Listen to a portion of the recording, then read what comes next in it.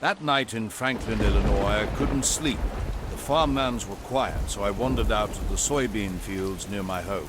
Stretching into the darkness were typical rural scenes: open land, grain silos, and gravel roads. Suddenly, 3 pale white lights caught my attention. Hovering silently about 30 feet above the ground at the field's edge, motionless and waiting, they seemed suspended in time. I pulled out my phone and started recording, captivated by their strange stillness. Without warning, the lights began to move, drifting smoothly together, as if connected by an invisible thread. Then something truly bizarre happened. They paused and rotated, not spinning individually, but shifting their entire formation with an unsettling fluidity. The movement was so eerily silent that it sent chills down my spine. For about 2 minutes I watched as the lights glided sideways before gradually disappearing into the tree line. No sound, no disturbance, just an unnatural, breathless silence hanging in the air. Back home, I quickly clipped the most interesting 30 seconds and posted it to TikTok with a simple caption asking if anyone else had seen something similar over Franklin. I didn't expect much reaction, but the next morning changed everything. The video had gone viral with tens of thousands of views and comments from people across multiple states describing comparable sightings. Some dismissed it as CGI, but many others shared eerily similar experiences from Indiana, Missouri, and even Oregon. Around 8:30 that morning, an unexpected knock interrupted my thoughts. 2 men stood outside, identical in every way.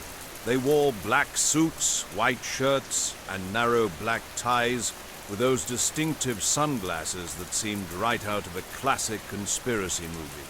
Same height, same build, looking like carbon copies of each other. I cracked the door open, keeping the screen shut between us. The one on the left smiled first, a wide lip-pressed crescent that appeared almost too perfect.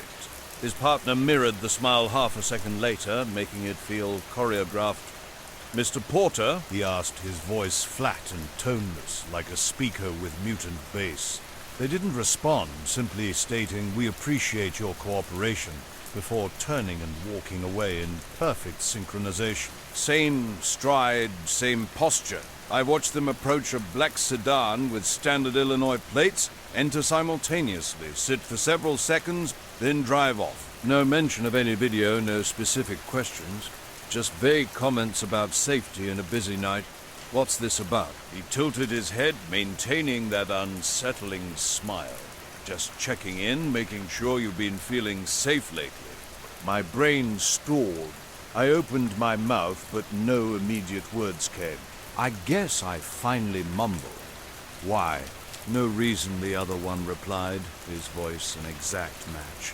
They both nodded slowly, smiles unchanged. A tightness spread through my chest. Not quite panic, but that familiar tension you feel when a police car pulls up behind you, even though you know you've done nothing wrong. After locking the door, I rushed to my desktop to review the video, but the app declared it no longer available. No flags, no takedown notice, just vanished. I always back up my files, so I checked my hard drive. It clicked a few times, then died. Another PC in the garage yielded the same result. Even the BIOS couldn't detect it. My cloud sync empty. It had been offline that night, and now everything was gone. The silence was overwhelming. No pets, no kids, just dead air stretching for what felt like a full minute. I'd been trying to upload a file, but my internet was too slow. The only copy was local. Suddenly, I heard a car door peering out the front window. I saw nothing, just my truck and the neighbor's old Pontiac sitting on an empty street, closing the curtains. I sat in the hallway waiting. They never returned, but that watched feeling lingered, pressing against me even inside my own home. By noon, I tried accessing my TikTok account. The password failed. I requested a reset link.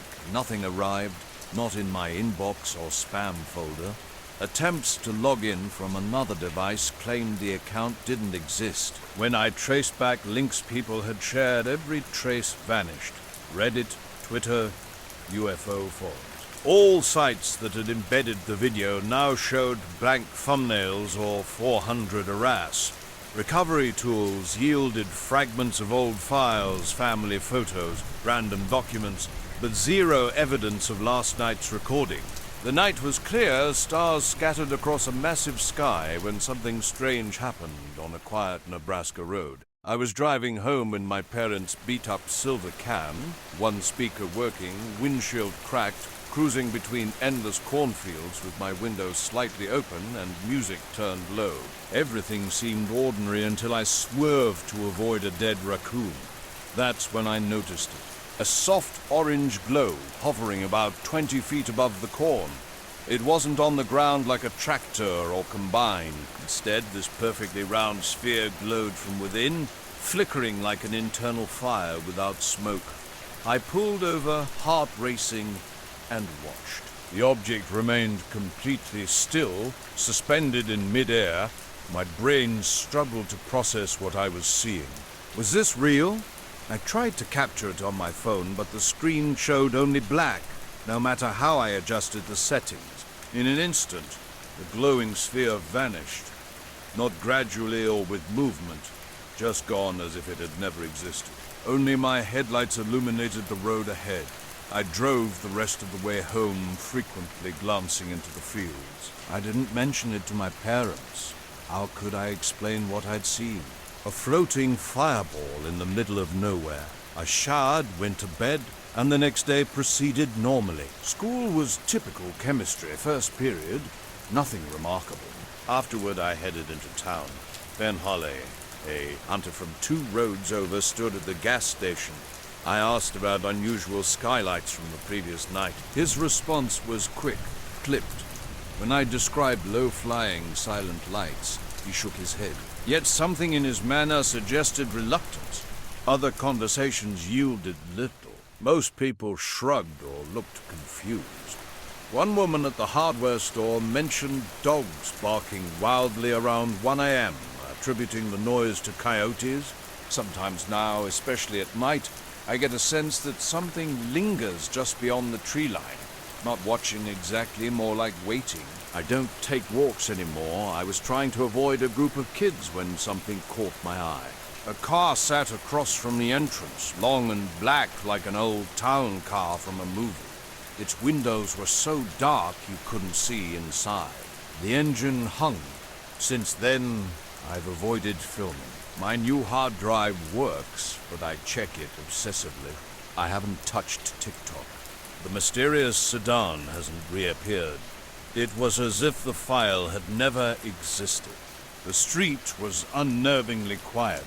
No movement, no sound. An eerie feeling crept over me.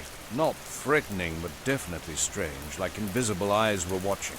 When I crossed the grass toward the crosswalk, the passenger window of a nearby car slid down.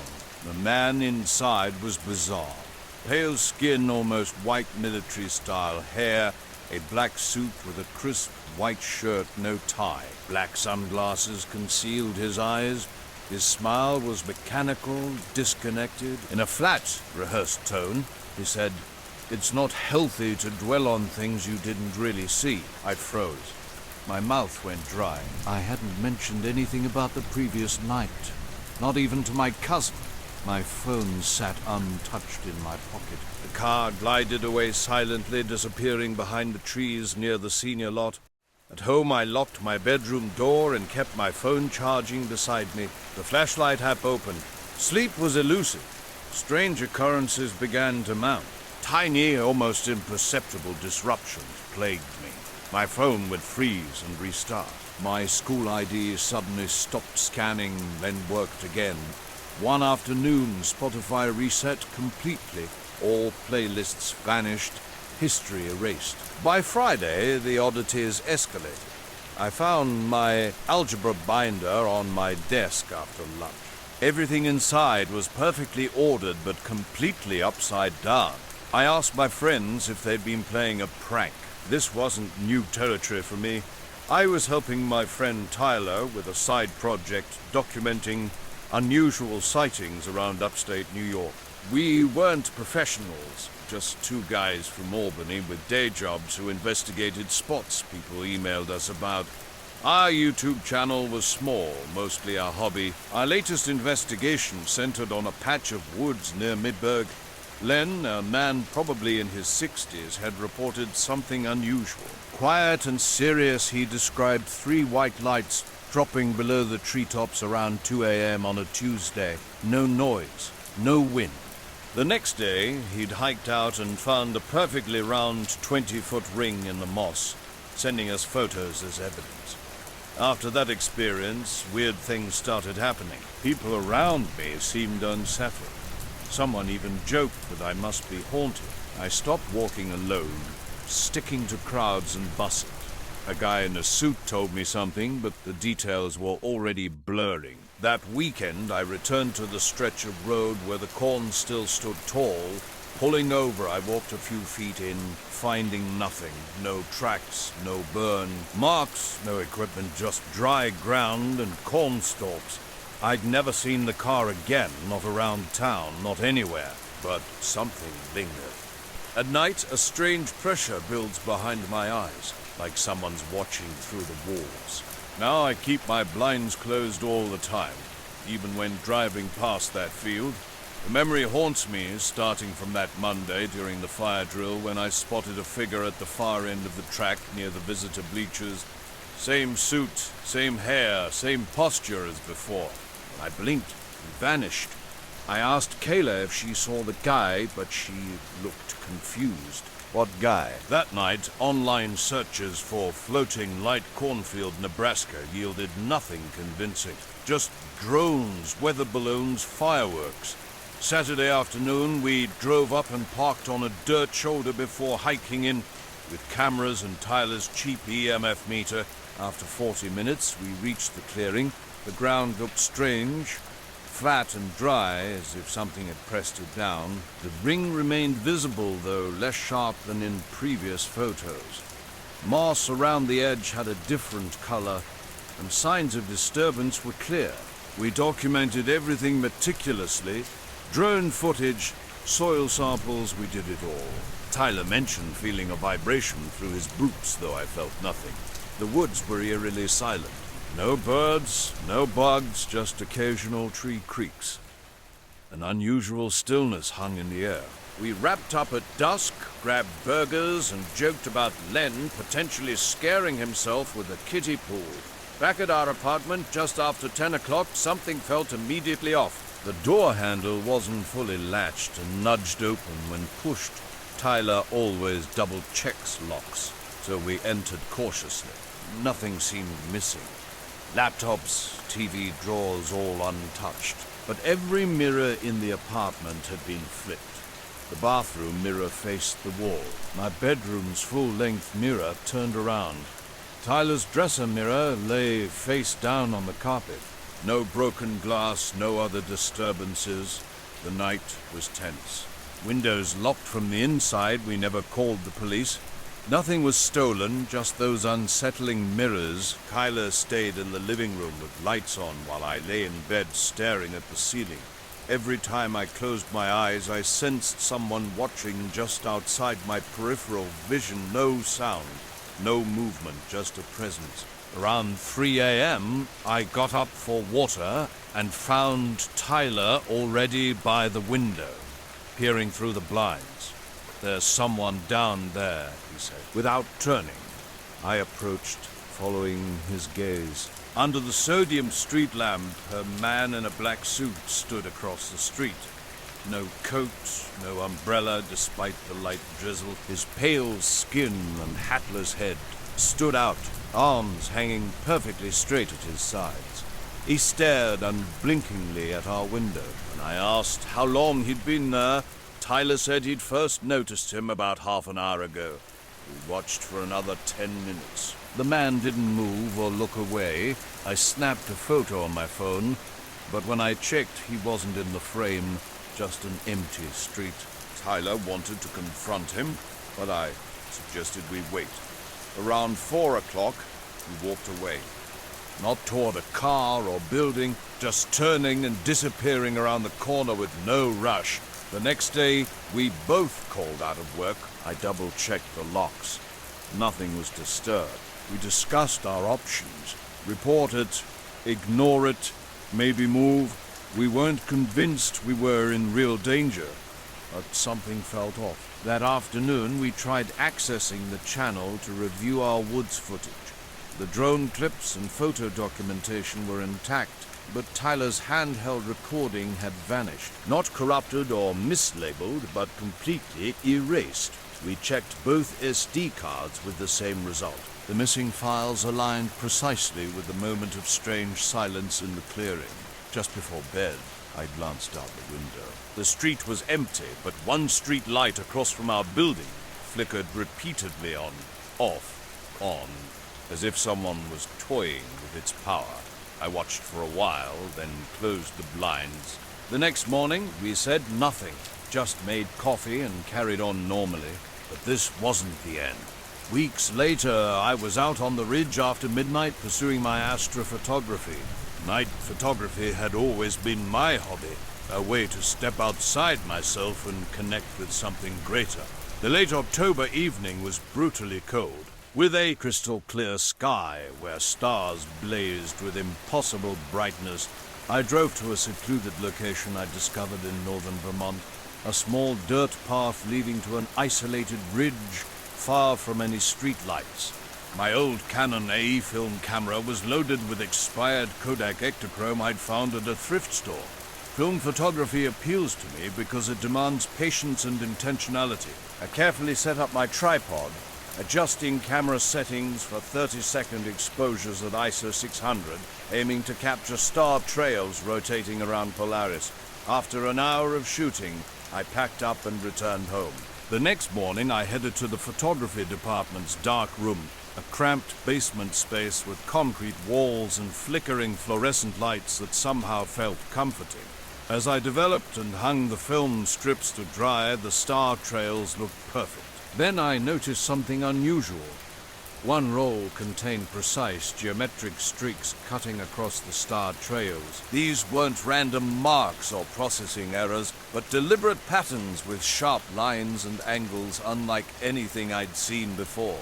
Definitely not from aircraft or satellites. Using the enlarger, I examined the frames more closely. Faintly glowing white shapes emerged, triangles, diamonds, and what appeared to be a hexagon. Unlike the blurred stars from the long exposure, these shapes remained crisp and rigid.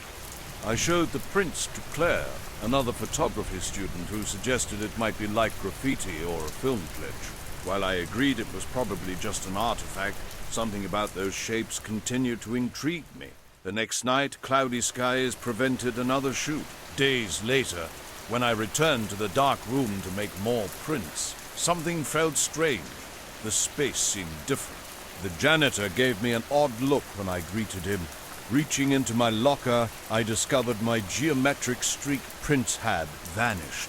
The lab's missing photo set haunted me. Mr. Stair had brushed off my questions about the mysterious disappearance when I asked him. Some nights earlier, men in black suits had visited after hours, asking strange questions about photography, light, and capturing unseen things. They seemed particularly interested in whether anyone had been taking sky photos, mentioning something about excessive light and matters better left unexamined. My unease grew with each passing day, though my negatives remained untouched and lab prints were completely gone. Walking home from the campus library ride one night, I noticed a black sedan parked under a street lamp near my apartment. Two men in dark suits sat inside, watching. Their headlights flickered as I passed, and I hurried home, locking everything behind me. Strange occurrences began mounting. My phone battery drained unusually fast. Fleeting movements outside my window would vanish the moment I looked. While driving late, my headlights dimmed mysteriously. I stopped visiting the ridge and told no one, not even Claire. An email arrived on my school account one afternoon. No subject, just a cryptic message. "You've seen too much light lately." The sender's address was unrecognizable. I tried replying but received no response. That night a shadow seemed to hover outside my apartment, disappearing when I examined it more closely. I tried convincing myself it was just a streetlight playing tricks. Eventually I relocated my negatives and prints to a safer location. Though the men in black never reappeared, the feeling of being watched never completely dissipated. I was just a hobbyist, someone fascinated by UFOs, military sites and restricted areas. My weekend routine typically involved digging through public satellite data. One afternoon, something extraordinary caught my eye. A chunk of land near a military testing zone in southern Utah. Every map marked the area off limits, but satellite images revealed something remarkable. The ground bore perfectly symmetrical geometric shapes, carved with such precision they seemed deliberate. No news, no forums, no discussions existed about this area. Intrigued, I downloaded the images meticulously, cleaned them up, and posted a detailed thread on a small online forum.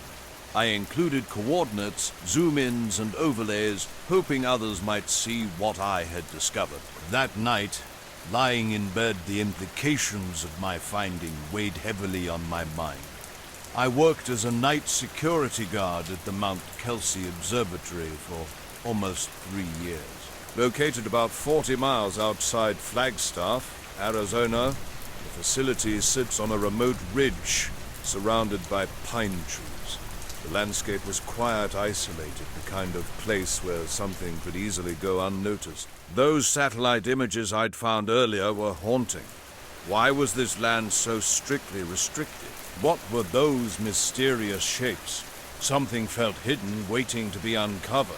As I pondered these questions, an unexpected knock interrupted my thoughts around midnight. Living alone on the town's edge meant late-night visitors were unheard of. At first, I dismissed the sound as a prank or a drunk neighbor, but the knocks continued, slow, deliberate, spaced evenly, like a calculated rhythm. Peering through the peephole revealed nothing. When I cracked the door open, a man in a dark suit stood silent. He looked like a classic government agent from old movies. No greeting, no smile, just a direct, unsettling question. "What do you think you saw?" Caught off guard, I stammered. He repeated the question, his tone a quiet but firm warning. Heart racing, I quickly shut and locked the door. Something felt wrong. The knocking started again just seconds later, happening every 3 minutes like clockwork. No words, just that heavy, deliberate sound. I tried calling a friend, but my phone had no signal. Strange, since reception was usually decent. I checked the locks and windows, ensuring everything was secure. Sitting near the door, I stayed awake and listened.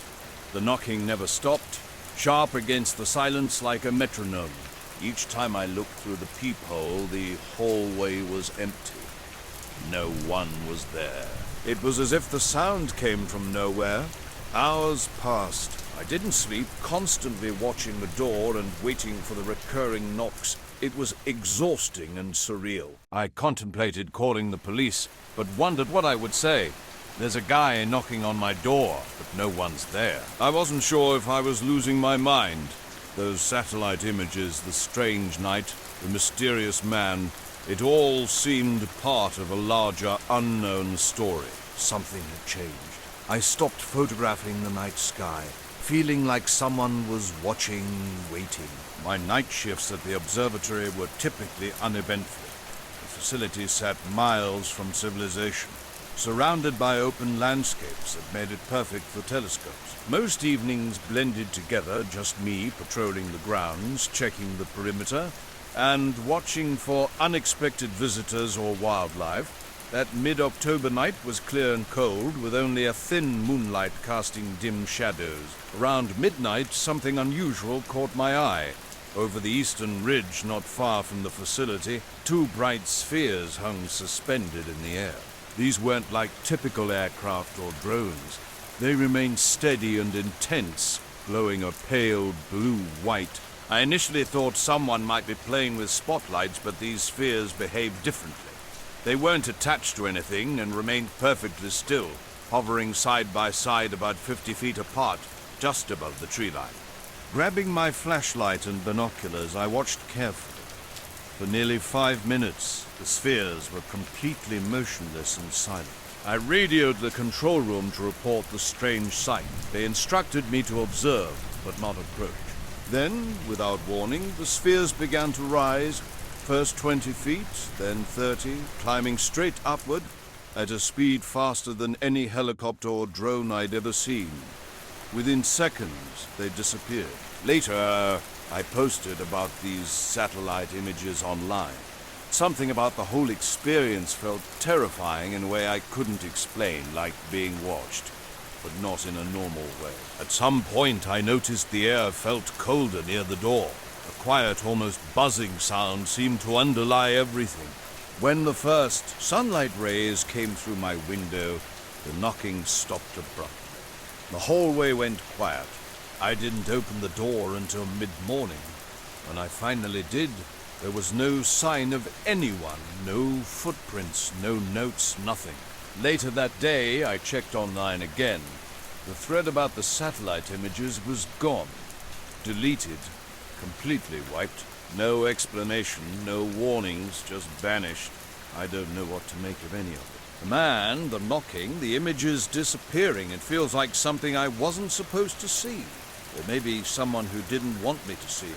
I'm still here, and the shapes on the ground remain on those satellite maps that somehow escaped deletion. But I don't touch those images anymore. And if I hear knocking at my door again, I'm not opening it. My shift had been unsettling from the moment those strange spheres vanished into the night sky. I spent hours alternating between watching the property cameras and walking the grounds, searching for any trace of what I'd witnessed. No evidence remained. No footprints, vehicles, or signs of disturbance near the ridge. The next morning changed everything. Jeff was waiting for me, more tense than I'd ever seen him, nervously watching the door. Before I could ask what was happening, 2 men in black suits walked in. They were from Homeland Security, wearing formal attire that radiated cold authority. Their badges showed numbers 0473 and 8921. No names, just those stark identification markers. The eyes were what struck me first. Unblinking, staring straight ahead like something wasn't quite human.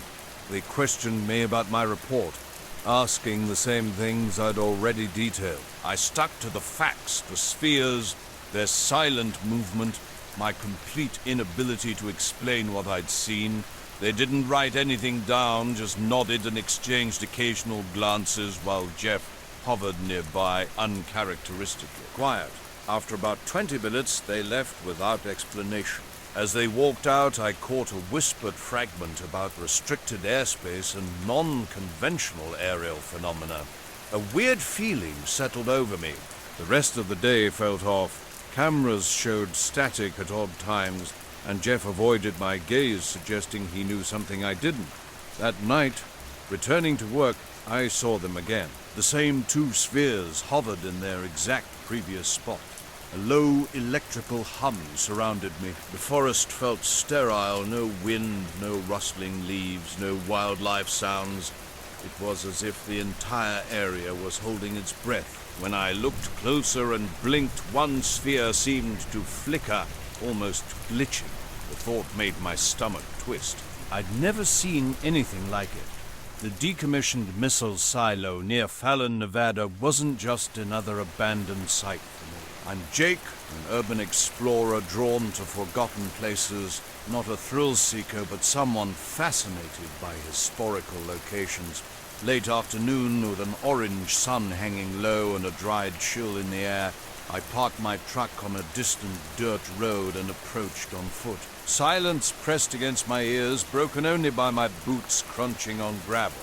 Concrete walls bore cracks and faded graffiti. The massive underground shaft revealed a deep, seemingly bottomless darkness. Leaning over the edge, I peered down, Fern's flashlight barely illuminating the first few feet. The shaft felt cool and stale, like a place sealed away from the world for ages.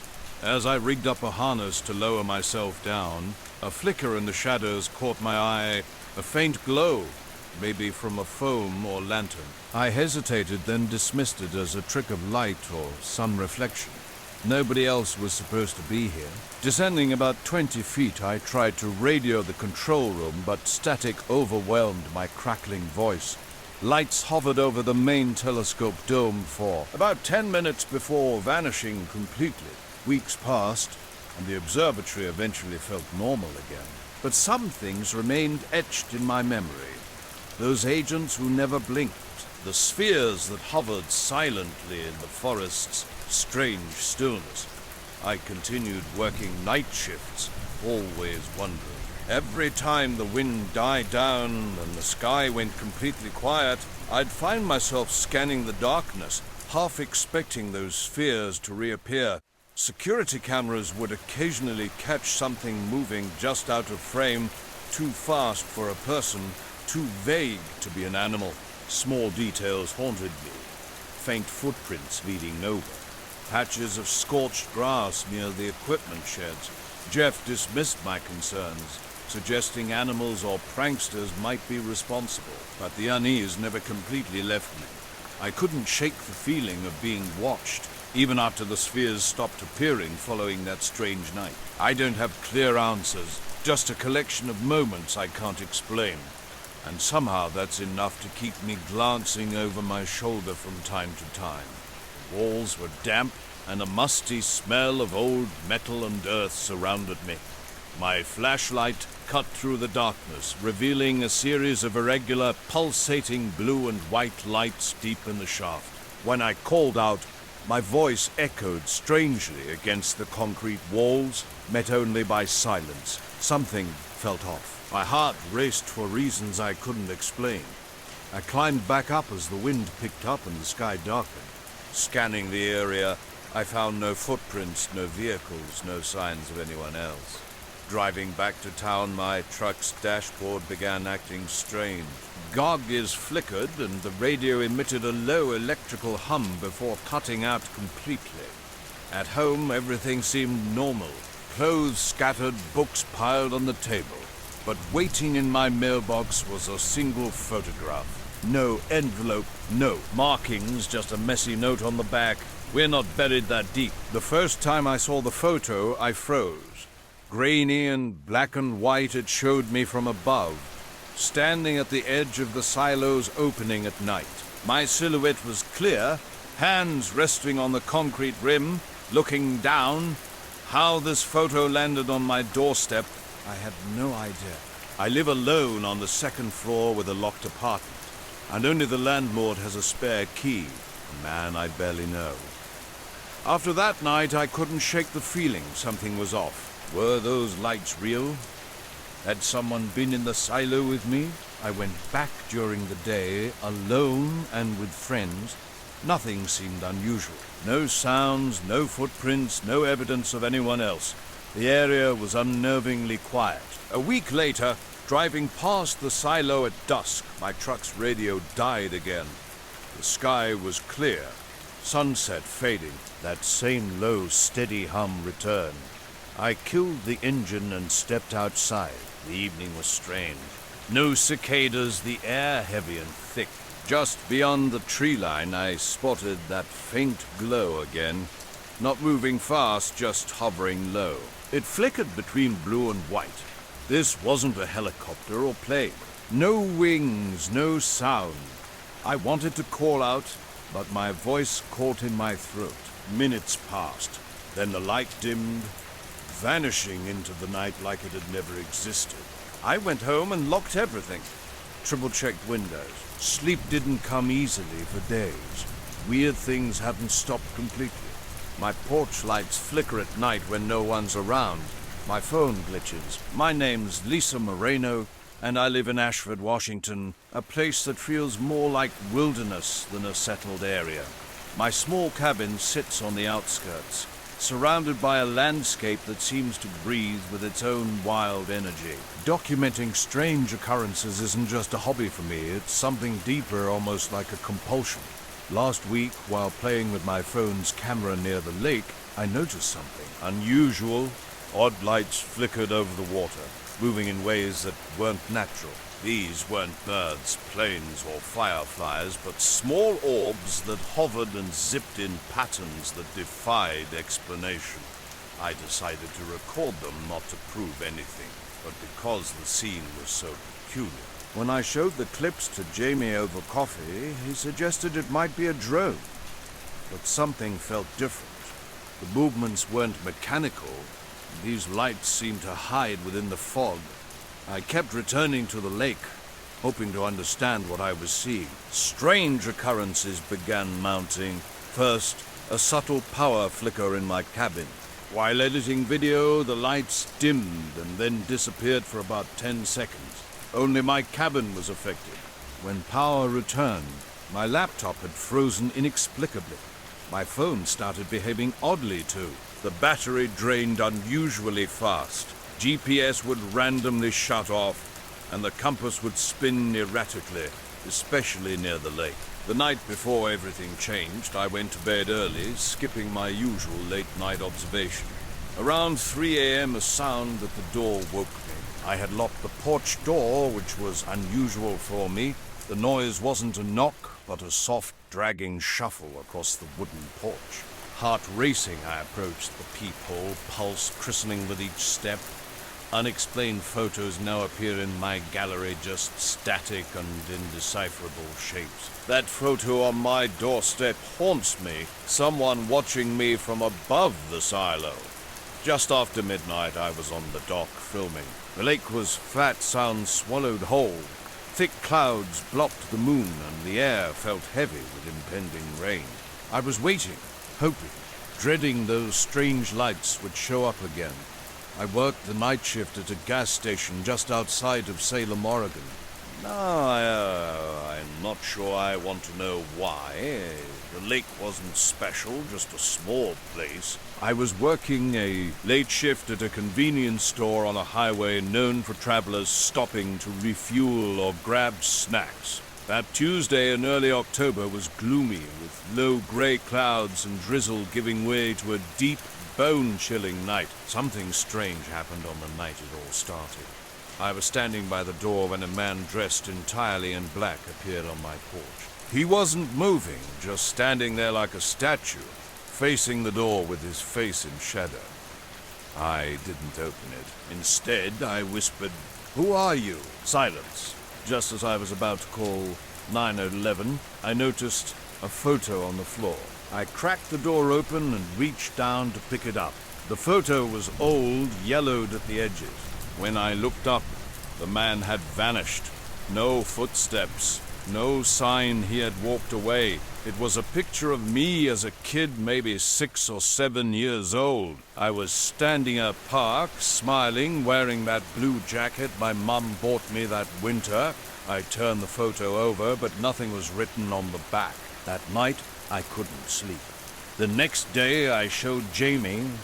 He examined it closely and asked, "Where did you get this?" After I explained what happened, he frowned. We agreed to keep it between us. Days passed. I kept watching, but the man never returned. Strange things started happening, though. Unknown numbers would call my phone, never leaving messages. The lake's lights continued to flicker, and I felt watched, even inside the cabin. One evening, a soft tapping came from the window, but when I looked, nothing was there. I started carrying a flashlight and pepper spray whenever I went outside. I couldn't connect the man to the lights or the weird glitches. I didn't know what he wanted or why he had that photo. Something changed after that night. I began noticing things I'd overlooked before. How fog rolls in too quickly. How power blinks in half a house. Those quiet moments when the world feels paused, holding its breath. At night, looking over the lake, I sometimes see shapes moving beyond the trees. The photo sits on my desk next to my camera. I haven't shown it to anyone else. Not yet. The door's bell rang while I was mindlessly scrolling on my phone. 2 men entered, carbon copies of each other. Dark hair slicked back, matching black suits that seemed pulled from another era. They moved with calculated precision. No eye contact, no scanning the room. Just two statues planted at the counter. A pack of Marlboros, one said in a flat, low voice. Two black coffees, the other added. I rang up their purchase as they paid with crisp $100 billion bills. No small talk, no thanks, just an unbroken, intense stare. A cold, metallic smell suddenly filled the air, stronger than ozone before a thunderstorm, yet not unpleasant, just profoundly unnatural. It radiated from them, seeping into every store corner. Before leaving, the first man leaned close and whispered, "The sky is safer when it's empty." When I asked what, he simply nodded and walked out with his companion. I stood frozen as the door swung shut, that bizarre cold smell lingering. The heat of blasting full force created an unsettling atmosphere. What had just happened? Over the next few nights, strange occurrences began piling up. The sky transformed into a pitch-black void, extinguished of all celestial light. No clouds, no stars. Street lamps flickered bizarrely, casting disconnected shadows. Dark shapes darted between pine trees, vanishing the moment I tried to focus. The gas station security cameras started acting weird. Black cars in the parking lot's far corner would mysteriously disappear and reappear. Whenever I mentioned these peculiarities to the manager, the feed would cut to static for exactly 33 seconds. His advice: reset the system and forget about it. Soft, distant humming sounds began haunting the nights. I'd step outside searching for the source, but nothing. Just an increasingly surreal landscape that seemed to be shifting beneath my feet. A cool autumn night with soft fog blurring the road's edges. I wasn't rushing, just wanting to get home after my shift at the hospital. My late-night drive through Cedar Falls' quiet outskirts stretched along an empty road, trees barely visible in my headlights' dim glow. The sky was mostly clear, low clouds drifting, the moon hidden behind them. Halfway through my drive, something would be moving. No headlights, no people. One night, a pale, round light glided slowly across the clear sky. Unlike any aircraft, it moved too smoothly, almost eerily, before vanishing behind the darkness. My co-workers dismissed my observations as imagination or ordinary phenomena, but I knew something was different. A week after those men's visit, the store's atmosphere had fundamentally changed. It felt like it was waiting, anticipating something unknown. When the bell jingled and a woman simply stopped for a soda, the underlying tension remained palpable. Something had shifted, and I couldn't shake the feeling that something significant was about to happen. It was close to 4 a.m. with a strong wind rattling the building's siding. As I finished my shift, wiping down the counters and thinking about home, the door jingled again. Two men entered, same black suits, same slick hair, same blank faces, walking directly to the counter, silent. That cold smell returned, thick and heavy. The first man spoke quietly, almost like a warning. The sky is safer when it's empty. My throat went dry. I wanted to ask what he meant, but could only nod, feeling trapped in a strange dream. They handed me a plain, unmarked envelope. The second man simply said, "Keep it safe," before they turned and left without another word. After they disappeared, I stared at the door. The cold smell lingered. When I finally opened the envelope, I found just a few blurry photos. Strange lights and long shadows cast over the trees near the gas station. I still don't understand what it all meant. Now, during my shifts, I watch the sky waiting. I don't expect those men to return, but sometimes when the wind rises and the night goes quiet, I feel like something watches from the treetops. I keep working nights at the station, and that cold smell comes back occasionally, usually right before the sky darkens more than it should. The sky might be safer when it's empty, but it sure doesn't feel safe to me. I was driving through the country when the sky began to change. Not with lightning or fireworks, but with these weird, swirling colored bands of light.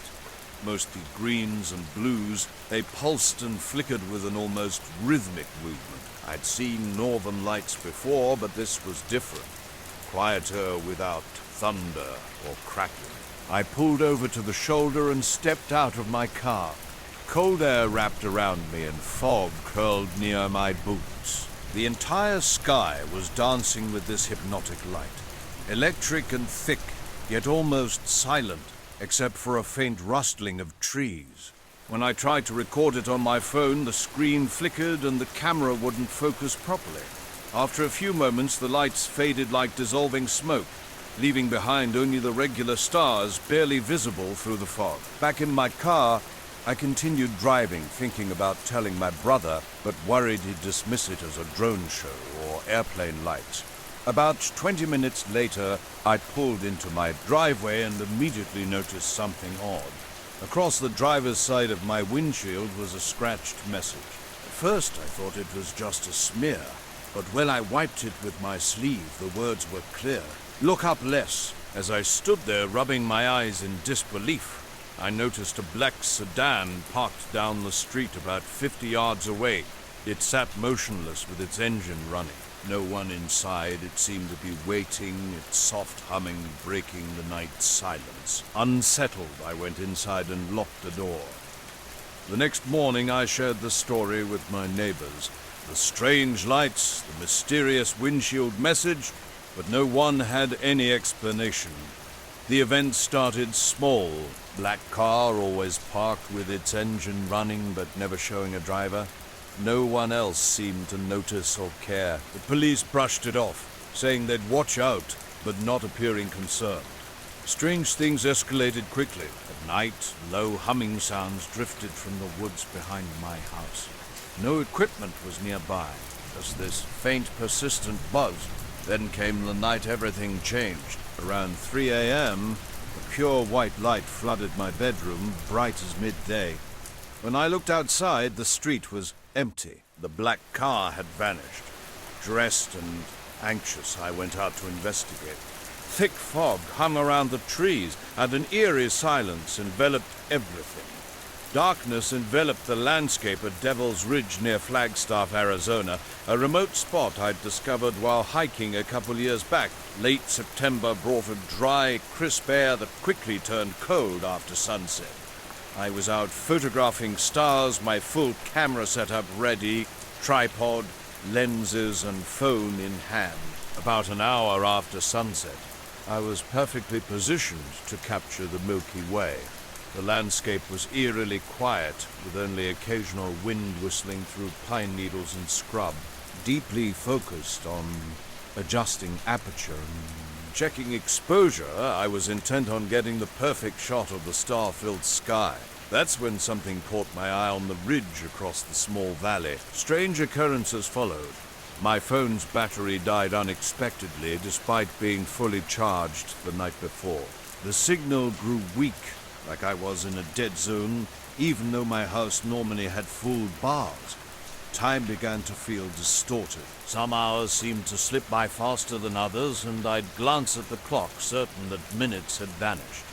A few nights later, a black car rolled silently down my street. Its headlights were off, engine hushed. It stopped directly in front of my house and just sat there for what felt like an eternity. No one emerged. My heart raced as I stared back, and eventually the car disappeared into the fog. The unease continued to grow. Neighbors mentioned unusual occurrences, strange skylights and dogs barking at seemingly nothing. One morning, a chilling message appeared on the old maple tree's bark.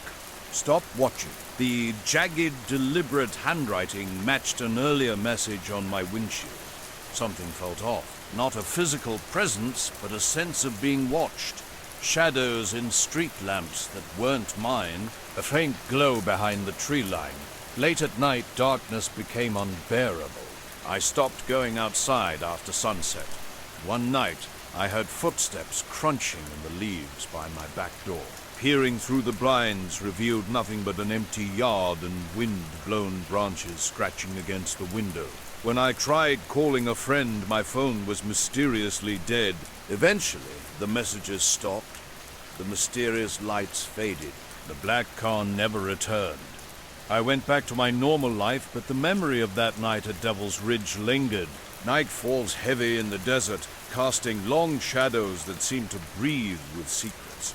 My job as a security guard at a military base near Hawthorne, Nevada, usually involves watching screens and keeping things quiet. But 2 weeks ago, something shifted.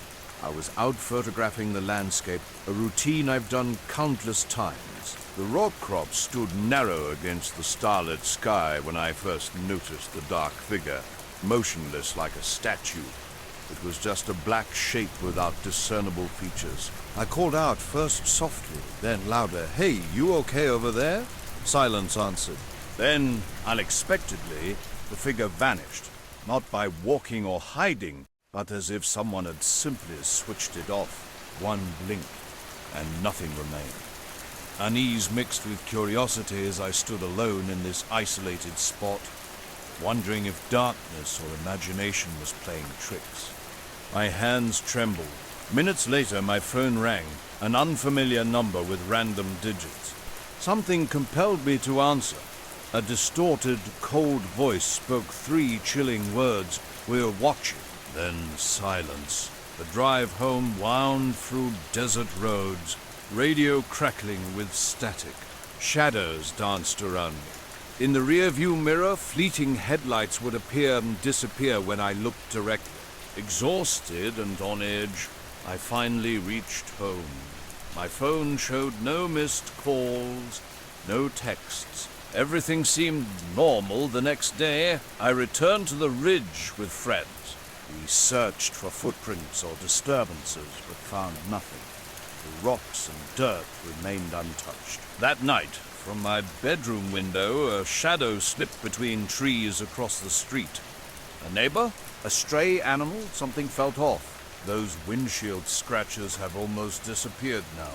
I still don't know who left those messages or why that car kept appearing. Meaning behind "look up less" remains a mystery.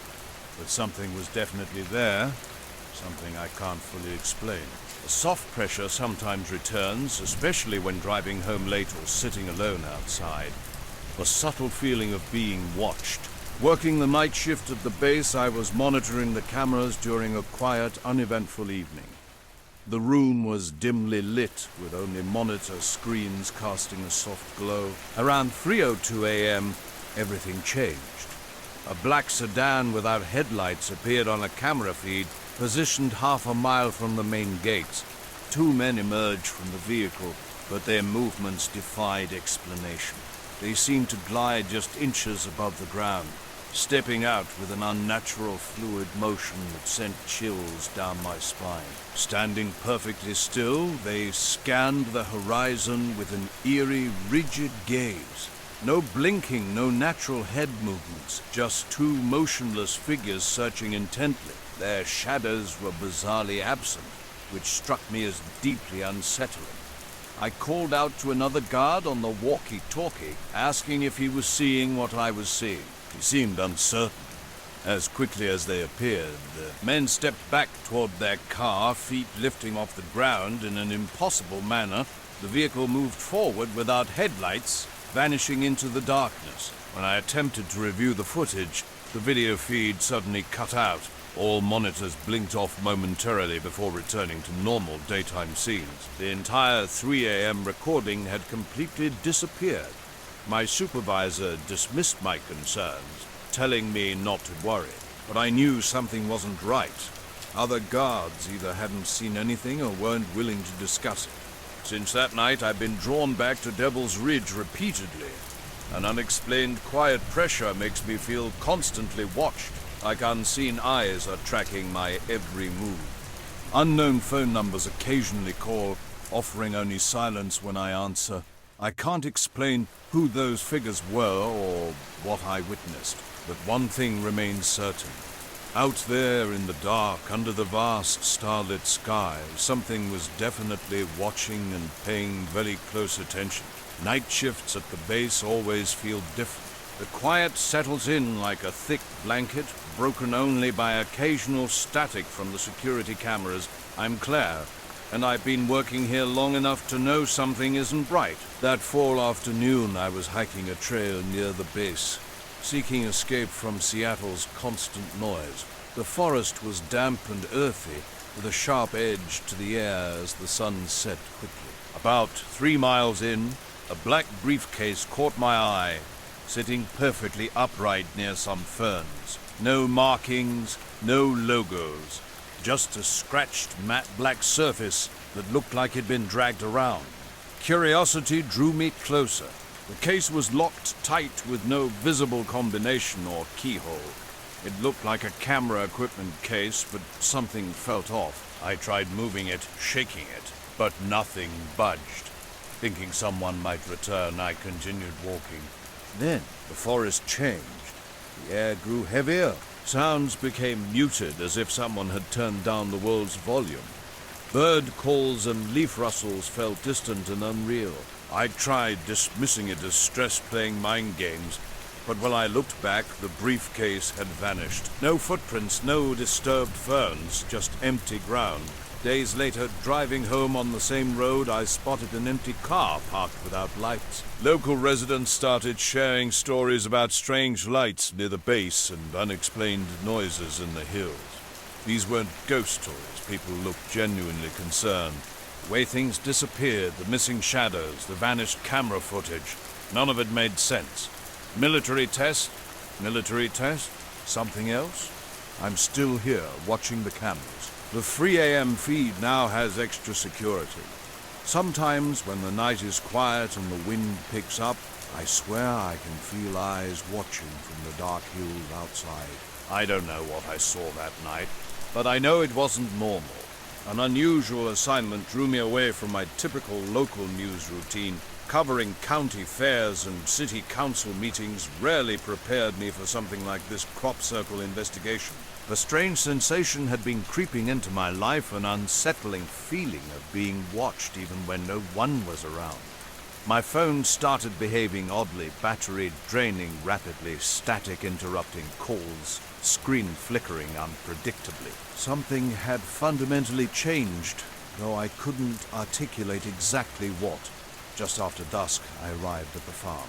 Platte River's mist hung heavily, and the dirt road glistened from recent rain. Dark cornfields stretched endlessly on both sides, tall stalks brushing against low clouds. An unfamiliar scent lingered, damp earth mixed with a metallic undertone I couldn't identify. My editor had approved a quick story. The farmer, Hank, seemed nervous but permitted my exploration. I parked near the field's edge, camera and notepad ready. Days later, another bizarre encounter shook me. At the trailhead, hoping to clear my mind, a man caught my attention. Standing quietly at the parking lot's edge, he was impeccably dressed in a black suit and tie, with short, neatly combed dark hair. But something was terribly wrong. His eyes weren't just vacant, they were completely hollow, like empty sockets, devoid of any life or emotion. As he watched me start down the trail, I looked back expecting him to speak. Instead, he silently turned and walked away, his footsteps making no sound on the gravel. Subsequent hikes revealed no trace of the mysterious briefcase or any disturbance where I'd originally found it, yet the persistent feeling of being watched remained. In moments of solitude, I sometimes catch a glimpse of a figure just beyond my peripheral vision, always in a black suit, always with those same unsettling, empty eyes. Questions consume me. What was in that briefcase? Why was it there? Why did it vanish? I have no answers, only an overwhelming sense that something was attempting to communicate in a way beyond my comprehension. I walked carefully through the crops, staying on the path. The circle stretched about 50 feet wide, with perfect rings and lines flattened into the corn. Every stalk was bent but not broken, looking almost too precise to be natural. The mist rolls in thick over Melrose sometimes, and when it does, I'm taken back to that night. The memory lingers like the fog itself, uncertain, haunting. I rarely discuss what happened, but the questions never really fade. The ground was wet, and the crops remained pristine. Their edges cut so precisely it looked like someone had used a stencil. No insects buzzed. No leaves rustled.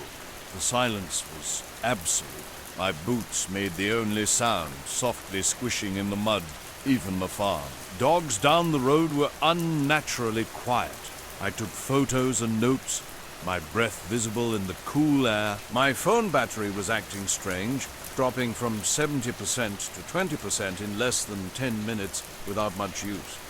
Stepping back, I surveyed the circle. Thick mist swirled in the low light, and tall corn stalks seemed to close in, almost blocking my view beyond the field's edge.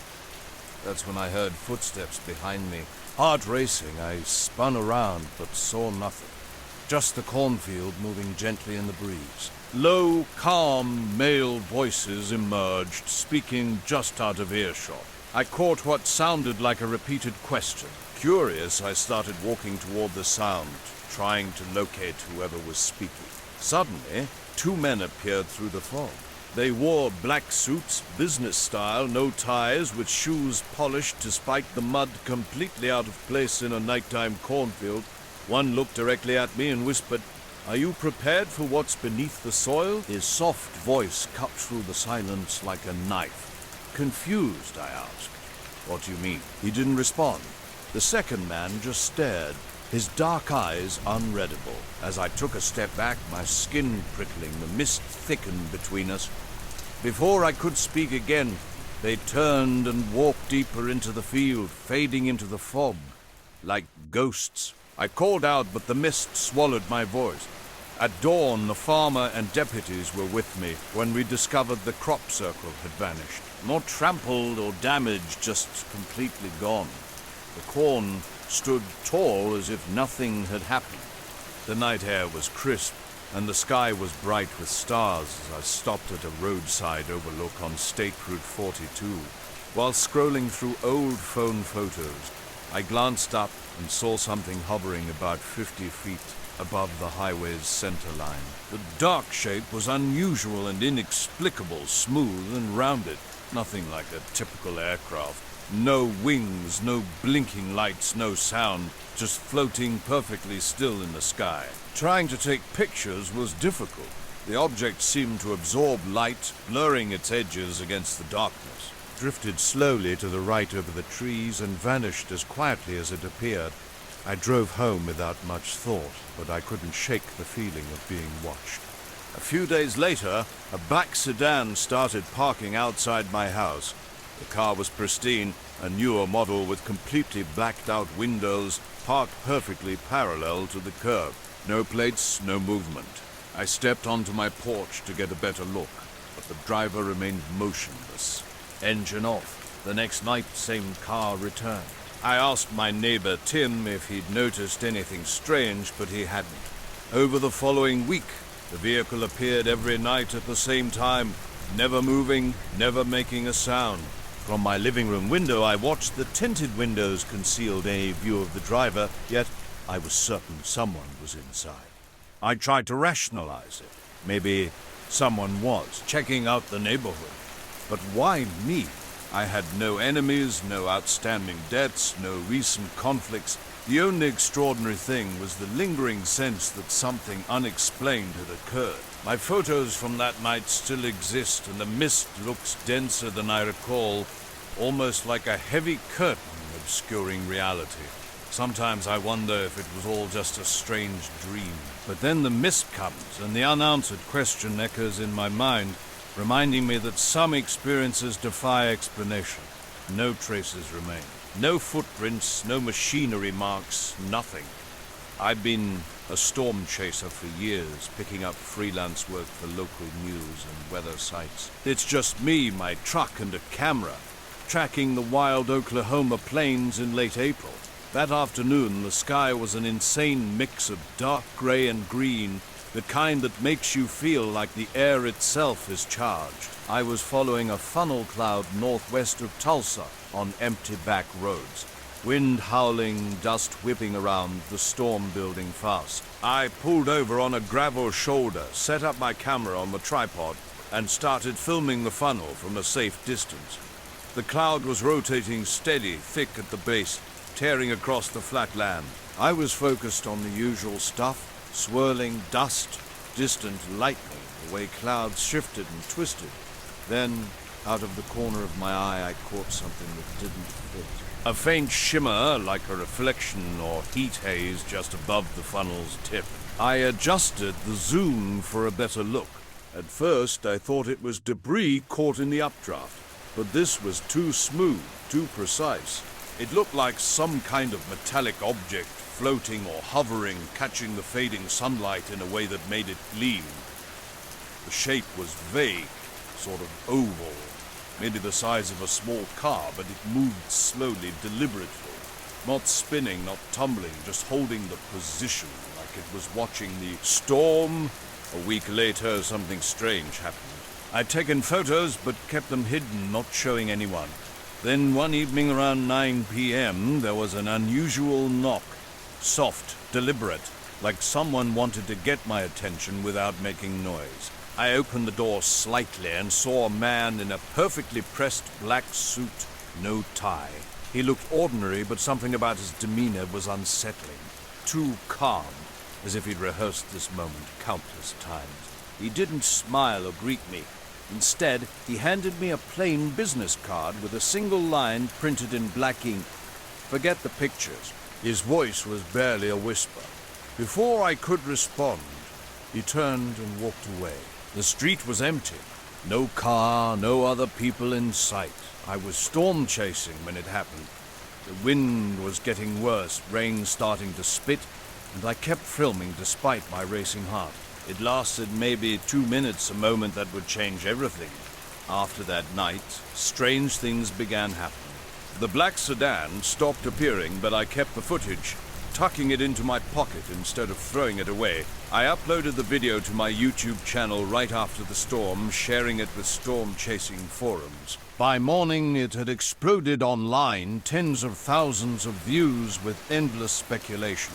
Some thought it was a drone, others claimed it was just a light, trick, or reflection. I wasn't sure what to make of it myself. Then the peculiar events started. A noon call came from an unrecognized number, the caller claiming to be an insurance agent, asking about potential wind damage to my brain. The voice was clinical, almost robotic, like reading from a prepared script. They spoke about routine cognitive impairment checks from high-risk weather events. When I pressed for details, the line went silent and disconnected. Calling back revealed the number was dead. Suddenly, the footage vanished. My YouTube channel remained, but the video disappeared without a trace. No takedown notice, no explanation. I tried re-uploading from my backup, but it wouldn't process. Other forum members who had saved or shared the video found their files mysteriously corrupted or deleted. Strange occurrences mounted. My phone would beep randomly with no notifications. Fleeting reflections, quick cloud flashes, nothing concrete, just hints of something trying to stay hidden. One night, driving home from a diner, my radio went completely silent for 5 full minutes. No static, no sound at all. Now I catch myself glancing out the window, half expecting those blacked-out windows to stare back. I don't know who that man was or what he wanted. I don't know if I should delete the pictures or keep them. All I know is that sometimes when I look at those photos, I see more than just a shape hovering over the highway. There's something watching back, and I don't think I'm supposed to see it. I've been chasing storms for years, but that day in the Bitterroot National Forest changed everything. October was just beginning, with leaves starting to turn and winter's crisp breath hanging in the air. I'd chosen a less traveled trail, hoping for solitude and a chance to photograph the changing landscape. The morning started normally. Birds chirped, leaves rustled, and distant streams created their soft background music. but halfway through my hike, something felt off. As I crossed a small ridge and descended into a hollow, the forest went completely silent. Not just quiet, absolutely muted. No bird calls, no wind, no animal movement. Even the stream's distant babble had disappeared. I stood motionless, the air pressing down with an unnatural weight. I tried to rationalize the moment, maybe a weird wind pocket or a rare instance of absolute stillness. But the silence felt deliberate, as if the forest itself was holding its breath. Then I saw it. In a clearing ahead, what first appeared to be a black tarp revealed itself as a helicopter. Matte black without markings, it hovered about 20 feet above the ground. Its blades spun slowly, emitting a low, almost mechanical hum unlike any helicopter I'd heard before. Beneath the helicopter, 3 figures stood completely motionless. They were featureless shapes dressed in uniform black, just 3 dark silhouettes in a perfect line, frozen like statues. My body locked up. My brain screamed to move, to run, but my legs wouldn't respond. Shaking, I raised my camera and snapped a few pictures. Sometimes I wonder if I imagined the entire encounter. The metallic shape, the strange silence, the figures, but the memory of that shimmer above what seemed like a forming funnel cloud remains burned in my mind. Days later, a car check revealed no technical issues. I kept expecting official contact, perhaps requesting the footage or wanting an interview. Nothing ever came. Months have passed, and I still chase storms, but now I'm more cautious. I keep my distance from funnels and anything that feels too close or unusual. I can't explain what I saw. I just know it wasn't part of any storm or forest experience I'd ever encountered before. I've spent years diving into local mysteries, always hunting for stories that don't quite add up. My podcast recently explored a forgotten UFO sighting, but nothing could have prepared me for my own unexplained encounter. It started like any other week, completely ordinary. My Monday morning commute was typical. A 25-minute drive through backroads with light traffic. About 10 minutes in, I noticed a black SUV behind me. No license plates, windows tinted dark. At first, I thought nothing of it, but the vehicle stayed uncomfortably close, tracking my every move through downtown. I tried losing it by taking random turns, but it matched my movements precisely. At a red light, the passenger window cracked open. A man leaned out, speaking words that chilled me instantly. Forests don't like company. His tone was more disturbing than the cryptic message itself. The SUV followed me for miles before vanishing completely. Days passed without another sighting, but an unsettling sensation remained. My phone battery drained unusually fast. Shadowy movements flickered just outside my vision, disappearing the instant I turned to look. My mind kept returning to that silent forest clearing where a helicopter had lifted off almost soundlessly. 3 motionless figures stood there, seeming to belong to another realm entirely.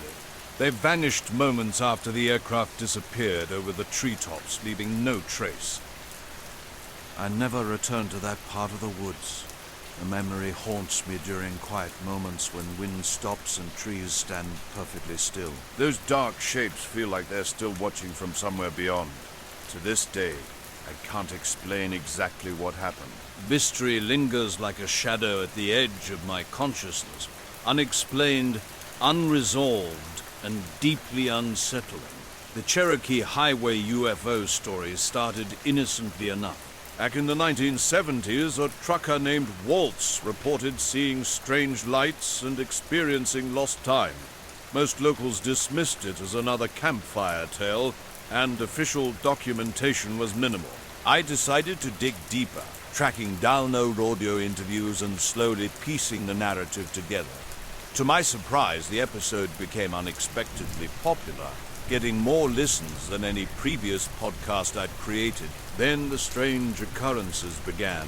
Initially, just cryptic voicemails filled with static bursts. But soon, something more sinister emerged beneath the noise. A deep distorted voice repeating, "Turn back the signal," over and over. I assumed it was just an elaborate prank. Who would invest such effort in harassment?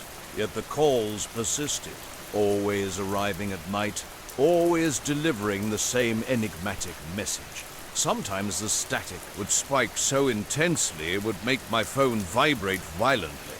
I attempted blocking the number, but it kept changing. No caller ID, no traceable origin. My friends dismissed my concerns, suggesting it was merely podcast hype or an internet troll's joke. Something felt fundamentally wrong. One morning, I discovered all my recording equipment had vanished. Every single piece, microphones, recorders, mixers, headphones, completely gone. I live alone on the town's outskirts with no easy access for intruders. I meticulously checked every window and door. Nothing appeared forced or damaged. It seemed whoever entered knew exactly what they wanted and had a key. But the most unsettling detail was what I found on my doormat. A single microphone, one of my old handheld interview mics, positioned precisely in the center. When I picked it up, I noticed a word carved into the metal base: silence. Barely maintaining composure, I contacted the police.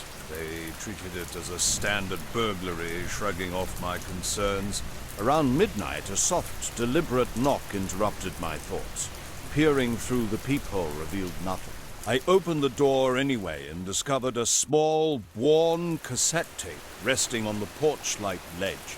No label, no markings. Playing it on my old tape recorder revealed mostly silence, interrupted by a low, rhythmic pulse resembling a heartbeat. After a minute, that same deep, calm, yet chilling voice returned, "Turn back the signal." I switched it off, heart racing. Now I sit here trying to comprehend these inexplicable events. My equipment remains missing.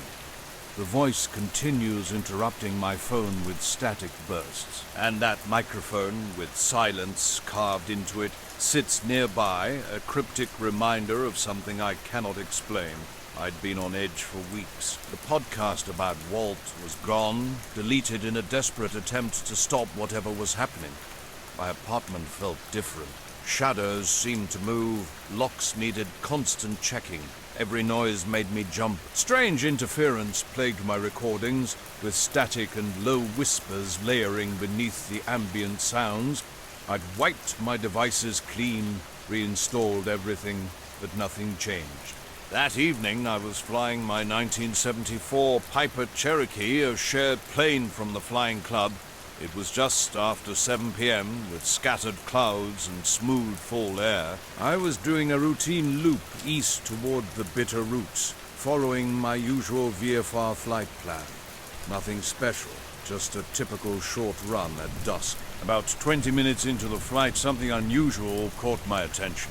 Off the left wing, a metallic round object appeared, roughly 200 feet away. It moved perfectly parallel to my aircraft, maintaining exact speed. The object was massive, definitely not a drone. Its shape was bizarre, like a coin viewed from its edge, with no visible propulsion markings or lights.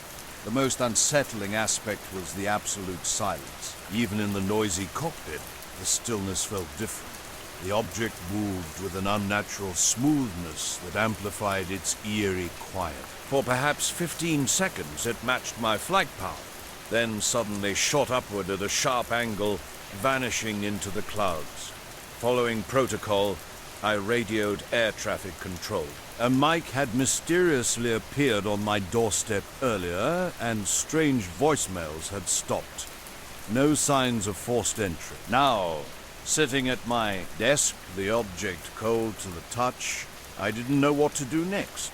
I kept my report to air traffic control professional, simply noting an unidentified aircraft without drama. The response was bizarre. Controllers paused before claiming no traffic near me and no primary radar detection. Strange, even in a low traffic region. After completing the flight, normally, and logging my hours, I filed a standard report. Days turned into weeks with zero follow-up. No communication arrived, no calls, emails, or even a note from the FAA representative. With 3 decades of flying experience, such bureaucratic silence didn't initially alarm me. Then things shifted. My online flight log vanished completely. Not just edited, but erased as if it never existed. The paper files in the hangar? Also missing. Pete swore he hadn't touched anything. When I called the FAA field office, the representative sounded bewildered, suggesting I might be misremembering my own report. His tone made me uneasy, so I dropped the inquiry. Weeks later, on a quiet Sunday morning, I arrived early at the hangar. A black rental car sat on the gravel with 2 men in black suits standing nearby. They were positioned strategically too by the hangar, facing the buildings, silent and still. Their appearance was unsettling. Late 30s, clean-shaven, identical short haircuts, looking like deliberately coordinated cousins. As I unlocked the hangar door, they approached steadily. The first spoke in a flat, mechanical voice. "Mr. Wilcox." I nodded. They referenced the visual anomaly I'd reported east of Missoula, the very report I thought had disappeared. "Who are you with?" I asked. The second man smiled wide, but without warmth. "Contractors," he said. "We handle misfiled data." Something in his tone suggested the misfile was intentional. The first man stepped closer, inquiring about my health since the event. He asked about dizziness, confusion, auditory hallucinations. I insisted I was fine. He simply nodded. 2 winters ago in early February, it was cold but not snowing. I was walking Benny, my shepherd mix, late at night around 12:45 a.m. Our neighborhood in Spokane Valley near Pines and 16 is quiet ranch-style houses, older trees, minimal traffic after dark. We were 5 houses from home when Benny suddenly stopped and stared straight up. I initially thought he was watching a bird or owl, but then I saw it too, a massive black triangle. Definitely not a plane. I know aircraft, and this was different. No standard lights, just 3 faint white points at the corners. It moved impossibly slow, gliding like something weightless, maybe 200 feet overhead. An eerie silence descended not just from the object, but everywhere. My footsteps vanished. Benny's breathing disappeared. The world's volume seemed to drop by half. He didn't bark, just sat transfixed until the object slipped behind northern trees. I tried taking a photo, but my phone's screen was frozen. It only resumed working 30 seconds after the object vanished. The next day, I said nothing. I assumed it was a military craft, an unfamiliar drone, or just one of those strange moments you eventually forget. But 2 days later, things changed. A Tuesday night, I woke suddenly from a few hours of sleep. No sound, just that unexplained alert awakening. Soon after, contractors arrived. They were clearly unconvinced by my account. They explained how pilots often mistake visual artifacts for weather phenomena or debris, but I knew what I saw. It wasn't a weather balloon. Their response was measured. The second contractor suggested I take a short leave from flying. Just a few weeks to let things settle. "I'm not grounded," I protested. "Not yet," he replied. And the first man looked at me and said, "Still chasing the sky." "Ha, Chippy." My stomach dropped. That nickname, my grandfather's, wasn't written anywhere. Not on my license, not online, nowhere. They turned and walked back to their car. The wind picked up. Strangely, their shoes made no sound on the gravel. They drove away without another word. That night I went back and checked everything. He'd mentioned seeing the same car parked down the road the following evening. Every trace of my original report would soon disappear. Everything I had, emails, notes, cloud backups, would be gone. I first noticed something odd late one night while checking the thermostat and walking past the living room window. A black sedan, an older model with chrome trim, was parked across the street in front of the Wilkins place. Its lights on, not bright, but present. At exactly 3:17 a.m., the headlights flashed briefly, a slow, subtle fade on and off, almost like a signal. Then it drove away smoothly and quietly, turning the corner and disappearing. I went back to bed thinking it was just a strange coincidence, but it wasn't. The next night and the nights after, the same thing happened. Always at 3:17 a.m., always one quick headlight flash. Sometimes the car would park near the Wilkins, sometimes closer to the Morgans, but always directly across from my house. By the fifth night, I was getting worried. I tried to document it, setting up my phone on a tripod to record from 3:10. But when I checked the footage the next morning, nothing. Just an empty street. Yet, I knew what I'd seen. I started asking around the neighborhood. No one else had noticed anything. Not the Morgans with their open blinds. Not Mr. Harrington, who claims his dog barks at everything. Even my wife didn't believe me. Working nights at the hospital, she just told me to stop watching weird documentaries before bed. I changed my routine. No more late-night dog walks with Benny. I'd take him out right after dinner, but I kept watching. Night after night, the car returned. Always at 3:17. Always one flash. Always gone before I could reach the door. I called the non-emergency police line describing the car, the time, the pattern. They said they'd send a cruiser through the area. I'm not sure they did. Nothing changed.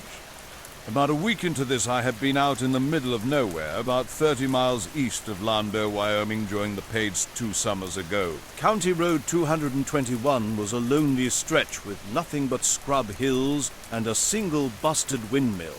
I knew the area well from past fieldwork. It was a quiet spot with no light pollution. Perfect for stargazing. My plan was simple.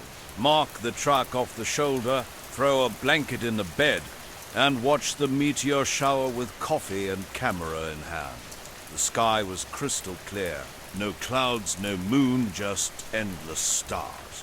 I was drawn to the solitude of the remote location where cell service couldn't reach me. The hours drifted by quietly, and I dozed off around 12:30. When I awoke just after 2 a.m., the sky was illuminated with an ethereal light. Setting up my camera on a basic tripod in the truck bed, I began capturing long exposures. Something caught my eye on the road behind me. Later that summer, another surveillance scenario unfolded. I stood motionless behind a column, keeping all lights off to avoid being seen. Benny paced inside, unsettled by my absence. At 3:17, a car approached without headlights, only faint running lights visible. It stopped directly across the street, engine humming. The windows were impossibly dark. Something felt wrong. The vehicle looked too pristine, with no front license plate. As I stepped out for a better view, the driver's side window descended halfway. A pale, thin-faced man in a black suit sat completely still, staring directly at me. He remained frozen in a moment of intense stillness. After 10 seconds, he raised his hand in a flat, sharp stop signal before rolling up the window and driving away without a trace. The following nights brought nothing. No headlights, no idling engine, just an empty street. I told myself I was relieved, but a part of me missed the predictable tension. Now it's become a compulsion. Checking the street at 3:17, sometimes hearing a phantom car idling nearby. While setting up my tripod, I caught a glimpse of something on the road. Initially dismissing it as a shadow, I realized it wasn't moving. A silhouette stood perfectly centered, about 50 feet back. No sounds, no movement, just an unnatural stillness. I kept staring, wondering if someone had pulled over. The figure didn't shift or turn like a normal person would. When I switched on my headlamp, the beam strangely illuminated only the shoulder, somehow missing the face. No reaction came, no flinching, no eye shielding. Quickly, I snapped a photo with my phone. The moment the shutter clicked, they turned and walked into the darkness, vanishing behind the low slope across the road. I called out, but silence was my only response. I was out in the middle of nowhere, watching meteors, when something caught my eye. A strange figure in the brush, thin, tall, dressed in black with impossibly long arms and a featureless head. I snapped a photo, thinking maybe someone needed help, but got no response. Back in my truck, I examined the unsettling image. Something was definitely off about it. The next morning, I stopped for gas in Riverton. The convenience store was empty except for the cashier. As I dried my hands in the bathroom, a man in a pristine black suit walked in. Mid-40s, pale, clean cut, with immaculate shoes and a fastened top button. His eyes were rom pupils too large, irises too pale. Not fake, just not right. Without looking at me, you seem too much light lately, he said. I laughed, thinking it was a joke. But when he turned to face me directly, my stomach dropped. He held out his hand, demanding my phone with an unnerving certainty. Somehow I complied. He unlocked it without me telling him the code, then walked away and vanished from the bathroom. When I followed him out, the store was empty. The cashier continued flipping through a flyer, never looking up. I asked if anyone had walked out. He said no one had come in. The parking lot was deserted, just my truck, no black car, no strange SUV. I stood there for 5 minutes trying to make sense of what had happened. Then I realized my phone was back in my pocket. I hadn't felt him return. When I unlocked the device, everything was wiped. Camera roll, texts, downloads all gone. Factory reset. Only my cloud-synced contacts remained. The photo I'd taken had disappeared, not even in the backup folder. Later that night, I connected the phone to my laptop and ran recovery software. Nothing. The metadata confirmed a hard reset at 7:14 a.m. Here's the rewritten version. October's off-season at Deep Creek Lake meant empty rental homes and chilly weather, but that never stopped me from loving the area's quiet stillness. Money and I had escaped for a brief 2-day getaway, staying at a small roadside motel near the state park entrance, the type with thin walls and a single lonely ice machine. Around 11 o'clock that night, we drove to the lake's north end boat launch, a gravel parking area completely dark and devoid of other vehicles. We spread a blanket and sat on the car's hood, sipping coffee from a thermos and listening to the wind's soft whispers. Pitch darkness enveloped us, the lake a black void stretching beyond our vision. We'd been there maybe 20 minutes when something extraordinary began to unfold. What initially appeared as fog moved with an unnatural precision. A massive, wide shape started rising from the water without a sound. No splashing, no mechanical noise, just this enormous dark object emerging as if it had been resting on the lake bottom, completely silent. The object rose about 50 feet and hovered. Its shape was angular like a stretched wedge with a perfectly flat underside. Maury wondered if it might be a blimp, but we both knew it wasn't. We sat motionless, struck by the absolute silence surrounding us. No hum, no wind, no water sounds. The quiet made everything more unsettling. Then it started moving. Not toward or away from us, but gliding sideways just above the lake's surface. It passed the distant tree line and vanished into the darkness as if it had never existed. We should go, Mallory said after a moment of stunned silence. We packed up quickly and got in the car. As I turned to leave, we discovered a note tucked under the windshield wiper, something that definitely hadn't been there when we arrived. No one had approached, no footsteps, no lights. The plain white paper contained blocky, all caps text, "Keep driving next time." No signature, no personal handwriting, just a cryptic warning. The drive to the motel started normally enough, but something felt different. When we arrived, the lobby was almost empty, save for one employee behind the desk and another man seated by a fake fireplace. He wore a black suit, dark tie, and sunglasses that seemed out of place in the dim morning light. Strangest of all, he held a newspaper upside down, reading or pretending to read without a care. My research paper for the Modern American Myth course had initially seemed straightforward. I wasn't particularly interested in UFOs, but the topic looked promising for an easy project. Dr. Talk's assignment required us to connect a myth to a real historical event, so I chose the 1977 Broadbrook sightings in upstate Connecticut. Most of my research followed typical UFO narratives. fuzzy light descriptions and second-hand accounts. Farmers spoke about unusual cow behavior, and someone claimed their watch had stopped for exactly 40 minutes. 2 brief articles caught my attention.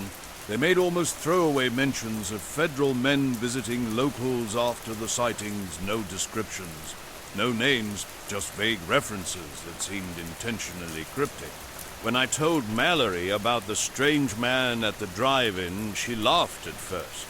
But her humor faded when she realized I was serious. We decided to check out early. While I warmed up the car, she settled the bill. Upon returning, she described how the man had followed her through the lobby, standing silently and motionless just outside the front door, watching as she got into the car. He didn't pursue us, at least not that we could detect. Our drive home was tense. Conversations felt stilted, words hanging awkwardly between us. Mallory just wanted to get home.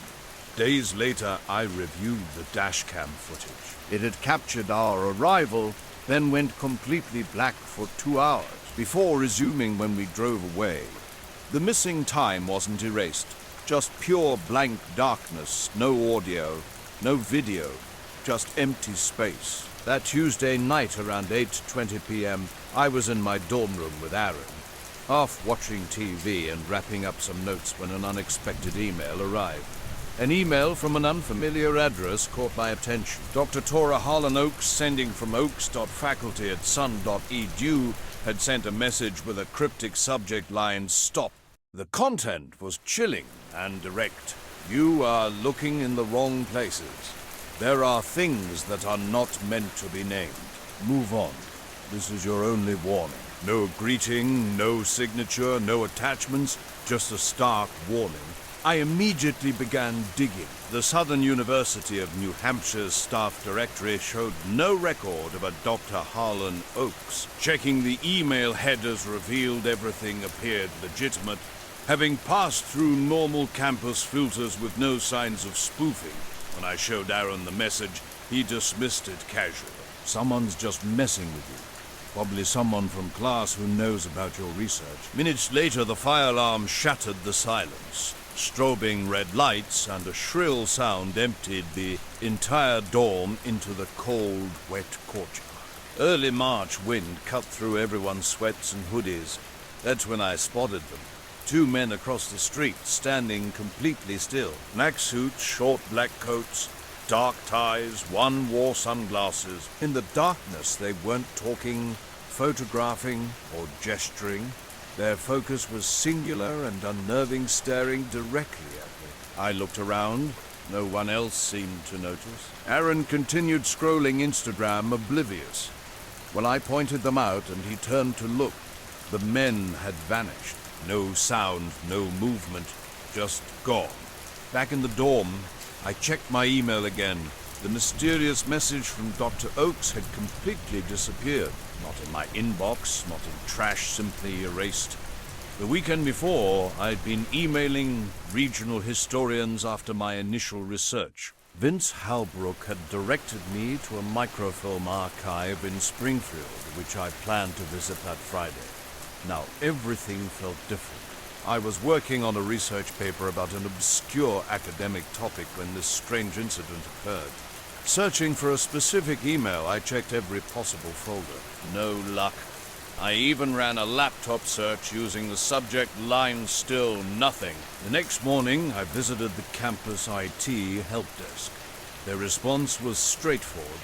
Emails deleted from both inbox and trash were non-recoverable without admin access. Throughout the semester, something felt unsettling after my research took an unexpected turn. What started as an investigation into the university's email system had quickly derailed. When I asked a technician to verify a sender's address, his response was bewildering. The email had never passed through Sun's servers. Not a single trace existed on any connected domain. Frustrated, I shifted my paper topic to something less intense, exploring Elvis sightings in the 80s. Yet an underlying sense of unease persisted. I found myself constantly alert, looking over my shoulder. One late night, Driving through the Mojave Desert from Las Vegas back to LA, the landscape surrounded me with its emptiness. My car was low on gas, and darkness had long since enveloped the highway. Scrub and cacti stretched across a lonely path, the silence growing heavy. Around 1 a.m., a figure caught my eye on the shoulder, seemingly signaling for help. Miles of barren desert separated me from any other vehicles. The man stood in a black suit, unnaturally still. As I approached and slowed down, something felt wrong. His gesture wasn't a typical wave. Instead, he held his hand out, palm facing me, rigid and unnatural. His face remained blank, almost expressionless. Though I couldn't discern details, he seemed not quite human. A chill ran through me despite the desert's heat. When I passed him, my GPS went haywire. The screen flickered, went black, then reset. Strangely, it rerouted me back to the exact spot I'd just passed. Each attempt to re-enter my destination led me back to the same location, as if something was guiding me against my will. Another night I was returning from my friend Emma's cabin in the Cascades. It was early November, cold enough to see your breath, but the roads hadn't iced over. I left around 10:30 p.m., hoping to reach Seattle before it got too late. The drive from her cabin to the highway wound through forest roads, tall firs flanking both sides. The moon was barely visible, and the sky remained clear, except for a thin, strange fog hanging low over the trees. Classic rock played softly on the radio. The drive started off normally with the radio station playing in the background. About 20 minutes in, the signal began to behave strangely. Music would pause, then restart with odd static. Suddenly, a man appeared on the highway's shoulder. I pulled over and tried to check my phone, but there was no signal, no bars, no Wi-Fi. It felt like complete isolation. I rebooted the car system, thinking it might be malfunctioning, but nothing changed. The GPS persistently directed me back to the same location. After sitting there for a few minutes, an unnatural silence descended. No crickets, no wind, no passing cars, just absolute quiet. The air felt heavy, reminiscent of an impending storm, yet the sky remained clear and star-filled. Scanning the shoulder with my headlights revealed nothing. No trace of the man who had been standing there moments before. Panic began to edge into my consciousness. Determined to escape, I ignored the GPS and took a side road I remembered from an earlier map. Hours later, I checked into a small motel on the town's outskirts. Exhausted and unsettled, I tried to convince myself it was just stress and fatigue. Just after midnight, the room phone rang, an unfamiliar number. I answered. A voice spoke, calm, cold, and unnervingly steady. You were right not to stop. Not everyone is. I stared at the receiver for a long time before hanging up. Sleep was elusive that night. The next morning, my GPS functioned normally. As I left the motel, my mind kept returning to the roadside figure, the strange loop, and the mysterious phone call. I still don't understand who he was or what he wanted, but I'm grateful I didn't stop. The radio continued to behave erratically, cracking with static and sudden volume changes before falling silent. Searching through stations produced only white noise.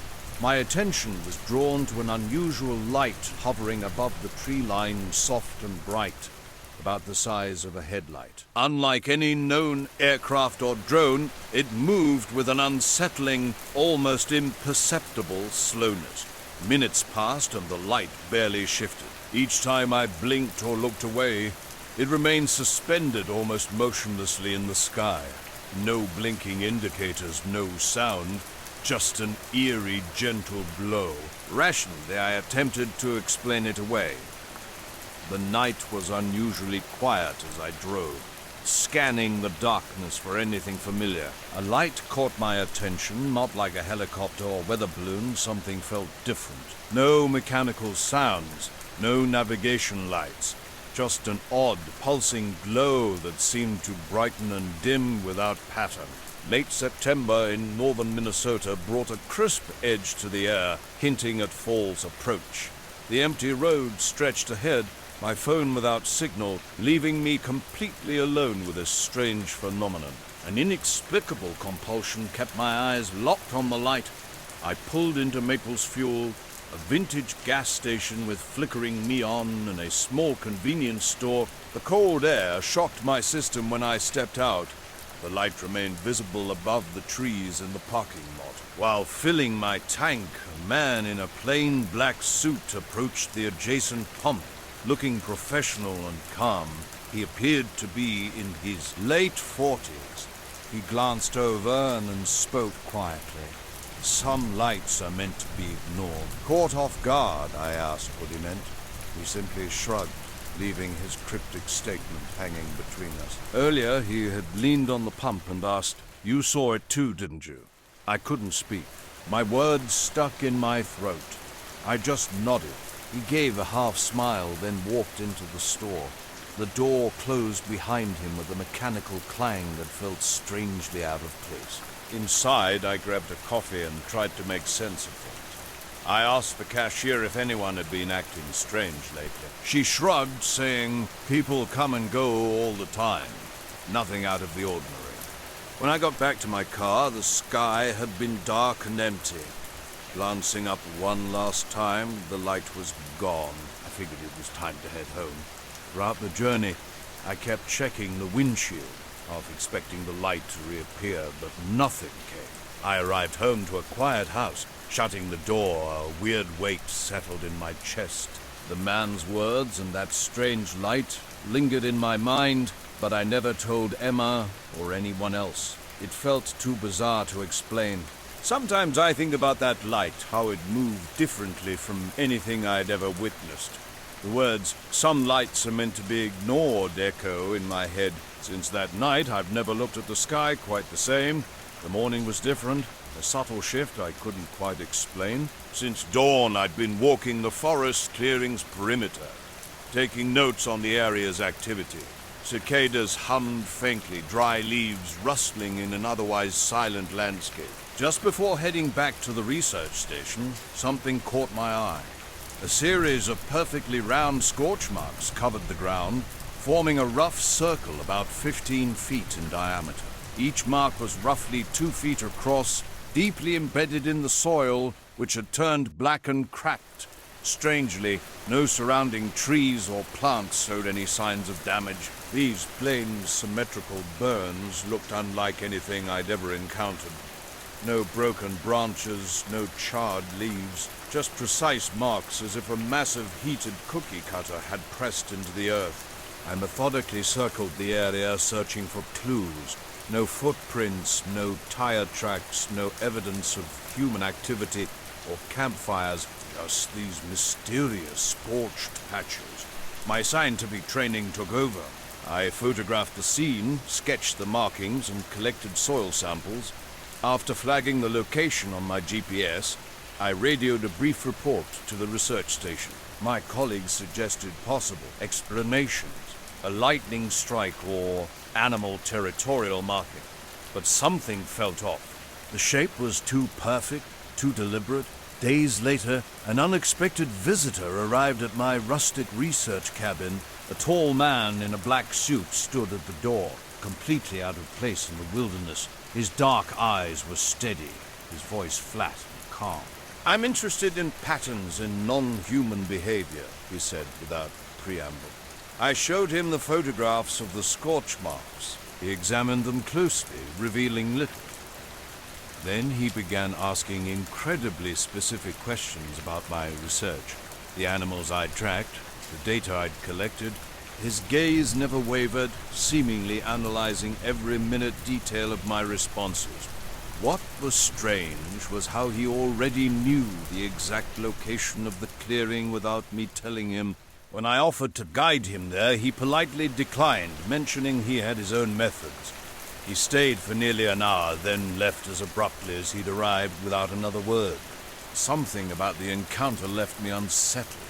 I couldn't shake the feeling of being watched, constantly glancing over my shoulder, seeing nothing. The morning was still dark when I walked the Green River Trail, the late spring mist draping everything in a soft, blurry veil. Around 5 a.m., Seattle slumbered and the trail near my Tickler home was quiet, save for water sounds and bird movements. Then I saw it, a weird, pale blue-green glow hovering about 10 feet above the river surface. It wasn't sunlight. The sky remained gray and clouded, and the light moved slowly upstream against the current. No boat, no reflection, no explanation. Just this strange luminescence floating on the mist. I stopped, blinking to verify what I was seeing. The river seemed suspended, holding its breath, and the light shifted gently, barely disturbing the surface. Something felt fundamentally wrong. An instinct told me not to interfere, so I continued walking, occasionally glancing back until the fog consumed the light. Days later, the memory persisted, intertwined with a previous encounter weeks earlier. A man had walked through a clearing with an unnerving calm, seeming to know things without asking. I'd returned to that spot multiple times, searching for changes or unusual marks. Nothing ever appeared. But on certain nights when the wind rustled the trees just right, a low hum would emerge. Not like any animal or machine, but a faint vibration beneath the forest skin. I never saw him again. No calls, no messages, just that single visit and the lingering sensation of being watched, though not with any particular interest. After his visit, I repeatedly checked my equipment. Nothing was missing, yet the sense that something wasn't right never fully disappeared. The scorch marks burned persistently in my memory. Arriving home around 6 a.m., darkness complete, I noticed the front door was slightly open. I always lock up, especially at night. Sleepy and craving coffee, I froze, listening. No footsteps, no voices. The neighborhood remained silent. I noticed something off the moment I entered the house. The silence felt different, heavier, as if the air had grown thicker. Everything seemed untouched.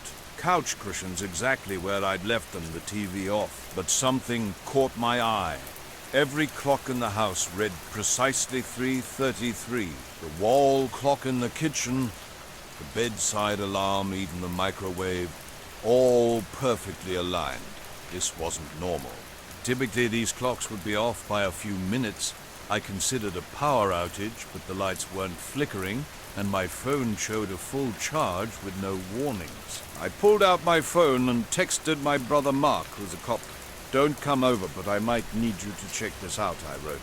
When I called him later, I downplayed the urgency. Throughout the day, I became hypervigilant. I double-checked locks, changed the front door keypad code, and moved around the house more than usual.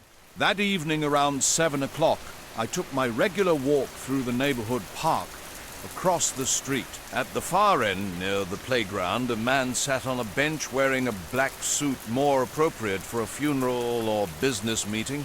He was reading a newspaper, but something was off. As I approached, I realized the pages were completely blank. No text, no photos, just pristine white sheets folded neatly. When he looked up, his eyes were dark and unsettling. The memory reminded me of another strange night with my friend Mike. We were camping in the White Mountains, nothing out of the ordinary. Just two guys with some beers doing a bit of hiking during the day. The sky was cold but crystal clear, and we'd set up our fire near the tent clearing.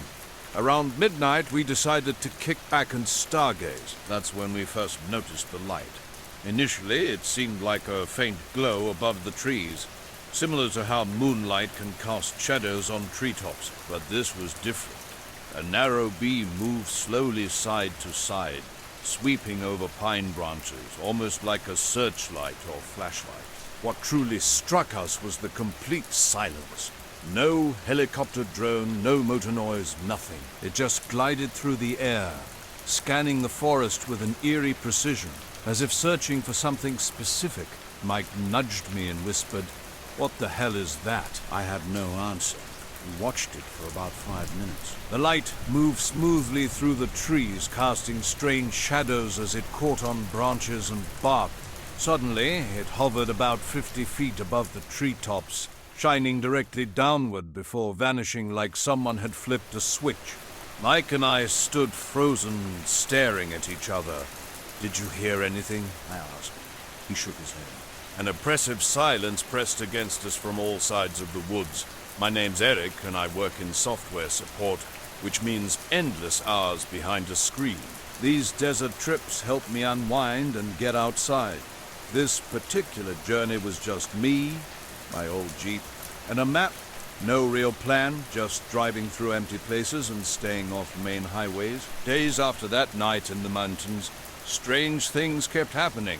Walking home one evening, I passed someone who gave me an unsettling feeling. The air around him seemed colder. I nodded politely and kept moving. Back home, I locked every door twice and checked the windows repeatedly. Nothing unusual occurred over the next few days. No mysterious river lights, no unexplained open doors, no silent strangers on benches. But I couldn't shake this feeling. Sometimes while sitting on the couch or making coffee, I sensed someone watching me from just outside the window. I haven't seen anyone, but something feels connected.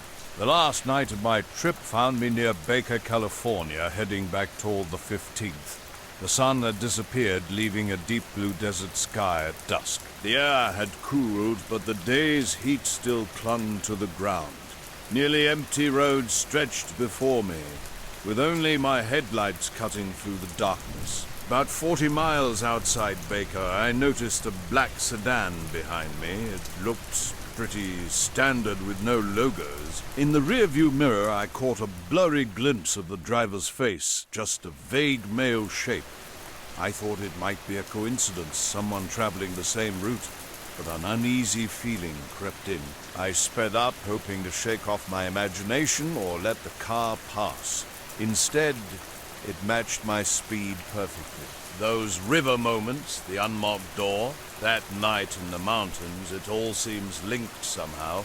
I haven't told anyone. Honestly, I'm not sure I want to.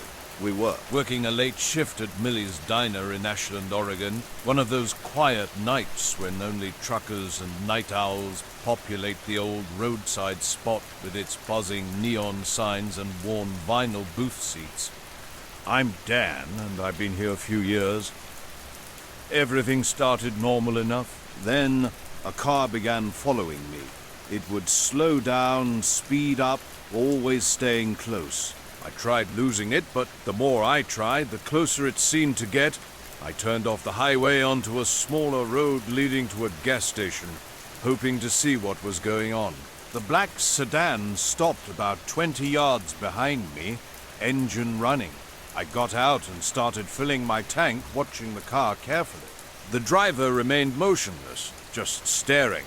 After finishing, I climbed back into my Jeep, thinking about leaving, but something made me stay. After a minute, the passenger window rolled down with a soft hiss. A man in his mid-40s appeared, clean-shaven, wearing a black suit and dark shirt. His eyes were sharp yet calm, with no hint of a smile. "You saw something you shouldn't," he said quietly.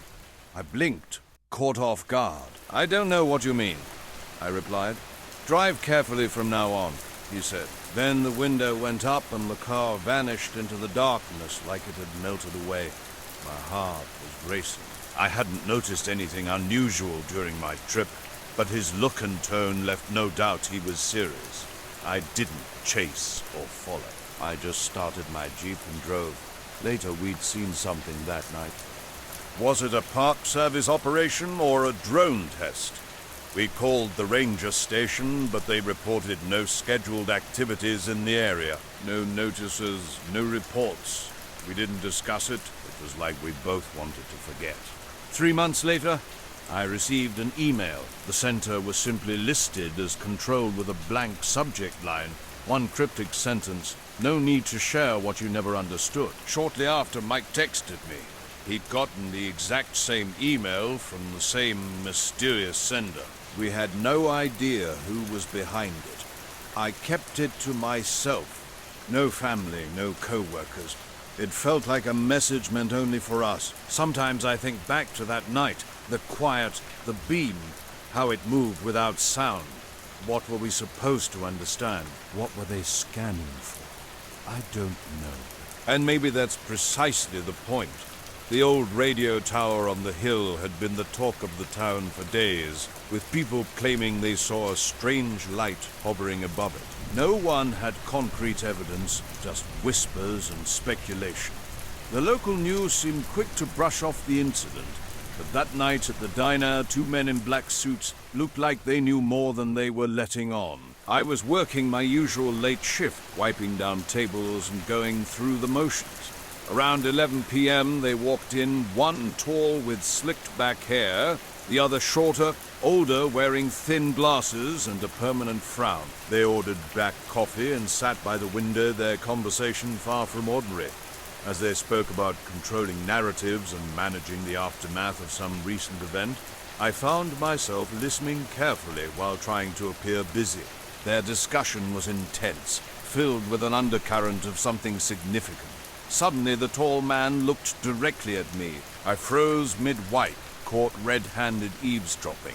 He didn't say a word, but leaned closer to his companion and muttered, "Curiosity can be dangerous." Their sharp, cold eyes locked with mine, and I quickly nodded, mumbling, "Got it." To show I meant no harm. As fast as they had arrived, they finished their coffee and disappeared into the rainy night, coats pulled tight, street lights reflecting off the wet pavement. Something shifted after they left. The diner's usual background noise seemed to fade, as if the walls were keeping a secret. I couldn't shake the feeling that I'd stumbled into something much larger than a simple conversation. Since that night, I've been different. Driving home, I constantly checked my rear-view mirror. The desert night seemed filled with quiet things. Shadows moving just out of sight. Distant humming that raises the hair on the back of my neck. Late at night, I sometimes see distant headlights on the horizon and wonder if that black sedan is still out there watching. I don't often share this story. It's the kind of experience that makes people either disbelieve or look at you differently.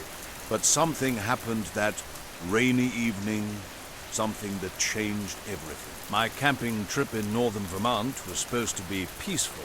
A break from city noise. Deep in the forest, off a small logging road about 10 miles from town, I found a perfect clearing near a creek and set up camp. The first night passed quietly, with only familiar forest sounds, crickets, owls, wind rustling through pine trees.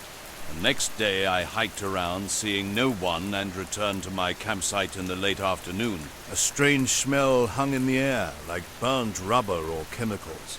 I didn't think much of it, assuming maybe a truck had passed nearby, though the road remained silent. As darkness fell, I settled in for another night. Around 4 a.m., something changed. Rustling leaves just outside my tent caught my attention. The sounds were heavier than animal movements, more like careful, deliberate human footsteps. My heart raced. I lay completely still, straining to listen in the overwhelming silence. When dawn broke, I unzipped the tent and discovered the chilling message. A small note was pinned to the tent flap using a twig to hold a folded scrap of notebook paper.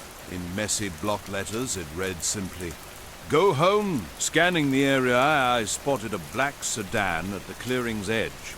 The car idled with its engine running. Windows up and no one visible inside. My skin prickled. I called out, but my voice seemed to vanish into the thick forest. Sometimes when it rains and the neon lights blur just right, I could swear I saw shadows standing by a distant radio tower watching and waiting. The next morning the news made no mention of the light. The tower returned to being just another old structure on the hill. But the memory of those men and their cryptic warning stayed with me. I've never shared this story with anyone. Who would believe a late-night diner tale? Yet occasionally, when the conditions are right, that strange encounter comes flooding back, a reminder of something unexplained that accidentally brushed against my reality. The light was fading, stretching long shadows across the canyon as the temperature dropped. I was heading home from a work trip in Vegas, taking the scenic route to clear my head. I've never liked freeways if I can avoid them.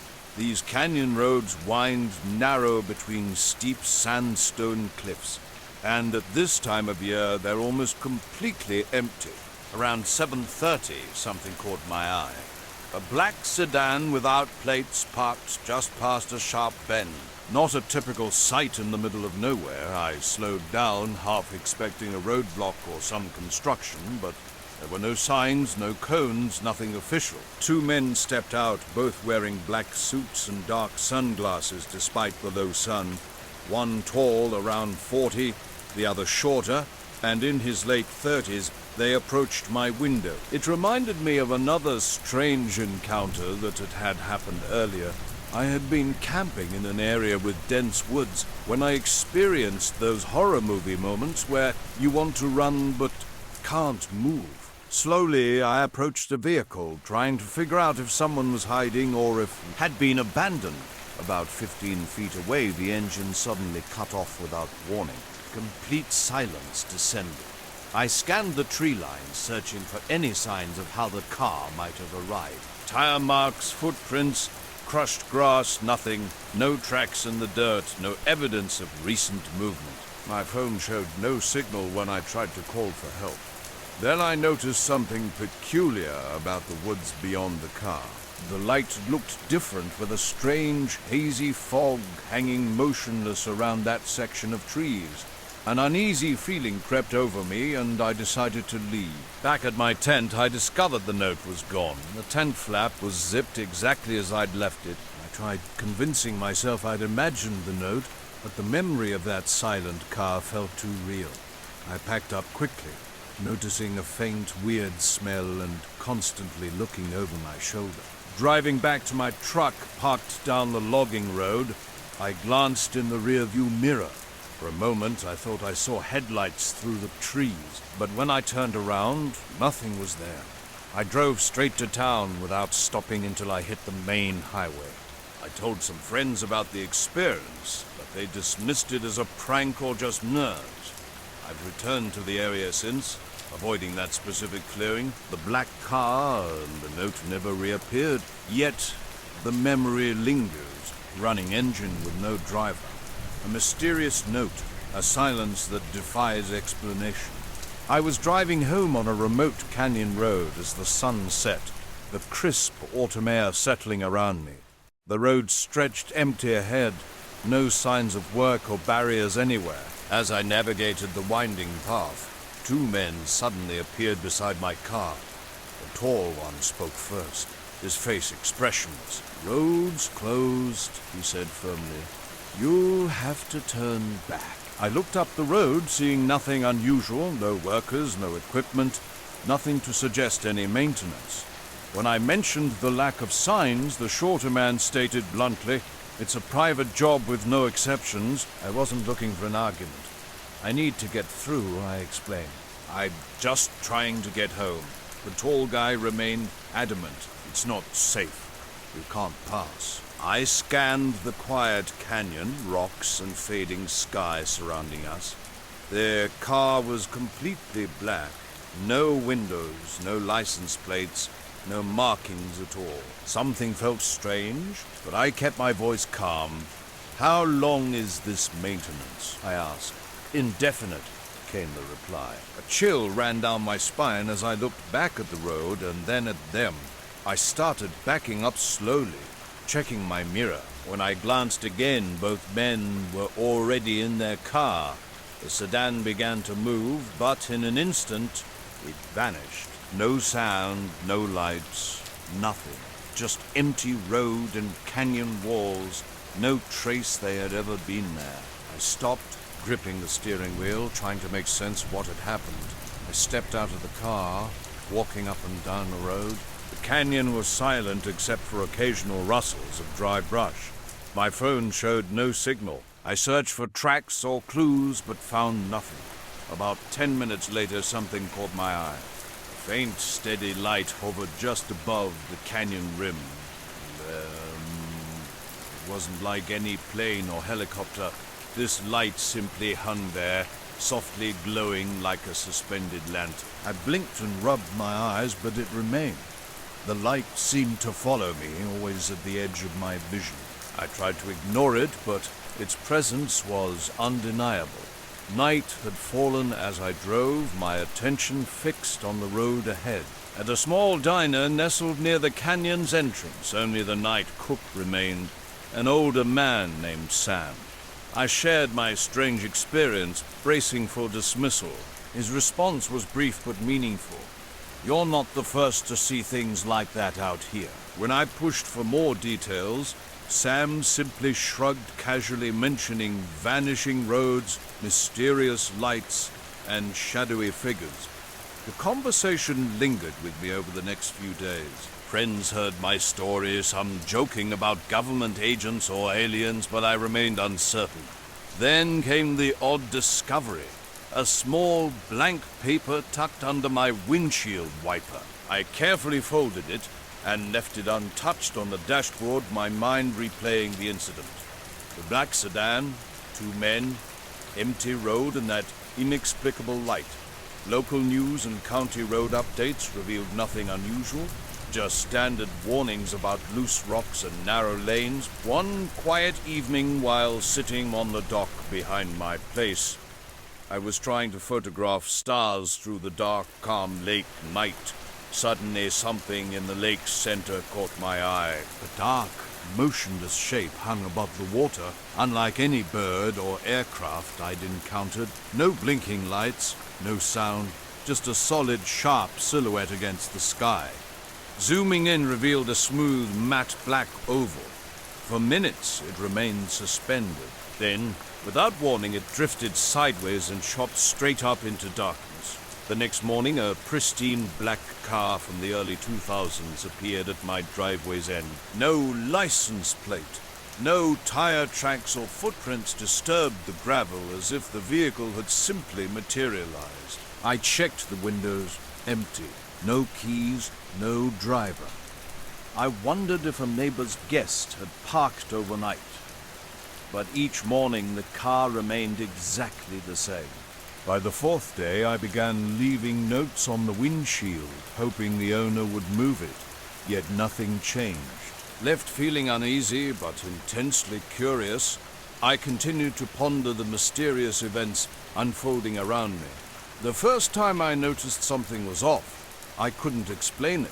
A spontaneous trip to the old airfield near Milltown, Kansas, changed everything. It was just another clear Friday night with nothing but cracked runways and empty hangars stretching out before me. I'd driven past this place countless times, thinking it might be perfect for night sky photography. Around 10 p.m., I set up my old college camcorder on a tripod at the runway's edge.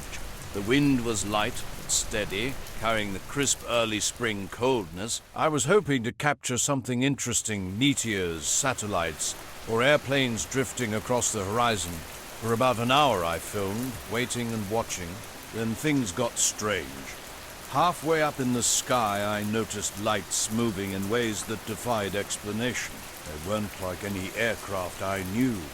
No blinking navigation lights, no engine sounds. These round lights drifted in unpredictable patterns, pulsing slowly.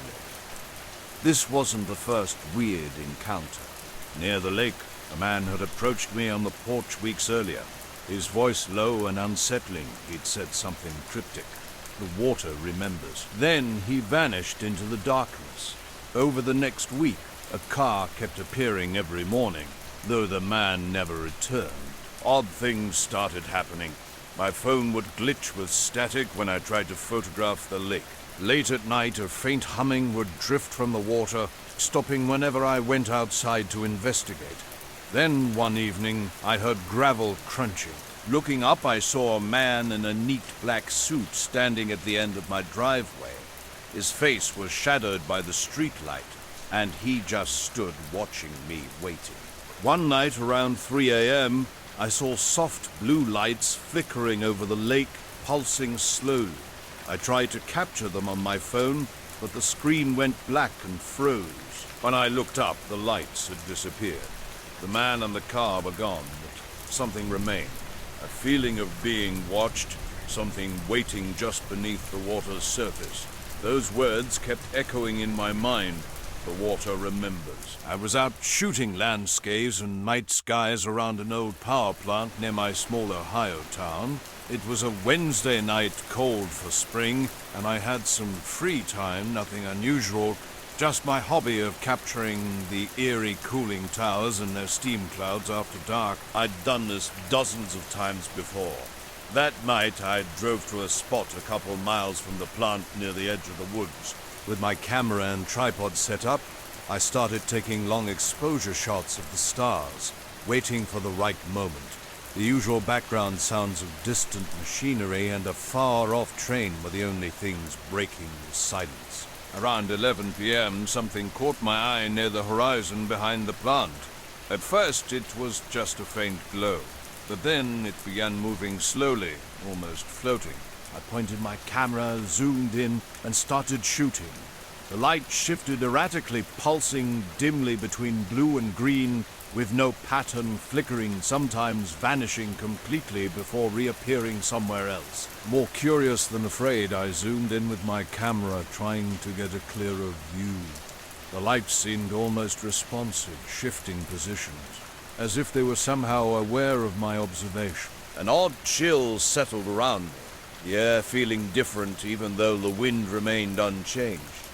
Then I saw it. Out of the corner of my eye, a figure stood behind the rusted chain-link fence separating the runway from the old service road. A man in a black suit, no tie, just a dark jacket and slacks, stood perfectly still in the shadows. When I called out, asking if he needed help or was lost, he didn't respond or move. Without warning, he stepped through the fence, not climbing, not making a sound, just suddenly closer. I raised my camcorder but didn't start recording. Something about his presence made me hesitate. 6 feet away, he reached into his jacket and pulled out a single piece of paper, handing it to me. The paper was blank, completely empty, no writing, no symbols. When I looked up to question him, he was gone. No footprints, no sound, no indication he had ever been there. I turned back to the sky, but the mysterious lights had vanished too, leaving only an empty darkness. I sat in my car, the blank paper still in my jacket pocket, trying to make sense of what had just happened. The entire experience felt like a puzzle with no solution, leaving me with more questions than answers.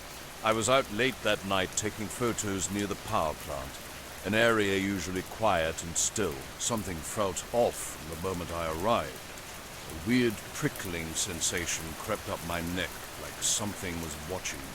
I tried to brush it off, blaming it on the night air and my overactive imagination. The strange light appeared suddenly, flickering in and out of my vision. I tried to focus and capture it, taking several shots in bursts and even switching to video.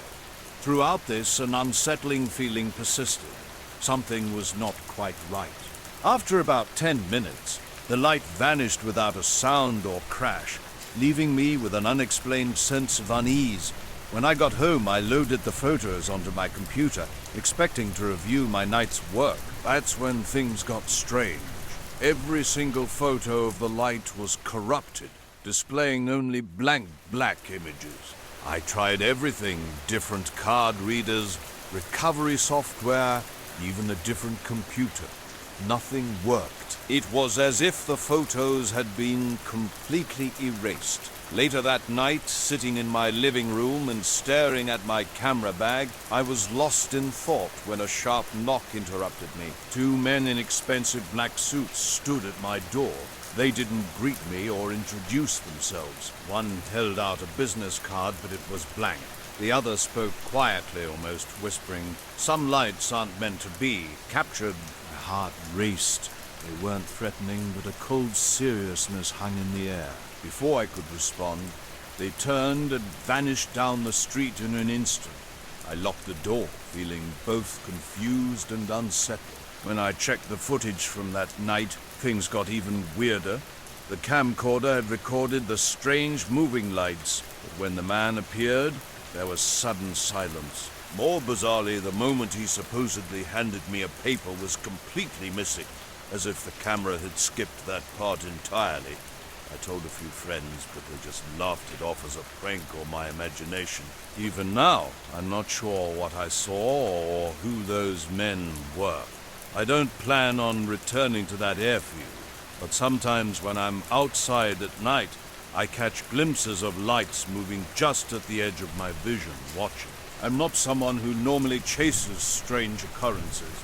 I enjoy a good mystery, but I don't go looking for trouble.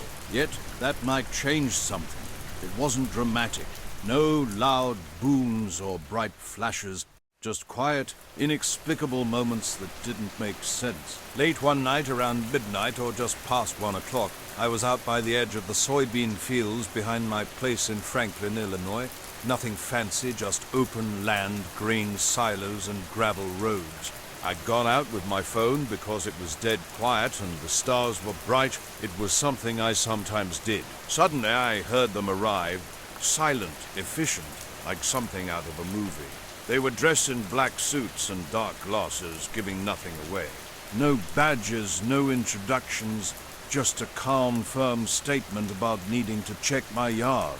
The street was eerily quiet, with only distant dog barks breaking the silence. Fog rolled in from the nearby river, and streetlights flickered weakly. I stepped outside, locking the door behind me. One agent moved toward the backyard, scanning everything meticulously. The other watched me closely. I tried peering over the fence, but saw only my garden, an old shed, and a few bushes, when the agent in the yard called me. His instruction was clear: please stay inside. When I asked why, he simply said, standard procedure. Back inside, I watched through the window as the fog grew thicker, blurring everything. They pulled out heavy black bags like forensic evidence kits. One agent carefully approached something near the shed, wrapping it quickly and silently. I couldn't see what it was, but it seemed small. I wanted to call the police, but my phone had no signal. The tension was unbearable. Minutes crawled by. Then, as suddenly as they'd arrived, they left. One nodded at me almost like a warning. Their car was nowhere to be seen both before and after their visit. Outside, nothing looked disturbed except a faint scuff mark near the shed. I returned inside, locked the door, and sat down with shaking hands. The blank card remained with only a faint smudge where printing should have been. I never saw those men again. The photo stayed missing since that night. Something changed. Whenever I go near the power plant, I can't shake the feeling of being watched. The machinery's hum sounds different, like it's concealing a secret. I don't know what that light was or who those men were. I'm not sure if anyone else has experienced anything similar, but one thing is certain. I'm done taking pictures out there. Some things are truly better left unseen. I often walk at night when sleep eludes me. This particular night was different. A thick fog hung in the air, creating an unsettled atmosphere. At the end of the block, a black car parked by the curb drew my attention. Two men sat in the front seats, wearing black suits and old-fashioned top hats. Their faces were impossible. No eyes, no nose, no mouth. Just smooth, featureless skin, as if someone had meticulously erased every detail. I froze momentarily, then quickened my pace. Resisting the urge to look back, curiosity eventually got the better of me. And when I glanced over my shoulder, the car had vanished. No trace remained, no lights, no engine, sound, no tire marks. Later, in the far end of the field, 3 pale white lights caught my eye. They hovered low, maybe 30 feet above the ground, completely motionless and silent, no blinking, just hanging there. I started filming, zooming in, feeling something was about to happen. Suddenly, the lights began drifting slow and smooth, almost as if connected. They paused and rotated, not just moving, but turning like a massive object pivoting in place, gliding sideways in absolute silence. The scene was eerily calm. The world seemed to hold its breath. For 2 minutes, I stood recording, not uttering a word. Eventually, the lights eased back and disappeared into the tree line. My phone service, which had been weak, returned to full bars. I clipped the most intriguing 30 seconds and posted it on TikTok. The next morning, I thoroughly checked my yard. Nothing seemed out of place, though a mysterious scuff mark remained. That night, I couldn't sleep. The fog outside thickened and lingered until dawn. I couldn't shake the feeling that something was watching, waiting. Those two men, I've never seen them again. Something was out there, something unexplained. And I couldn't forget. The viral video caught me completely by surprise. I never expected the massive response when I uploaded it. Casually going to bed without a second thought. By morning, everything had changed. Thousands of views appeared overnight, with comments pouring in from across the country. Indiana, Missouri, Oregon, some called it fake, claiming CGI manipulation. But I was simply trying to understand what I'd witnessed. Around 8:30, a sharp knock interrupted my morning. 2 quick raps at the door. Through the peephole, I saw them. 2 men in identical black suits, white shirts, and narrow-backed ties. Their old-style sunglasses with thin black frames and slicked-back hair made them look like carbon copies. Same height, same build. I opened the door partially, keeping the screen between us. The left man smiled first. A wide, unsettling grin with no teeth, just lips pressed into a perfect crescent. The right man mimicked the smile exactly half a second later, as if following a rehearsed script. "Mr. Porter," the left one asked, his voice flat and toneless. When he mentioned checking if I'd been feeling sick, I was confused. Why? I stammered. Their synchronized movements and identical postures created an eerie atmosphere. A strange tension built in my chest. That feeling you get when a police car appears behind you despite knowing you've done nothing wrong. When I asked about their affiliation, they simply stated, "We appreciate your cooperation," before turning away. Their departure was methodical. They walked in perfect lockstep to a black sedan with standard Illinois plates, sitting motionless before driving off. They never mentioned the video or TikTok. Back inside, I discovered something disturbing. The video was completely erased, no notifications, no takedown messages. My backup attempts failed spectacularly. The hard drive was dead. Multiple computers showed the same result. Clicks, a brief spin, then total silence. Even the BIOS couldn't detect anything. My cloud sync remained empty, the consequence of keeping it offline that night due to slow internet. Something had systematically eliminated all traces of my footage.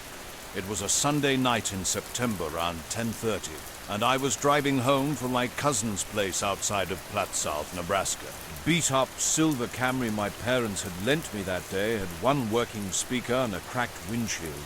I was traveling along a narrow 2-lane road cutting between cornfields for miles with no lights or houses, just stalks on both sides and the occasional mailbox. The night sky was expansive, clear, and packed with stars. I had the window cracked and the music low. Since that night, everything has gone sideways.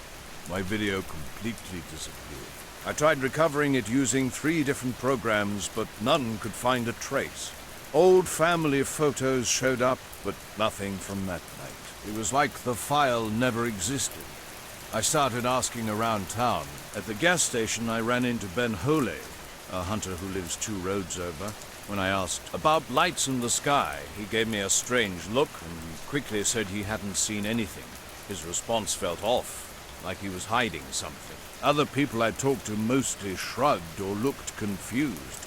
One woman at the hardware store mentioned hearing dogs barking wildly around 1 a.m., though she thought it was just coyotes. The hunt for the video continued. I couldn't find it anywhere, not in my inbox, not on social media. Every site that had it, including Reddit, Twitter, and UFO forums, now shows blank thumbnails or 404 errors. I even tried logging in from different devices, but my account seems not to exist. Back home, the house had become unnaturally silent.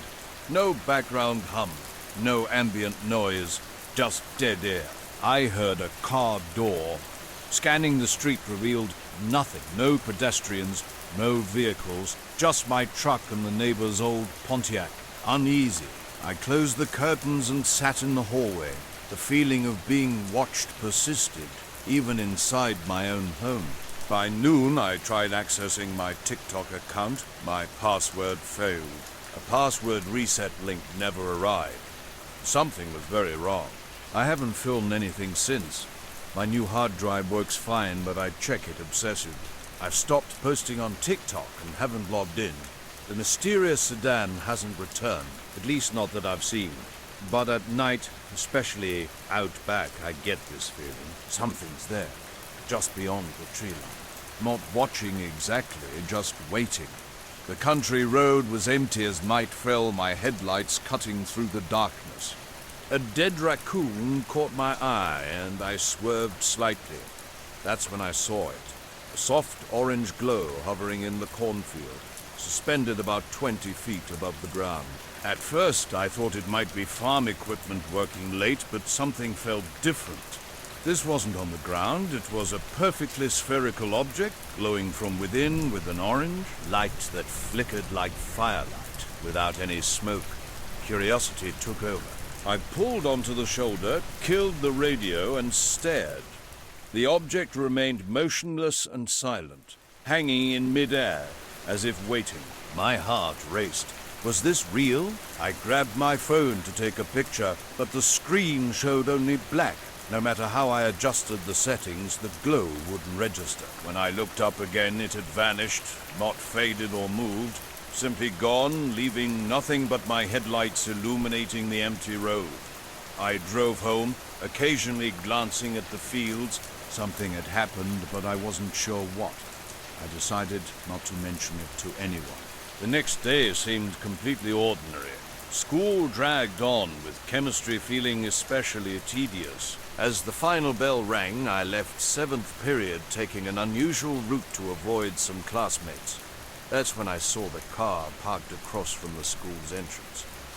It was a long, black vehicle, like an old Lincoln or something from a vintage movie.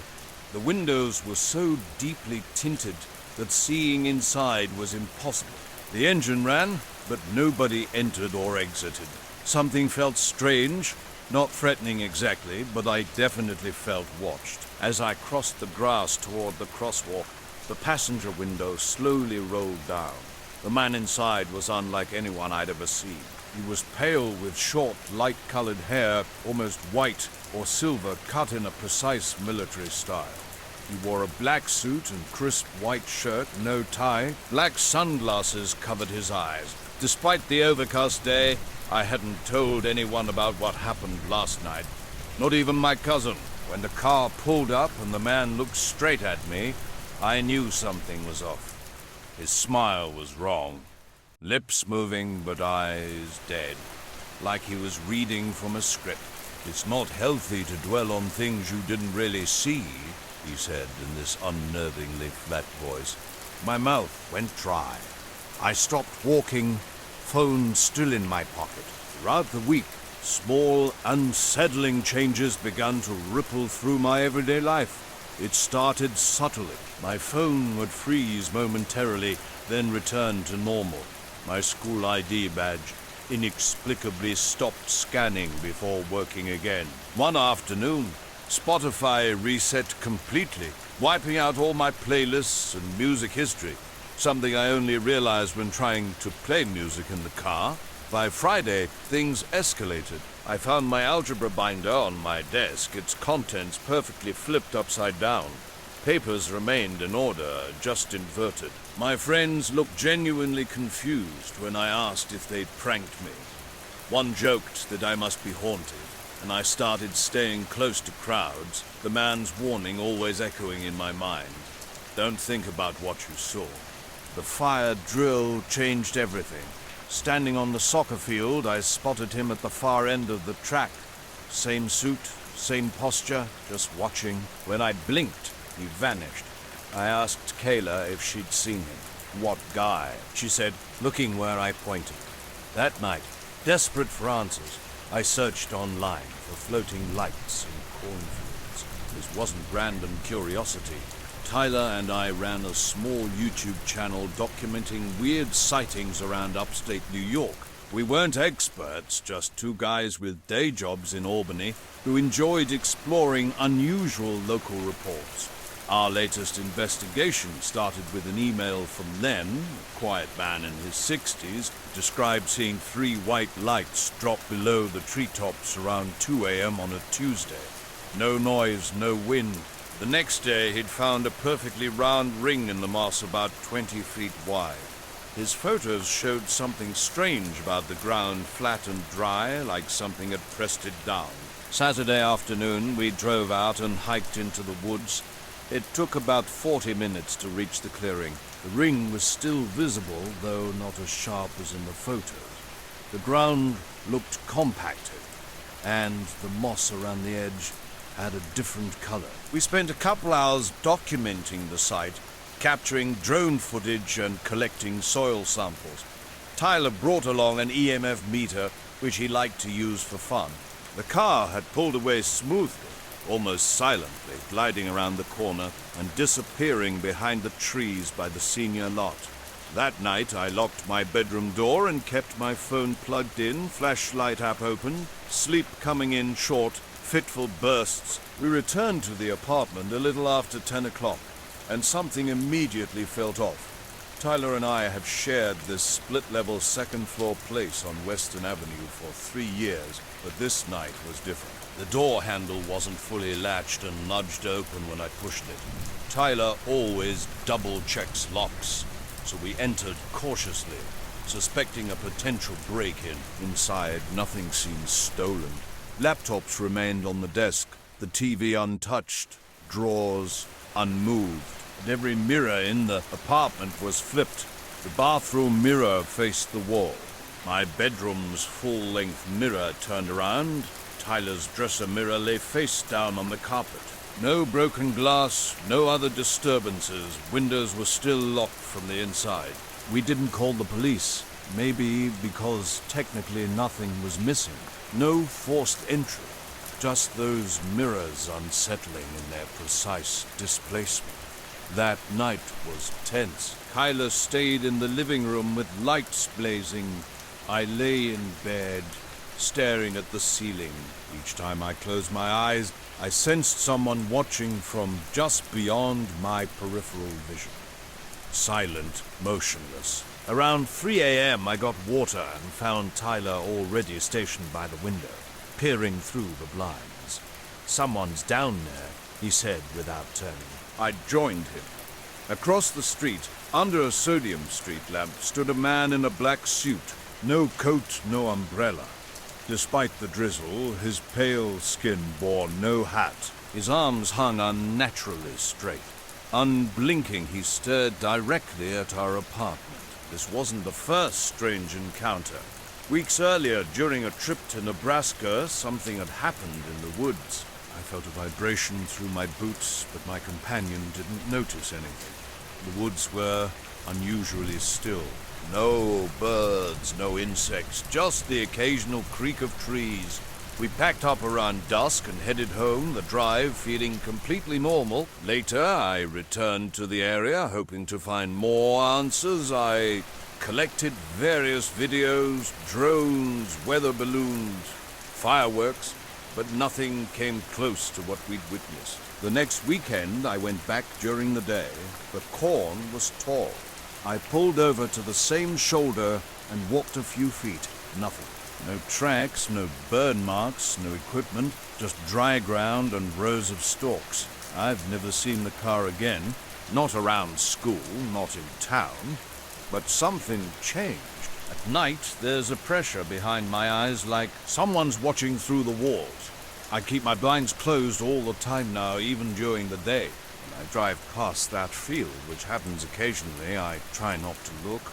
The man was a constant, unnerving presence outside our window. We'd first spotted him around 4 o'clock, and for 10 tense minutes he remained motionless and focused. Attempts to photograph him failed. My phone captured only an empty street. Tyler wanted to confront the stranger, but I held him back. Eventually, the man simply walked away, turning and vanishing without heading toward any car or building. We were unsettled, but not truly afraid. The next day, we called out of work, and I double-checked all the locks. Nothing seemed disturbed. We discussed our options. Report the incident, ignore it, or possibly move. That afternoon, we tried reviewing drone footage from the woods. The drone clips, photos, and soil sample files were intact, but Tyler's handheld recordings had completely disappeared. We checked both the laptop and SD card, finding no files beyond a specific timestamp corresponding to the eerie silence we'd experienced in the clearing. Just before bed, I noticed the street lamp across from our building flickering erratically, on, off, on again, as if someone was manipulating the power. The next morning, we said nothing and carried on as usual. Weeks later, on a perfect October night, I was pursuing my astrophotography hobby. The sky was clear, dry, and bittingly cold, with stars shining with exceptional brilliance. I drove alone to a ridge about 20 minutes from home in northern Vermont, accessing the spot via a small dirt path leading to a light-free clearing. I set up my old Canon AE-1, loaded with expired Kodak Ektachrome from a thrift store, and began long exposure shots facing east to capture star trails circling Polaris. Film photography requires patience, so I carefully adjusted my settings, 30-second exposures, ISO 600, and started shooting. Initially, everything seemed normal. After about an hour, I began packing up. I'm a photography major, and our department's lab is almost always open. The next morning, after returning home, I began developing film in the dark room, a cramped basement space with concrete walls and flickering fluorescent lights. Surrounded by chemicals and trays, everything felt quiet. When I pulled out the first few star trail strips and hung them to dry, something unusual caught my eye. The photographs contained sharp geometric streaks across the sky, precise lines and angles cutting through the star trails above the ridge. These weren't random marks, but looked deliberate, like carefully drawn light patterns. The shapes were completely unfamiliar, unlike anything from airplanes or satellites. Blinking and double-checking, I thought it might be a processing error or scratch, but under the light, the negatives remained strange. Using the enlarger, I printed a few frames. Blown up, the shapes became even more peculiar. Triangles, diamonds, and what seemed like a hexagon glowing faintly white. Unlike the blurred stars from the long exposure, these shapes remained sharp and rigid, almost like static light beams. I showed the prints to Claire, another photography student. She suggested it might be light graffiti or film glitch. We agreed it was probably an artifact, but something about it nagged at me. The next night, I returned to the ridge, but cloudy skies prevented another attempt. Days later, in the dark room, I encountered Mr. Carver, the janitor. He gave me an odd look, like he was holding something back. When I reached into my locker, I discovered the prints with geometric streaks were gone. Not just a few, but the entire set. I asked Mr. Carver about them. He hesitated before explaining that some men in black suits had come by after hours, asking strange questions about lights, long exposures, and capturing things not supposed to be captured.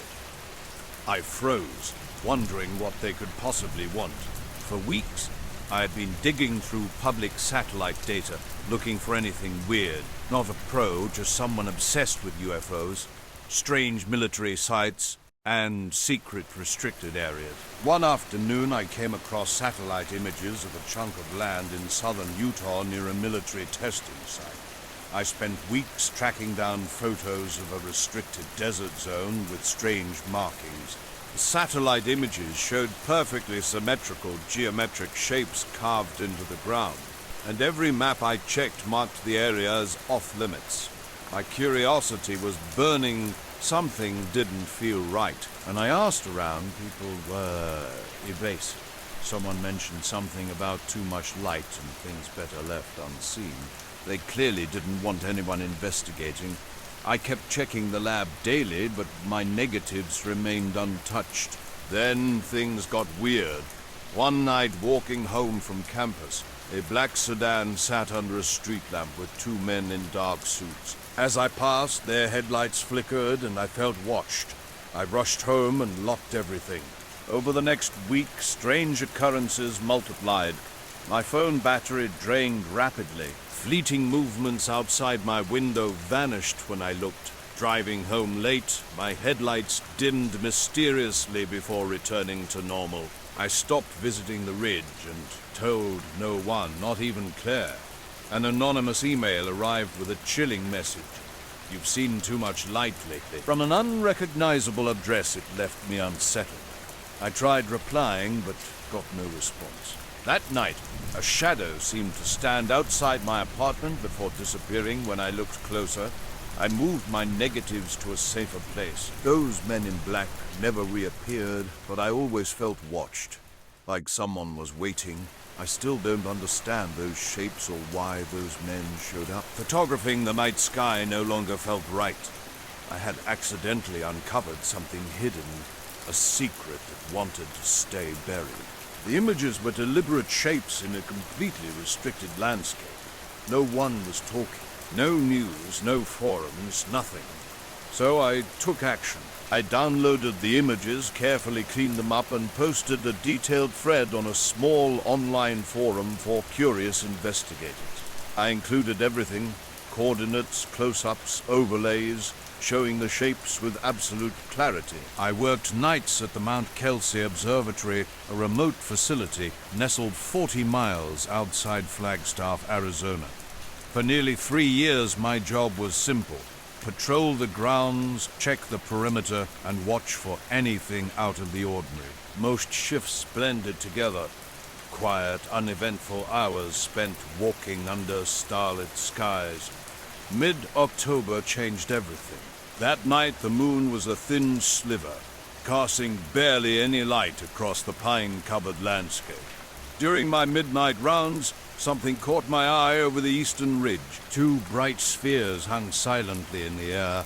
These weren't standard aircraft lights. They glowed with an intense, steady, pale blue-white, completely motionless.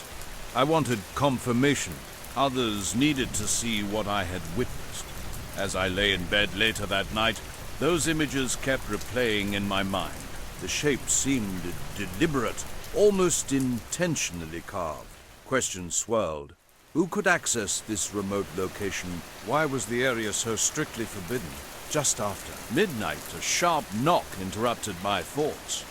Living alone on the town's outskirts, late-night visitors were unheard of. At first I assumed it was a prank or a drunk neighbor, but the knocking persisted. Slow, deliberate strikes every few seconds. Looking through the peephole revealed nothing. When I cracked the door open, a man in a dark vintage suit stood silently. No smile, no greeting, just a chilling question: "What do you think you saw?" His voice was quiet but commanding. Caught off guard, I stammered. "Excuse me?" He repeated the question more like a warning than an inquiry. I quickly shut and locked the door, heart racing. Something felt deeply wrong. The knocking resumed immediately, rhythmic and precise. Every 3 minutes, sharp as a metronome. I tried calling a friend, but my phone had no signal on, since reception was usually strong. I checked all locks and windows, ensuring everything was secure. Sitting near the door, I listened. The knocks continued, echoing faintly down the empty hallway. Checking the peephole again revealed nothing.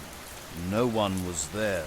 It was as if the sound materialized from nowhere, yet the knocks were undeniably real. I considered calling the police, but stopped. What would I even say? This seemed beyond a standard complaint. Something larger was at play, and I had inadvertently triggered it. On my night shift at the observatory, something unusual caught my eye near the tree line. Two silent spheres hovered about 50 feet apart, moving in a way that defied normal explanation.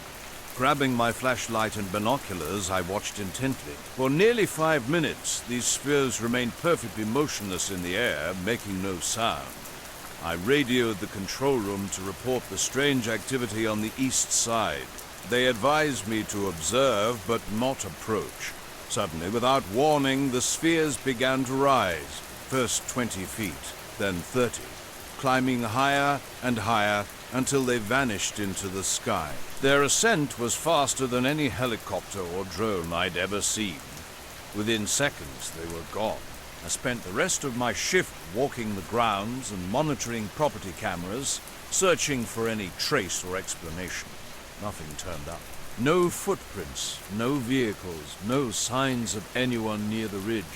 When I clocked out, I wrote my report as normally as possible, carefully describing the bright lights that hovered silently before disappearing. I didn't want to sound unreliable. The next morning changed everything. My manager, Jeff, was waiting for me, looking unusually serious. At first, I thought someone might be playing around with spotlights, but these spheres were different. I later posted satellite images online which mysteriously disappeared without warning or explanation. The entire thread was completely wiped, as if it never existed. That night, something else happened. Persistent, rhythmic knocking at my door every 3 minutes. The experience was deeply unsettling. The air near the door felt unnaturally cold, despite my heater running, and a faint, steady buzzing sound seemed to hover underneath everything. Hours passed. I didn't sleep, constantly watching the door, waiting for those haunting knocks. When morning arrived and sunlight began filtering through my window, the knocking abruptly stopped. Upon finally opening the door, I found no trace of anyone. No footprints, no notes, nothing. The entire experience felt like something I wasn't meant to see. Something or someone wanted those images hidden. The shapes on the ground remained visible on the few satellite maps that escaped deletion. But I'm not touching those images anymore. And if I hear knocking again, I'm definitely not opening that door. Everything shifted the moment those Homeland Security agents walked in. 2 men in black suits, their badges numbered 0473 and 821 with no names attached, entered the room. Jeff introduced them, but their unblinking stares and robotic demeanor immediately set me on edge. I recounted the details of my report exactly as I remembered: the mysterious spheres, their silent movements, my complete inability to explain what I'd witnessed. They listened intently, exchanging knowing glances, never writing a single note. Their visit lasted barely 20 minutes, but something fundamental had changed. Just before leaving, I caught a whispered fragment about restricted airspace and unusual aerial phenomena. After they departed, things felt different. Security cameras flickered with static, and Jeff avoided eye contact. That night, walking the observatory perimeter, I saw the spheres again, suspended in the exact same location. The forest around me had gone eerily silent. No wind, no rustling, no animal sounds. Complete stillness, as if the entire landscape was holding its breath. One sphere seemed to glitch, flickering like a malfunctioning digital image. My stomach knotted, slowly. They drifted toward the main telescope dome. When I tried radioing the control room, my voice distorted, overwhelmed by a loud static. The lights hovered above the dome for 10 minutes before vanishing completely. In the following days, the agents never returned. Jeff remained tight-lipped. The spheres disappeared, but an unsettling sensation lingered.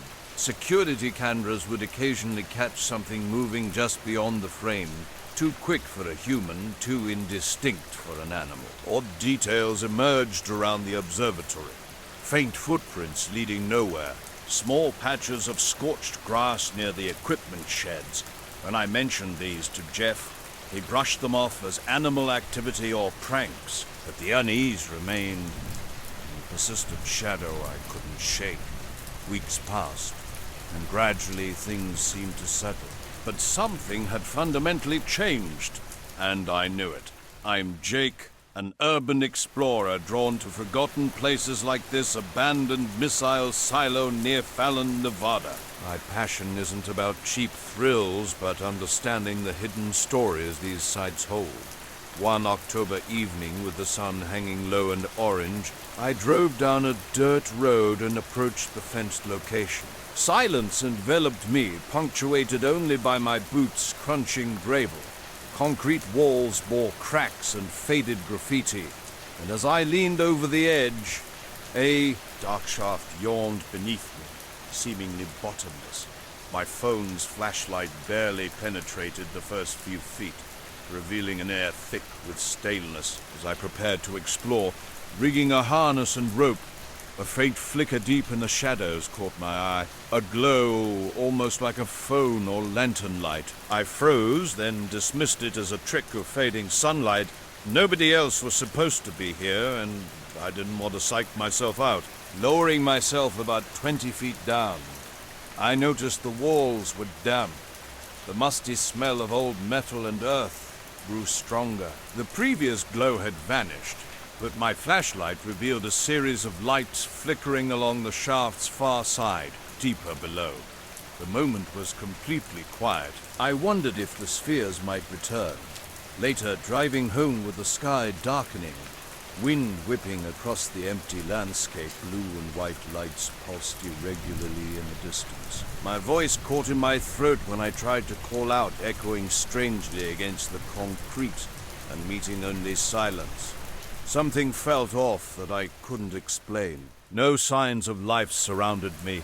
No footprints, no vehicles, no lights. Just an eerie emptiness stretching in every direction. When I reached my truck, I discovered my phone had no signal. Those unblinking agents and silent spheres from that night still haunt me. I don't have answers. Just a collection of inexplicable moments, and somehow that's enough to keep me glancing over my shoulder occasionally. Despite my usual skepticism about spooky stories and conspiracy theories, what happened that night continues to challenge everything I thought I knew. Driving back toward town, headlights piercing the darkness, I noticed only starlight and a faint glow from Fallon's horizon. Silence hung heavy in my truck. The radio's complete absence of sound felt wrong.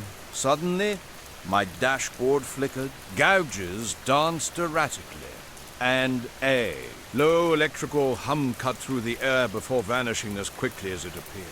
My home looked exactly the same when I arrived. Clothes scattered, books piled on the table, everything normal except for the mailbox.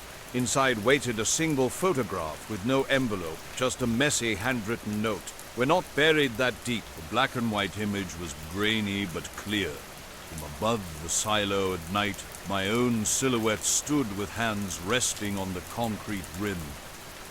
I couldn't understand how anyone could have taken this photo. I lived alone on the second floor in a locked apartment where only I and the distant landlord had keys. In the days that followed, I returned to the silo with friends searching for anything that might explain the strange lights and mysterious photograph. But the area remained eerily silent. No evidence, no footprints, just quiet emptiness. A week later, driving past the silo at dusk, the mystery continued to gnaw at me. My truck's radio died as another night settled in. The sunset faded and a low, steady hum began to fill the air. Stepping outside, I noticed the usual evening cicadas were absent. Just beyond the tree line, a familiar glow emerged, hovering low and flickering between blue and white. This wasn't any helicopter or plane. No wings, no sound. Words caught in my throat as I watched. Minutes passed, and then the light simply dimmed, vanishing into the night as if it had never existed. Back home, I locked every door, triple-checked the windows, and spent restless nights wandering. Strange occurrences haven't stopped. My porch lights flicker unprompted. My phone glitches randomly. Unexplained photos appear in my gallery. Nothing but static and confusing shapes. Someone left another photo by my doorstep.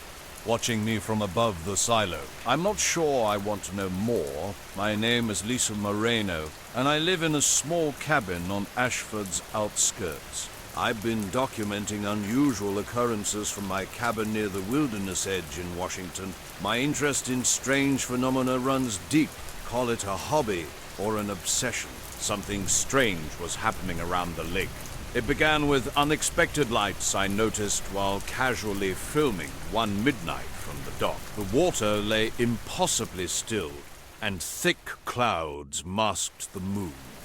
Silence seemed to absorb every sound. Last week, using my phone's camera, I'd first spotted weird glimmers moving in unnatural patterns above the water. Small orbs hovering and darting inexplicably.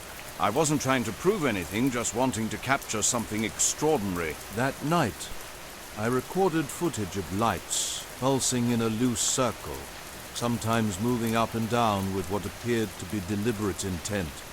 Completely silent. When I showed the clips to Jamie over coffee, he suggested it might be a drone, but the movements didn't seem mechanical, and drones don't typically hide in fog. Weird occurrences started multiplying. First, subtle power disruptions caught my attention. One night while working, the lights in my cabin dimmed and went out completely for about 10 seconds, yet the entire street remained unaffected. My laptop froze despite running on battery. My phone began acting strangely too. Battery draining unusually fast. GPS randomly shutting off, and the compass spinning erratically, especially near the lake. The night everything changed began differently. I decided to turn in early, skipping my usual late-night observation. Around 3 a.m., a sound at the door woke me. I'd actually locked the porch door this time, something I rarely do. The noise wasn't quite a knock, more like a soft, dragging shuffle across the wooden porch. Heart racing, I looked through the peephole. A man dressed entirely in black stood motionless, facing the door. No hat, no gloves. His face remained in shadow, but I could feel his gaze directed right at me. I whispered, "Who are you?" Silence answered me. I worked the night shift at a gas station just outside of Salem, Oregon.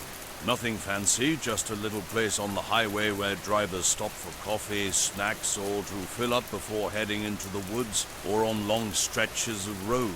My name's Tyler, and I'm not someone who buys into weird stuff. Or at least I wasn't before that night. It was a Tuesday in early October with gloomy weather all day. Low-grade clouds and light drizzle had given way to a cold night. The kind of chill that sneaks into your jacket and makes you wish you'd grabbed a hoodie. The wind hummed through the trees and everything felt empty. About 3 hours into my shift, I was sitting behind the counter, scrolling through my phone when the bell on the door jingled. Two men walked in together almost perfectly identical. Same height, same build, same dark hair, slicked back, wearing black suits that looked like they'd come from some old-fashioned tailor. They moved slowly and deliberately, like they were in no hurry but knew exactly where they were going. Just before calling 911, I noticed something on the porch floor, a photo the man had dropped. Cracking the door open just enough, I retrieved it. The photo was faded, yellowed at the edges, clearly old. When I looked up, the man had vanished without a trace. No footsteps, no sign of movement. The photo stunned me. It was of me as a child, maybe 6 or 7. I was wearing the blue jacket my mum had bought me that winter. Turning it over revealed nothing written on the back. Sleep was impossible after that. The next day, I showed Jamie the mysterious photograph, still trying to make sense of the strange encounter. After that night, strange things started happening. My phone would light up with calls from unknown numbers, never answered, never leaving a message. Lights on the lake flickered and I felt watched even inside the cabin. One evening I heard soft tapping on the window, but when I looked, nothing was there. I started carrying a flashlight and pepper spray whenever I went outside, just in case. I don't know if the man was connected to the lights or the weird glitches. I don't know why he had that photo or what he wanted to tell me. Now I pay attention to things I hadn't before. The way fog rolls in too quickly. How power sometimes blinks in half a house. Those quiet moments when the world feels paused, like it's holding its breath. The store's atmosphere had changed, growing sharper and more tense since those two men walked in. They hadn't looked around or made eye contact when they arrived, just standing stiffly at the counter.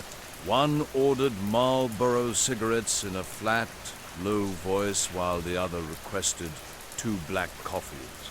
As I rang up their items, they placed $100 bills on the counter and completed the transaction without a word or thanks. Something felt off. A strange, cold, metallic smell began filling the air, reminiscent of burnt ozone before a thunderstorm.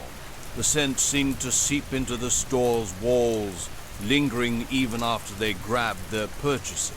Before leaving, the first man leaned toward me and whispered, "The sky is safer when it's empty." Confused, I asked him to repeat himself, but he simply nodded and walked out with his companion. The cold smell remained hanging in the air despite the runny heater. Over the next few nights, odd occurrences kept me unsettled. The sky appeared unnaturally clear, pitch black with no clouds or stars, contradicting weather forecasts. Street lamps flickered, casting strange shadows that didn't align with surrounding objects. Once I caught a glimpse of a dark shape moving between pine trees in the parking lot. But when I looked again, nothing was there. The night started blending together. First, the gas station security camera began acting up, showing an odd detail that didn't quite make sense.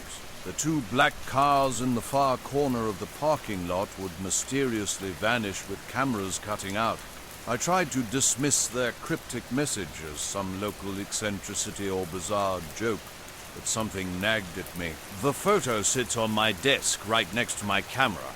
I haven't shown it to anyone else. Not yet. When I told him what happened, he frowned and agreed it was unsettling. We both decided not to tell anyone else. I was already feeling a little crazy. For the next few days, I kept watching for the man, but he never came back. Sometimes when I look out over the lake at night, I think I see shapes moving just beyond the trees, holding its breath. The highway was quiet that autumn night, trees barely visible in the dim headlight glow as I drove home from a late hospital shift. Fog softened the road's edges near Cedar Falls, Iowa. Suddenly, something strange caught my eye ahead. What I first thought was fog turned into a bizarre sky phenomenon, swirling, pulsing light bands in greens and blues, shifting and twisting unlike anything I'd seen before. A week earlier, strange events had started at the convenience store where I worked.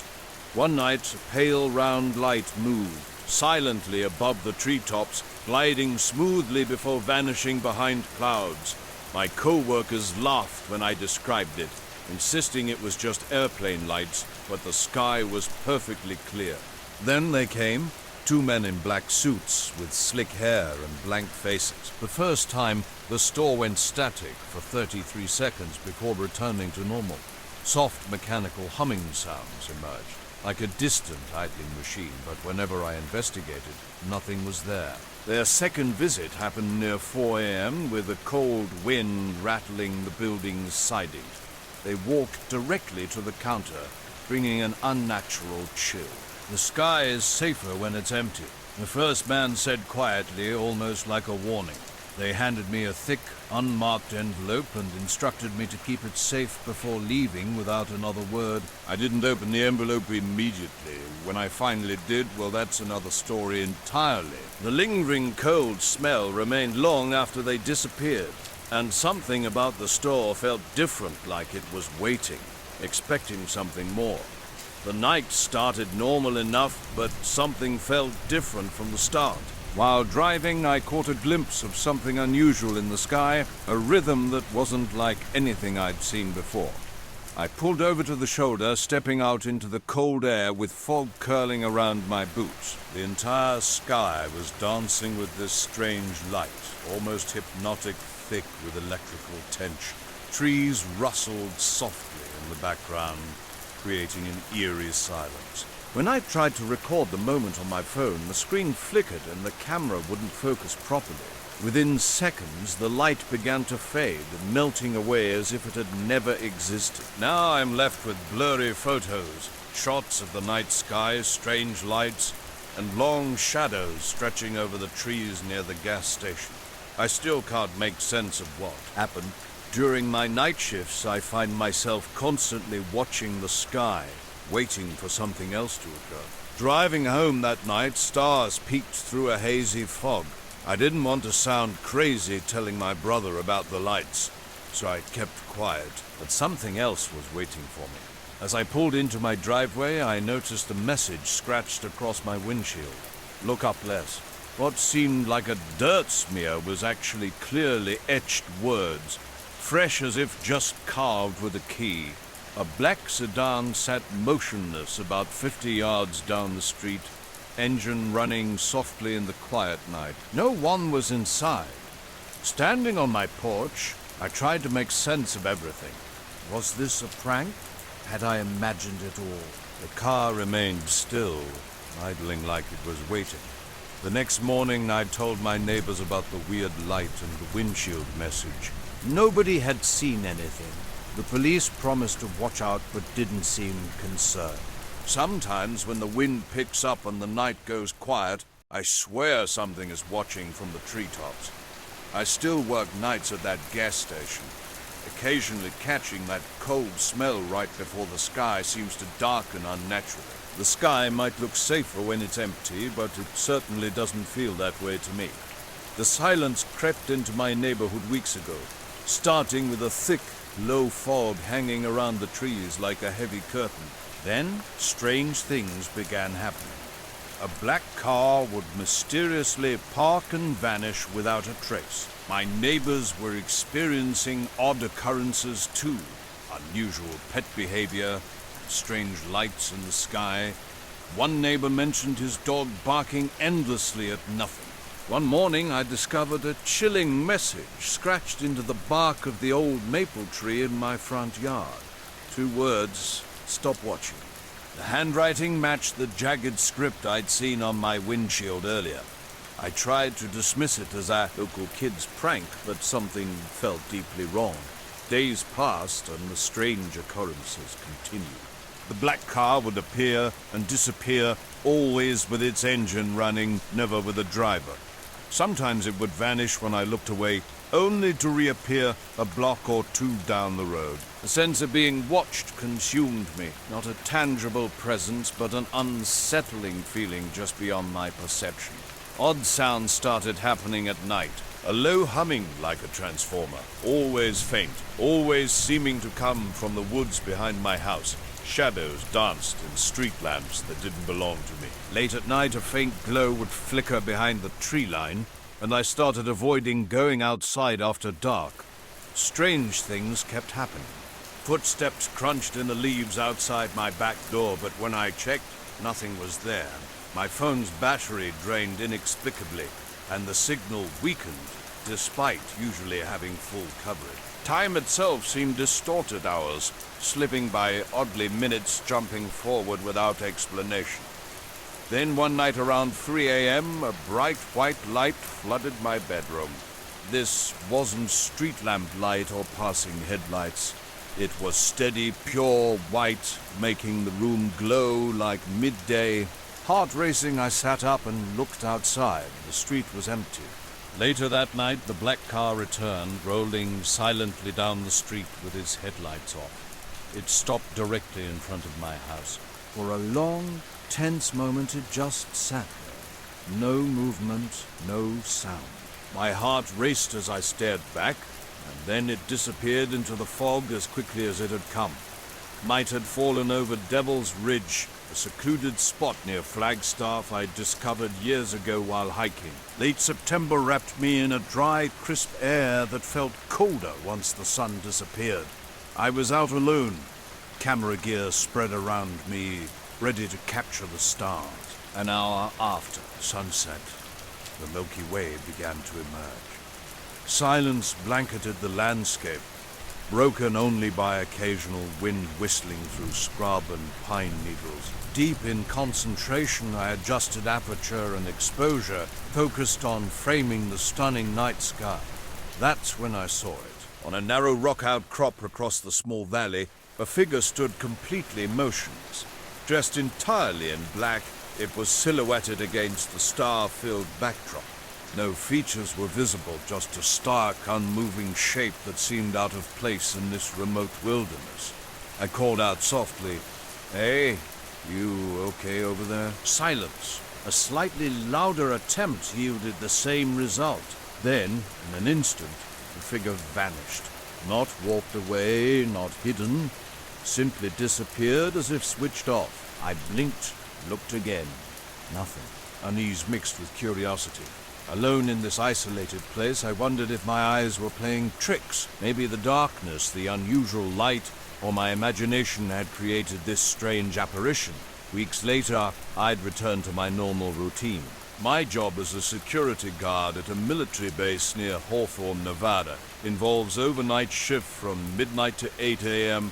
It's one of those places locals talk about in hushed tones, always hinting at classified operations and areas off limits to civilians. During one of these shifts, my hands were shaking slightly. A phone call came through with an unrecognizable number, just a random string of digits. Something compelled me to answer. A distorted, cold voice simply spoke. Now, sometimes driving home late or sitting alone outside, that same quiet watching feeling creeps back. It's subtle, a soft pressure on the back of my neck. The windshield scratches have mostly faded.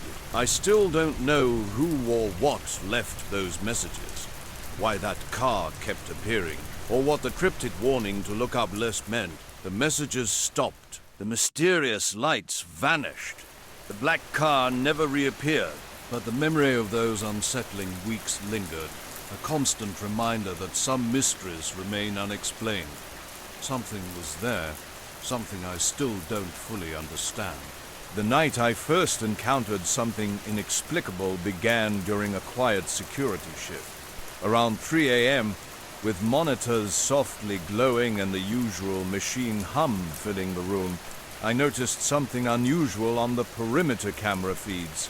A black sedan, headlights off, pulled up on a road half a mile from the main gates. Two men emerged, but their movements defied explanation. They didn't walk. They seemed to glide, hovering inches above the ground. Their stillness was equally unsettling. Side by side, they scanned the horizon with an unnatural rigidity. No blinking, no head movements, just a silent, intense observation.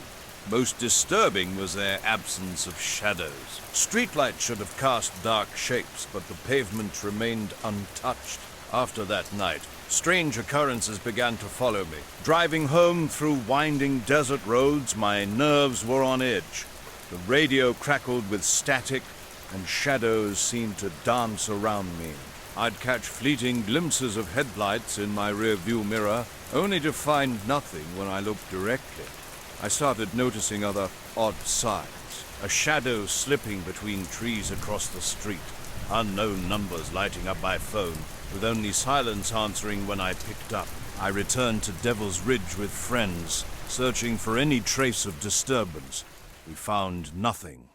No footprints, no disrupted ground, no evidence of anyone else being there. The final words I remembered from that initial encounter were chilling.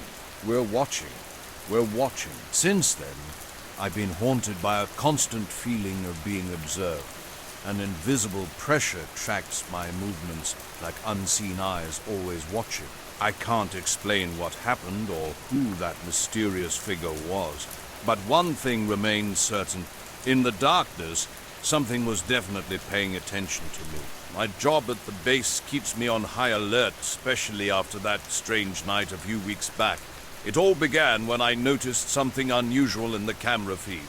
A missing recording that vanished without a trace. My supervisor dismissed my concerns, telling me to focus on routine patrols, but I knew something felt off.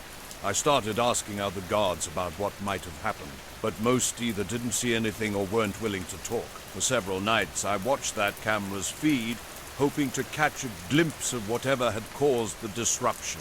Nothing showed up. No black car, no mysterious figures. Then, during a routine shift, the walkie-talkie crackled. Another guard asked if I was witnessing the same thing. I confirmed the details about the car and its occupants. Just as suddenly as they appeared, the men moved back toward the car, their feet lifted off the ground, gliding with the same uncanny motion. The vehicle started forward without headlights and vanished into the darkness. When I tried to review the footage, something bizarre happened. All monitors blinked off for a second, then returned with daytime recordings. The entire 3 a.m. segment had simply disappeared. Days later, while driving home on the same road, I spotted a parked car with no lights on. I slowed down, thinking someone might need help, but the vehicle was empty. Around the same time, local residents began sharing stories about strange lights near the base and unexplainable movements in the surrounding hills. I'm not one to believe in ghost stories, but these people seemed genuinely concerned. The way those shadowy men moved, the vanishing footage, and the overall eeriness of the situation felt far from normal. Now I continue working at the base, keeping a close watch on the cameras. The 3 a.m. feed is under extra security, and on quiet nights when the wind rustles just right, I can almost feel unseen eyes watching from the dark hills. Meanwhile, Claire, a graphic designer from Seattle, was seeking her own escape from the city's noise. One late October day, with an overcast sky and damp forest air, she started a hike between Snow Kulami and Stevens Pass. The trail was mostly empty, just occasional runners and dog walkers passing by. About 3 miles in, something caught her eye. A black briefcase sitting carefully upright near the trail. During a hike, I discovered a peculiar object nestled among the ferns. A scratched, matte black briefcase. It sat unnaturally still, without any markings or logos, and was locked tight with no visible way to open it. No combination, no keyhole that I could detect. I tried jiggling and shaking the handle, but it didn't budge. Thinking someone might return for it, I left the case where it was and continued walking. Shortly after, something shifted in the forest.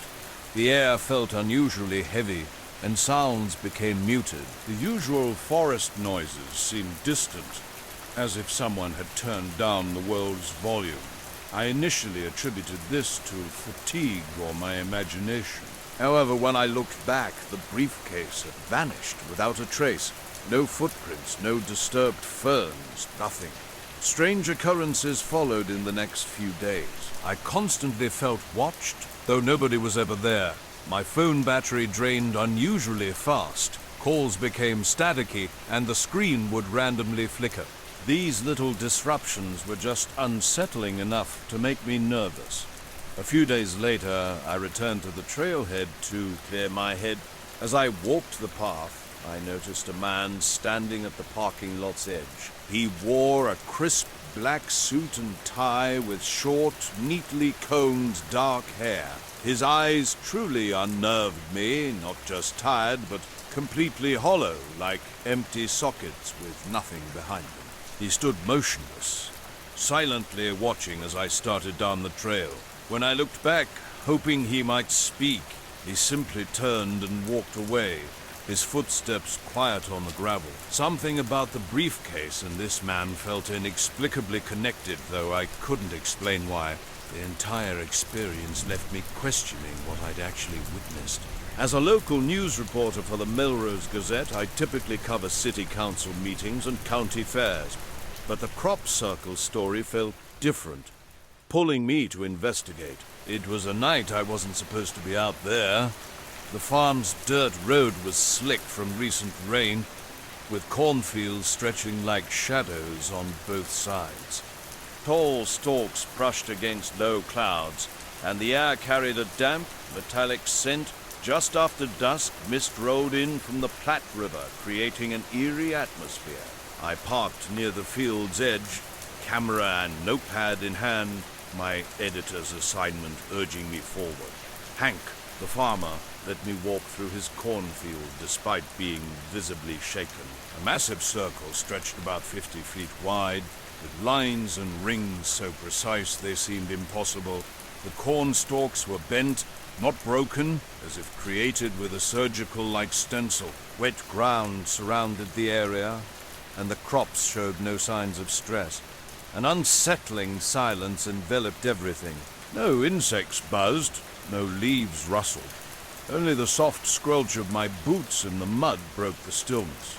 Even the farm dogs down the road were eerily quiet. My phone battery mysteriously plummeted from 70% to 20% without explanation. When I returned later, the briefcase and any signs of disturbance had vanished completely. Though I never saw the man again in person, fleeting glimpses of a figure in a black suit with empty eyes would occasionally haunt my peripheral vision. The briefcase and its unknown contents tormented me. Why was it there? Why did it disappear? No answers came, just an overwhelming sense that something was watching, waiting, or attempting to communicate in a way beyond my understanding. Standing at the cornfield's edge, mist thick and swirling in low light, tall stalks obscured my view. Suddenly, footsteps behind me made my heart race. Spinning around, I found nothing, just corn moving gently in the breeze. Then came the voices. Low, calm, male tone speaking just beyond comprehension. A repeated question drifted through the fog, drawing me closer. Two men in black suits, businesslike but without ties, materialized. Their polished shoes defied the muddy terrain. One fixed his gaze on me. Are you prepared for what's beneath the soil? The whisper sliced through the silence. Confused, I asked what he meant. No explanation came. The second man stared, his dark eyes unreadable. As I stepped back, the mist grew denser. Before I could speak, they turned and walked deeper into the field, fading like phantoms. My call disappeared, swallowed by the thick fog. My life is filled with unexplained moments that haunt me still. It all started one night on State Route 42 when I pulled over at a roadside overlook. The sky was crystal clear, stars twinkling overhead, the air sharp and cold. As I scrolled through old photos on my phone, something caught my eye. Hovering about 50 feet above the highway's center line was an object unlike anything I'd ever seen. Dark, smooth, perfectly rounded. No wings, no blinking lights, no sound. Just suspended in midair. When I tried to capture it on camera, something bizarre happened. The object seemed to absorb the surrounding light, blending its edges into the night sky. Streetlights below flickered weakly, struggling with their power. Then, as silently as it had appeared, the object drifted right, moving slowly over the trees before vanishing completely. Soon after, strange things began happening closer to home. A black sedan started appearing on my street, parked perfectly parallel to the curb. Its windows were completely blacked out, clean and unmarked, with no license plates. At first I thought nothing of it, maybe someone visiting a neighbor. But night after night, at the same time the car returned, always in the same spot, always motionless, always silent. I asked my neighbor Tim if he'd noticed anything unusual. He hadn't. An uneasy feeling grew inside me as I watched from my living room window. Someone was definitely inside that car, hidden behind those tinted windows. Weeks later, I found myself in another inexplicable situation. While standing in a cornfield at dawn with a farmer and some deputies, I realized the crop circle we'd come to investigate had completely vanished. No trampled corn, no footprints, no machinery tracks, nothing. Just tall corn standing as if nothing had ever happened. These moments replay in my mind, especially when the mist rolls in thick over Melrose. The photos I took that night show mists darker than I remember, like a heavy curtain. I rarely discuss these experiences, the circle, the car, the hovering object. Sometimes I wonder if they were just strange dreams. But deep down, I know something truly inexplicable happened. And I still don't have answers. Late April found me chasing storms across the Oklahoma plains, a pursuit that defines storm chasers like myself. These days, I mostly pick up freelance gigs for local news and weather sites. Nothing too glamorous, just capturing nature's raw power. The photos from that chase were different. Something about them unsettled me. Instead of sharing them with friends or family, I kept them locked away on my phone, a secret that seemed to grow heavier with each passing day. Shortly after, a black sedan began its nightly surveillance outside my house, always parked, always watching. At first, I tried to rationalize it. I didn't have enemies, hadn't been in any fights, didn't owe anyone money. The only thing unusual was those photographs. One night, while stepping outside to smoke, I noticed a shadow moving behind the car's tinted windows. The driver slowly turned, watching me. A chill ran down my spine. I retreated inside, locking doors and checking windows, telling myself I was just being paranoid. Then came the knock. Not a typical knock, but soft and deliberate, as if designed to attract attention without alerting anyone else. When I cracked open the door, a man in a perfectly pressed black suit stood before me, no tie. He was unnervingly calm, like someone who had rehearsed this moment countless times. Without a greeting or smile, he handed me a business card. His voice was barely a whisper. Before I could react, he vanished. The street was empty. No car, no trace of anyone. The card's paper felt unnaturally smooth. Against my better judgment, I slipped it into my pocket. The black sedan disappeared after that night, but the photos remained. Now, in quiet moments, I find myself glancing out the window, half expecting those dark windows to reappear. I can't explain what happened or who that man was, but when I look at those storm photos, I see more than just a landscape. Something is watching back, and the feeling won't leave me. Northwest of Tulsa, on an empty back road, I was tracking a storm that afternoon. The sky blended dark gray and green, electric with tension. Wind howled and dust whirled around me as the storm built rapidly. I pulled onto a gravel shoulder and set up my tripod, filming the funnel from a safe distance. The cloud rotated steadily, thick at its base, ripping across the flat landscape. I was capturing the usual storm details, swirling dust, distant lightning, twisting cloud formations. Then something unusual caught my eye, a faint shimmer above the funnel's tip. Zooming in, I realized this wasn't ordinary debris. It was too smooth, too precise. A metallic object hovered near the storm, roughly the size of a small car, oval-shaped and gleaming in the fading sunlight. Unlike the chaotic storm, this object moved deliberately, almost as if observing the funnel or riding its edge. Rain started to spit, and the wind intensified. 2 minutes later, the funnel shifted direction, and the metallic shape vanished behind the clouds. Adrenaline pumping, I packed up and headed back to town. That night, I uploaded the footage to YouTube and shared it on storm chasing forums. By morning, the video had gone viral with tens of thousands of views and endless speculation. Some suggested a drone, others a light trick or reflection. The day after, things got strange. A call came from an unrecognized number. The caller, claiming to be an insurance agent, asked about potential wind damage to my brain. I initially laughed it off as a prank, but the voice was clinical, almost robotic, like they were reading from a prepared script. Weeks later, I was hiking alone in the Bitterroot National Forest in Montana. Early October had just begun, with leaves starting to turn and a crisp edge to the air, not cold, just cool enough to hint that winter was approaching. I'd chosen a less popular trail, hoping for some quiet and maybe good photos of the changing trees.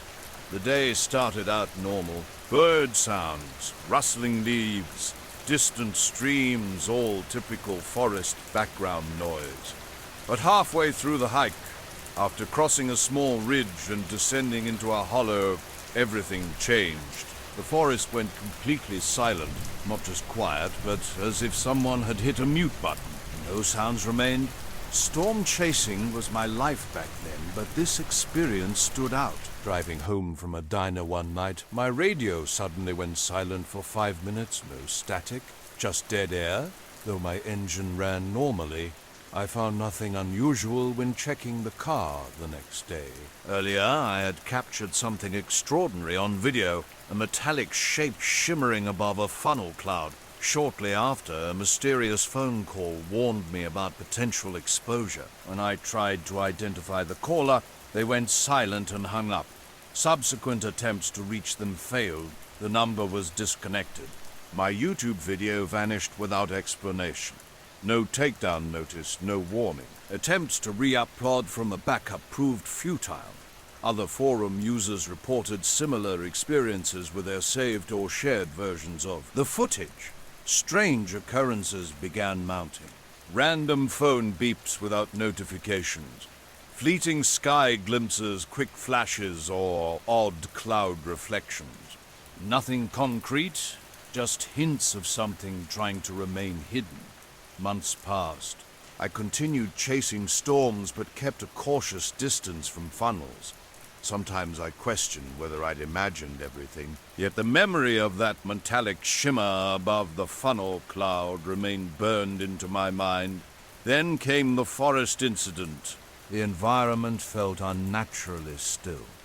No bird sounds, no wind rustling leaves, no movement in the brush. The distant stream had gone quiet. An oppressive silence pressed against me, as if the forest itself was holding its breath. A clearing revealed something unexpected. A black helicopter hovering about 20 feet above ground, its blades spinning slowly. This was no standard rescue or ranger aircraft. Its matte black surface bore no markings, and a low, almost mechanical hum emanated from its unusual engine. Beneath the helicopter, 3 figures stood in a perfect motionless line. No movement, not even a twitch. I knew then that what I'd witnessed wasn't part of any storm I'd ever seen before. Forests don't like secrets. Strange tales have always drawn me in. No, not conspiracy theories, but local mysteries that defy easy explanation.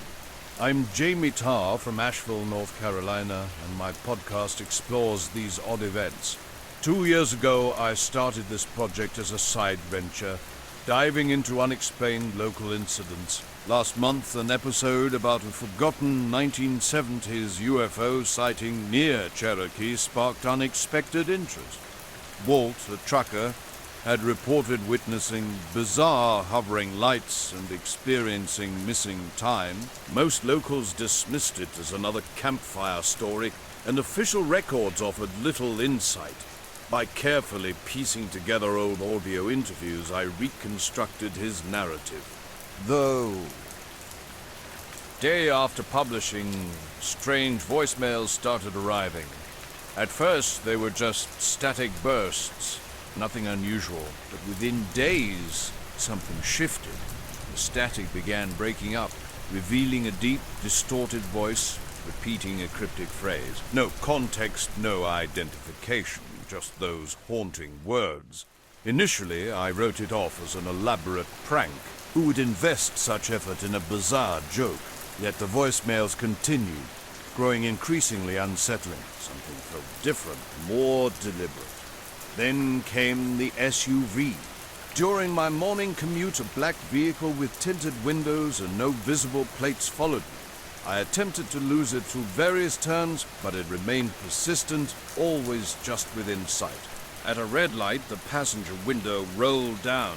A man leaned out and spoke words that sent a chill down my spine.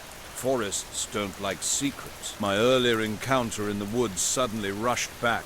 I remembered standing frozen, camera trembling in my hands as featureless figures in black stood motionless. A silent helicopter had glided over the treetops before vanishing.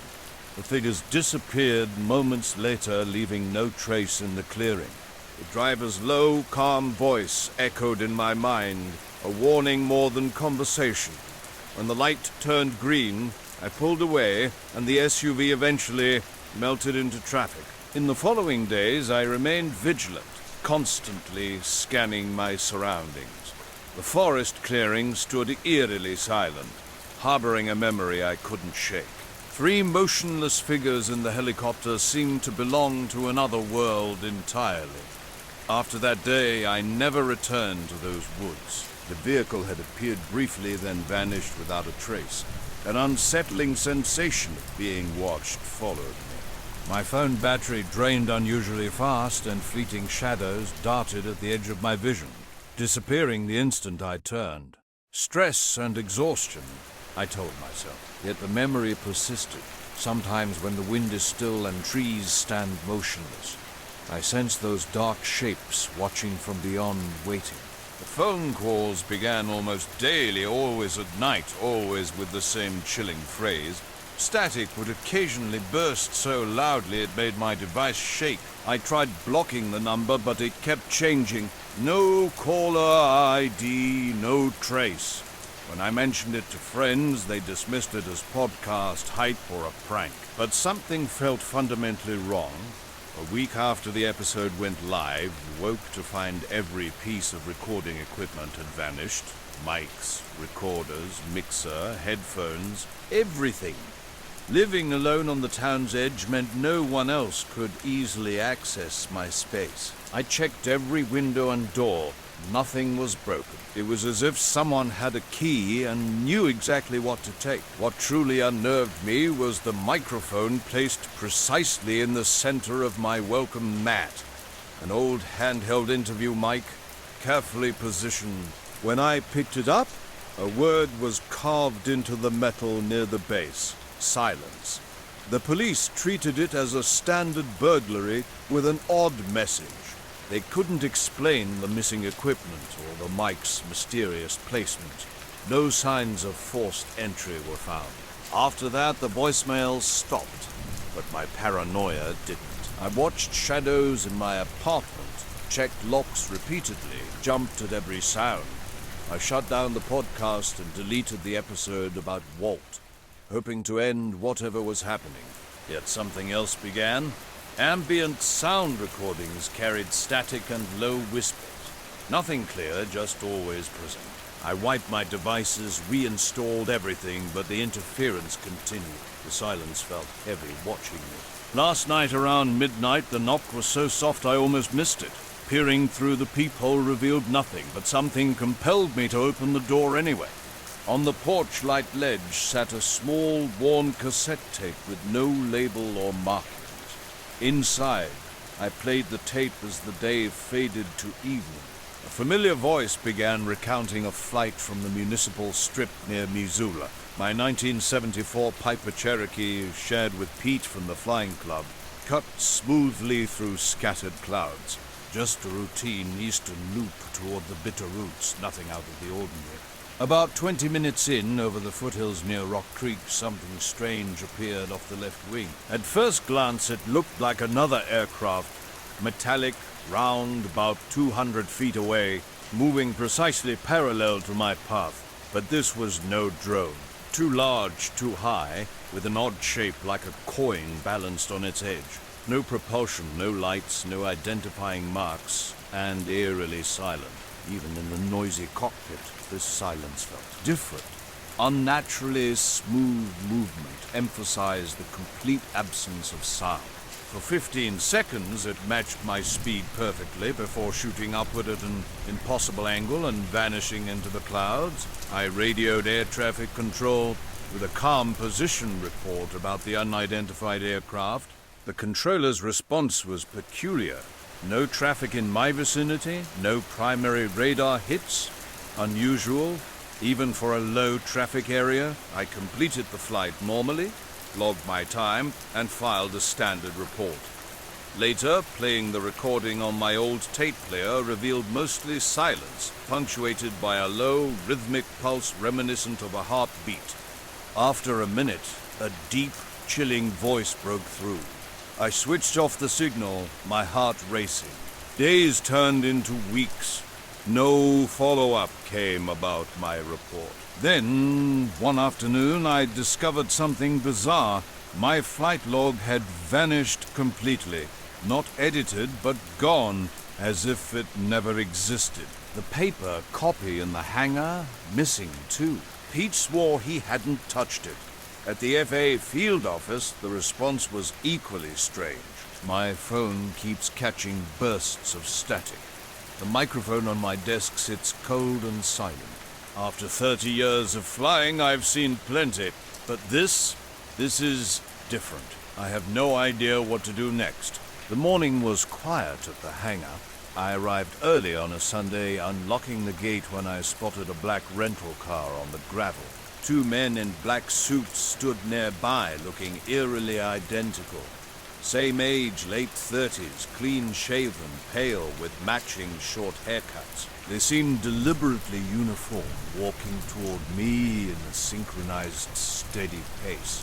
One spoke first, his voice flat and emotionless. "Mr. Wilcox, we're here to follow up on a visual anomaly reported on a flight east of Missoula." I was stunned. The report was gone. Nobody had acknowledged it before. "Who are you with?" I asked. 2 winters ago, in early February, I was walking my dog Benny late at night. It was cold but not snowing, with a dry sidewalk. Benny a shepherd mix, needed his late-night walk, or he'd pace all night. We lived in a quiet Spokane Valley neighborhood near Pines and 16, surrounded by ranch-style houses and older, lifeless trees. 2 men approached me, introducing themselves as contractors handling misfiled data. Something about how the second man said misfiled felt intentional. The first man stepped closer, asking about symptoms since the event: dizziness, confusion, auditory hallucinations. I insisted I was fine, but he didn't seem convinced. They discussed how pilots sometimes mistake visual artifacts for weather or debris, but I knew what I saw. It wasn't a weather balloon or random debris. They exchanged a look and told me to take a short leave from flying just a few weeks to let things settle. I pushed back, saying I wasn't grounded. Not yet. Then the first man called me Chippy, a nickname my grandfather used when I was 10. I froze. That nickname wasn't anywhere official. Not on my license, social media, nothing.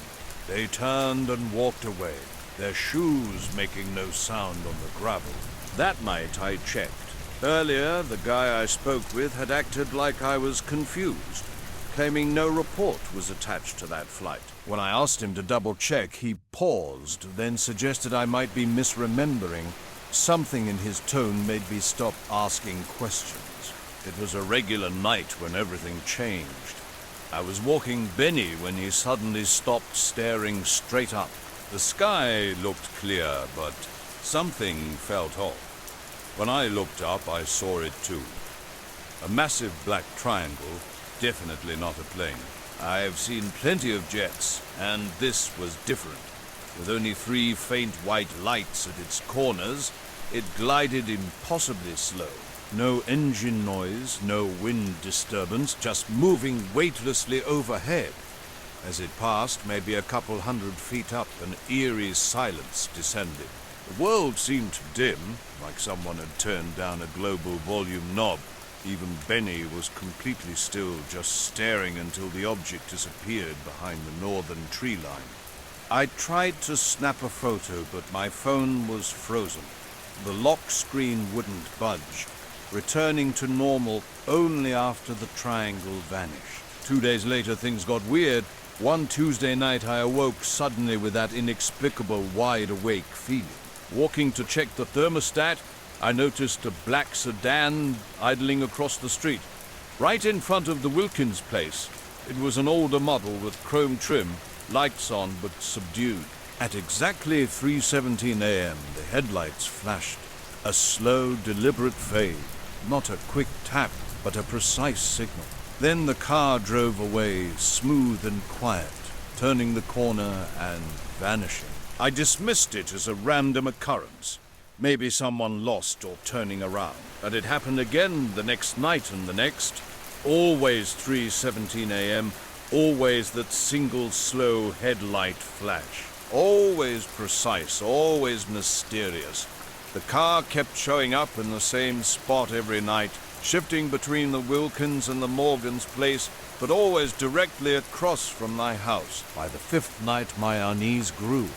I set up my phone on a tripod in the window, recording for 20 minutes. The next morning, the footage revealed nothing, just an empty street, but I knew what I'd seen. I'd watched it, even waved at it once. No response. Then everything disappeared. Emails, notes, cloud backups, all traces of my original report were gone. Even my local laptop file was just a blank document with the original file name. Pete later told me he saw the same car parked down the road the next evening, just sitting near the tree line. I haven't flown since. I started asking questions, but something told me to stop. Some mysteries are better left unexplored. The car kept returning, always at the exact same time.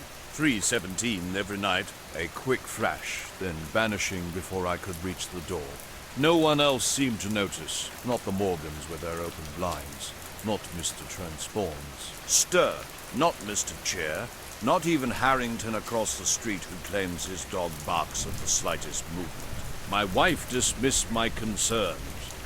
Working nights at the hospital, she was rarely home late. Stop watching weird documentaries before bed, she'd say.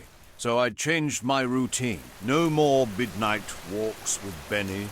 I'd take him out right after dinner, but I kept watching the window. One night I decided to wait outside. Lights off, hidden behind the porch column. Benny paced inside, anxious about my absence. At 3:17 it arrived. No headlights, just faint running lights parked directly across the street. Engine running, windows too dark to see through. The car was immaculate. Not a speck of dust, no front license plate. I stepped out slightly for a better view. The driver's side window rolled down halfway. A pale, thin-faced man in a black suit sat motionless, staring at me. We both remained still. After about 10 seconds, he raised his hand. Not a wave, but a flat stop-like gesture. Then he rolled the window up and drove away without a light. That was the last time I saw it. 2 summers ago, during the Purses, I drove to a desolate spot near Wyoming. County Road 2021 was just a stretch of emptiness. Scrub hills and a lone busted windmill. I knew the area from past field work. It was quiet with no light pollution, perfect for my plan. I parked the truck off the shoulder, spread a blanket in the truck bed, and watched the meteor shower with coffee and a camera. The sky was pristine that night. No clouds, no moon, just stars. I arrived early, around 11 o'clock, well before peak activity. I've always appreciated solitude, and the lack of cell service only enhanced the experience. Hours passed uneventfully, and I dozed off around 12:30. When I woke just after 2 a.m., the sky was illuminated. I grabbed my camera, setting up a basic tripod in the truck bed and capturing long exposures. Sometime after 3, something caught my attention. I caught a glimpse in the rearview mirror, something standing on the road behind me. At first, I thought it was just the tripod's shadow, but it wasn't moving. When I shifted, I realized a shape, possibly a person, was standing perfectly centered about 50 feet back. No flashlight, no movement, just an eerie silhouette. I watched, wondering if someone had stopped and walked over. But there was no sound, no car, no footsteps, no tire crunch. This figure, if human, was unnaturally still. My headlamp cut through the darkness as I turned it toward them, illuminating the road and shoulder. Yet the beam didn't catch their face. They didn't react. No flinching, no shielding, no stepping back. Quickly, I snapped a picture with my phone, no zoom. The moment the shutter clicked, they turned and walked into the darkness, vanishing behind the road's low slope. I got out, called out, thinking they might need help. In the following nights, I kept watch. Nothing came. No headlights, no idling engine, just an empty street. I told myself I was relieved, but part of me missed the uncertainty. Now I habitually check the street at 3-17. Sometimes I could swear I hear a car idling down the block, but when I look, there's nothing there. Back in the truck, I reviewed the photo. Something wasn't right. The figure looked strange, too thin, too tall, maybe wearing black. Its arms seemed unnaturally long. The head had an odd shape. Not a hat, not hair. The face appeared almost featureless, as if turned away or blurred. I tried convincing myself it was just a camera, glitch or trick of light, but the image gave me the creeps. I saved it, locked my phone, and tried to shake off the unease. The rest of the night passed quietly. I watched the meteors a bit longer and left just before dawn. The next day took a weird turn. Stopping for gas at a Conoco station in Riverton around 7 a.m., I went inside to use the bathroom. The place was empty except for a cashier behind the counter. As I dried my hands, the door opened. A man in a black suit stepped in. Mid-40s, clean-cut, pale skin, no tie, top button fastened. His shoes were immaculate. He didn't look like he belonged there. Standing by the sinks, he spoke without looking at me. "You've seen too much light lately." I laughed, thinking it was a strange joke. But when he turned and looked directly at me, my stomach dropped. His eyes were wrong. The color seemed off, with irises too pale or pupils too large. He unlocked my phone using a code I never shared. Looked at the screen, then walked out. I followed him into the store, but he had completely vanished. No footsteps, no sound. The cashier continued flipping through a flyer, not even glancing up. When I asked if he'd seen anyone leave, he said no one had come in. I checked the parking lot. Nothing. No black car, no SUV, just me and my truck. I stood there for 5 minutes, trying to make sense of what had just happened. We were at Deep Creek Lake during the off-season. The rentals were boarded up for winter and swimming was out of the question. But I've always loved the place when it's quiet. We stayed at a small roadside motel a few miles from the state park entrance, the kind with one ice machine and paper-thin walls. That first night we drove into the park to stargaze. Near the north end of the lake, there's a boat launch area with a decent-sized gravel lot, completely unlit. No other cars were around, just us and the water. It was around 11 o'clock, cold but not freezing. Molery brought a blanket and we sat on the car hood, sipping coffee from a thermos, listening to the wind and water. The far shore's tree line was barely visible, just a darker shade of black against the sky. About 20 minutes in, something odd caught our attention. Initially, I thought it was fog or mist over the lake, but it was moving too deliberately, not drifting, but rising from the water. We both sat up. A massive, wide shape was emerging, not floating, not splashing, just lifting straight up, slow and silent. No lights, no rotors, nothing mechanical, just this huge, dark thing rising from the lake's bottom. Mary asked, "Is that a blimp?" It wasn't. No curve, no gondola underneath. More angular, like a stretched-out wedge with a flat underside. It rose about 50 feet and hovered. We were frozen, speechless. The silence was eerie. No hum, no wind. Later that night, back at the motel, something strange happened with my phone. I didn't feel or see anyone near me. But when I unlocked it, everything was wiped. Camera roll, texts, downloads, all gone. Factory reset. Only my cloud sync contacts remained. He held out his hand. "Your phone," he said. "You took a picture. Give me the device." His voice held no threat, just a flat certainty that I would comply.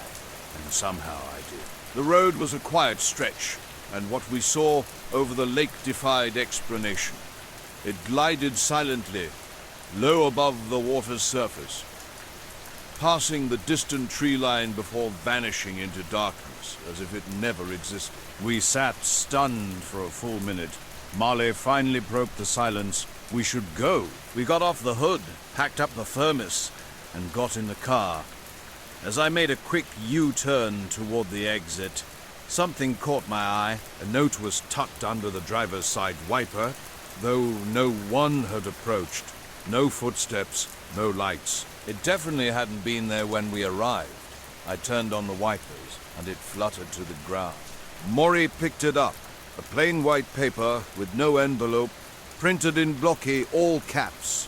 Keep driving next time. No signature, no personal touch. The drive back to the motel was completely silent. Next morning, I was up early. The bed felt too soft, the heater droning loudly. In the lobby, only 2 people were present. The desk clerk and a man in a black suit sitting by the fake fireplace, dark tie, pale hands, sunglasses despite the dim light. He read a newspaper held completely upside down, not confused, but seemingly indifferent. I pretended to browse the map rack, watching him turn pages without ever looking up. Back in the room, I told Mallory about the strange man. She laughed initially, but her expression changed when she realized I was serious. We decided to check out early, something feeling off. While I warmed up the car, she settled the bill. When she returned, she mentioned the man had followed her out of the lobby, standing silently just outside the front door as she got in. He didn't speak, didn't help, just watched. He didn't seem to follow us when we left, at least not that we could tell. During the drive home, we barely discussed what happened. Whenever we tried to talk about it, the words felt wrong, like they couldn't capture the experience. "Let's just get home," Mallory finally said. Later, I discovered my phone's photo was gone. That night, I plugged it into my laptop and ran recovery software. Nothing. The metadata revealed a hard reset at 7:14 a.m., precisely when I was in that gas station bathroom. I've rarely discussed this with anyone. Those I did tell assumed I dreamed it. I didn't. Never returned to that stretch of road. When I was working on a paper for my Modern American Myth course, UFOs weren't my primary interest. Dr. Luring required us to connect a myth to a real historical event, so I chose the 1977 Broadbrook sightings in upstate Connecticut. Being close to the location, I started digging through local archives, library, and newspaper, reels, and old message boards. Most of the information seemed typical. Fuzzy light descriptions and second-hand accounts. A few farmers mentioned their cows acting strangely, and someone claimed their watch stopped for exactly 40 minutes. Nothing truly extraordinary. However, 2 brief mentions in old articles intrigued me. They casually referenced a pair of federal men who visited locals after the sightings, with no descriptions or names. A regional historian named Vince Halbrook suggested a microfilm archive in Springfield, and I planned to visit that Friday.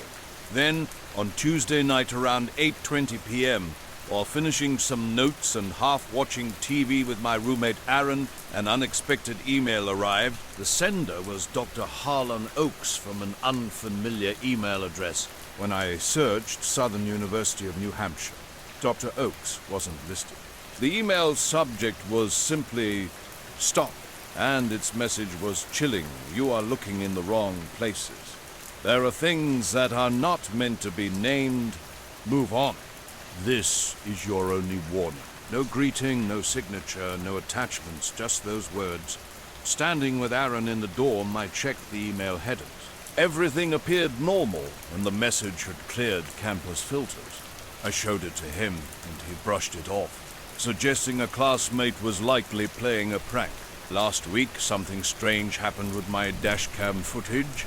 Upon reviewing the recording from that night at the drive-in, I discovered an oddity. The timestamp showed we were parked and then nothing, just a black screen for 2 hours. When the video resumed as we drove out, I examined the file details. The missing time wasn't erased. It was simply blank. No audio, no video. Just dead air.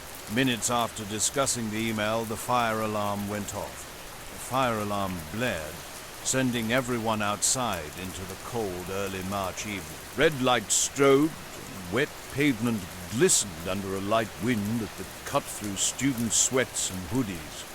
In the courtyard, two men across the street caught my attention. They stood motionless, wearing matching black suits and short coats, dark ties defining their silhouettes. One wore sunglasses in the darkness, the other did not. Their hands hung straight at their sides, completely still. They stared directly at me, but no one else seemed to notice. The crowd around me continued chatting, scrolling on phones and joking around. Eron beside me was absorbed in Instagram. When I nudged him and pointed out the men, he turned to look, but they had vanished. No sound, no movement, just gone in an instant. Back inside, I discovered an email from Dr. Chang. Dr. G.A. Oakes had disappeared. I searched every folder on my laptop, ran searches with the subject line, but found nothing. The next morning, I visited campus IT. They explained that deleted messages were unrecoverable without admin access. Providing the sender's address, they returned with surprising news. No record existed of this email passing through any university server connected to Sun 4. Unsettled, I changed my research paper topic to Elvis sightings in the 80s. For the rest of the semester, I found myself constantly looking over my shoulder, unable to shake the feeling that something strange had occurred. Driving back to LA from Las Vegas late at night, the Mojave Desert stretched out endlessly before me. The highway was a dark ribbon cutting through absolute emptiness, with only scrub and cacti breaking the monotony. My car was running low on gas, and hours had passed since sunset. The silence and vastness began to wear on me. Around 1 a.m., a figure caught my eye, standing on the shoulder, hand raised. At first, I thought someone might need help, but something felt off. The man wore a black suit and stood completely motionless, which seemed strange given the miles of empty desert around us. As I approached, I slowed down. The figure didn't wave like someone seeking assistance. Instead, he held his hand out, palm forward, in an unnervingly rigid gesture. Late one Sunday night in early November, I was driving home from my friend Emma's cabin in the Cascades. The roads wound through silent forests lined with tall firs, and a weird thin layer of fog hung low over the trees. My breath was visible in the chill, though the roads hadn't iced over yet. Around 20 minutes into the journey, something strange started happening with the radio.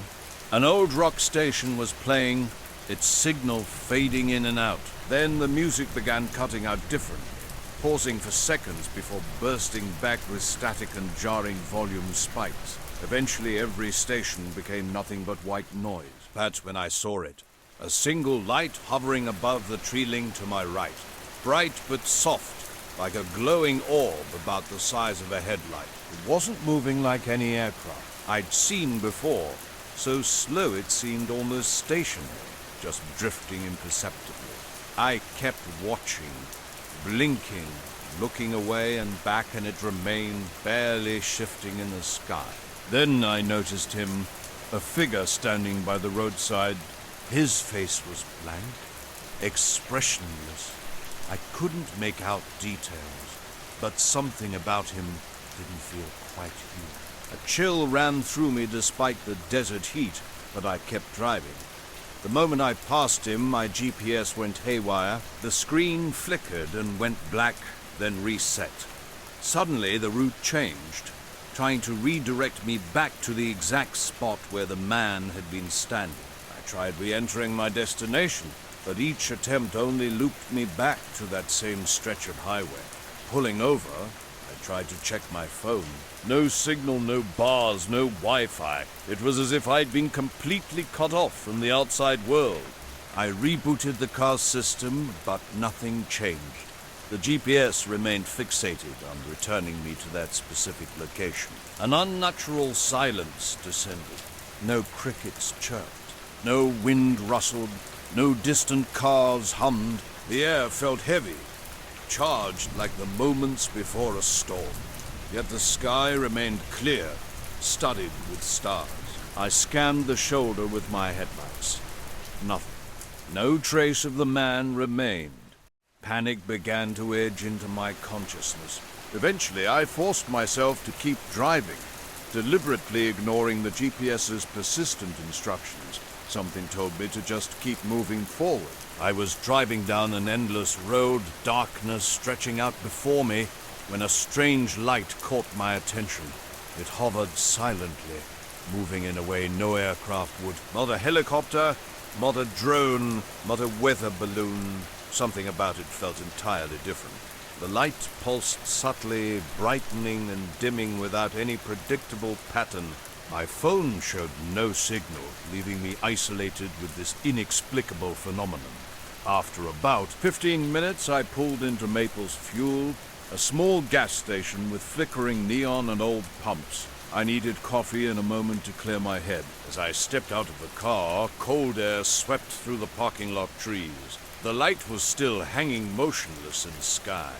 While filling my tank, a man in a plain black suit approached the pump next to mine.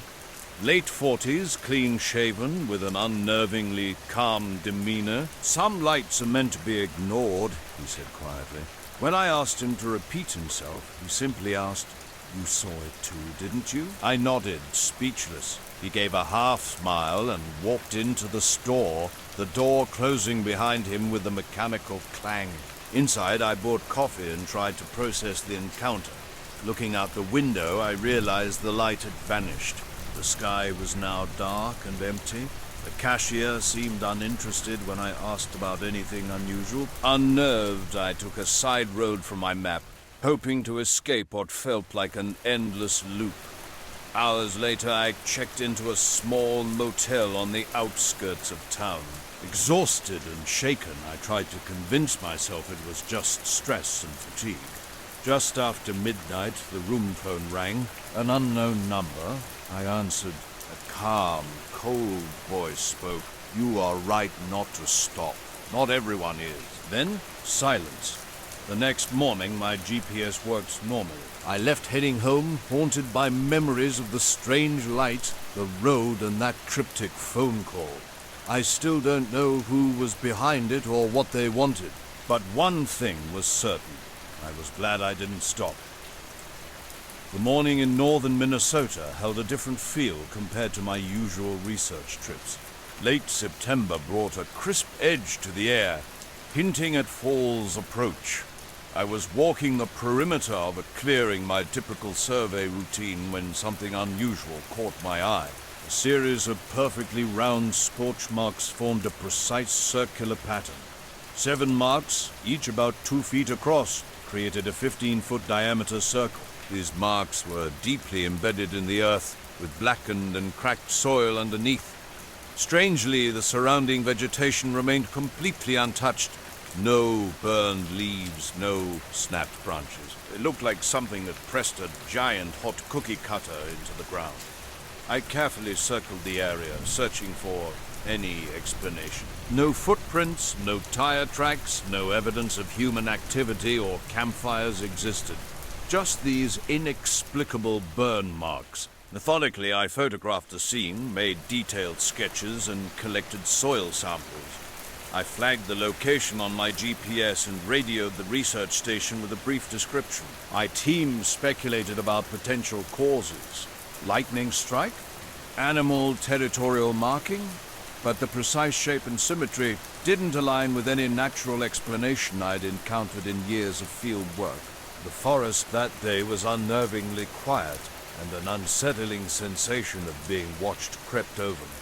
Driving home, I scanned the sky. The strange light was gone. Those perfect circles burned into the earth, lingered in my mind. I never told anyone the full story. It seemed too bizarre to explain. Sometimes I still wonder what really happened that morning. The experience changed how I see the wilderness, leaving me with more questions than answers. Days later, a knock echoed through the old research cabin, a simple space with wood walls in a single room where I worked. When I opened the door, a tall man in a plain black suit stood there. He asked about any strange occurrences, dismissing my questions with a casual shrug. I kept looking over my shoulder, but nothing was there. A strange morning began, much like any other, walking the Green River Trail near Seattle before dawn. Thick fog softened the landscape, blurring edges and muting colors. While moving along the trail, something caught my eye, a pale blue-green glow hovering just above the river's surface. Silent and slow, it moved upstream against the current, with no boats or reflections to explain its presence. An unsettling feeling made me choose not to investigate, and I continued walking, occasionally glancing back until the fog consumed the mysterious light. Later that day, a man appeared in the woods, completely out of place among the dense trees. No badge or identification marked him. His dark eyes remained steady, voice flat and calm as he stated his interest in non-human behavior patterns. When I showed him the scorch-marked photos from my camera, he examined them closely, asking detailed questions about my work, tracked animals, and collected data.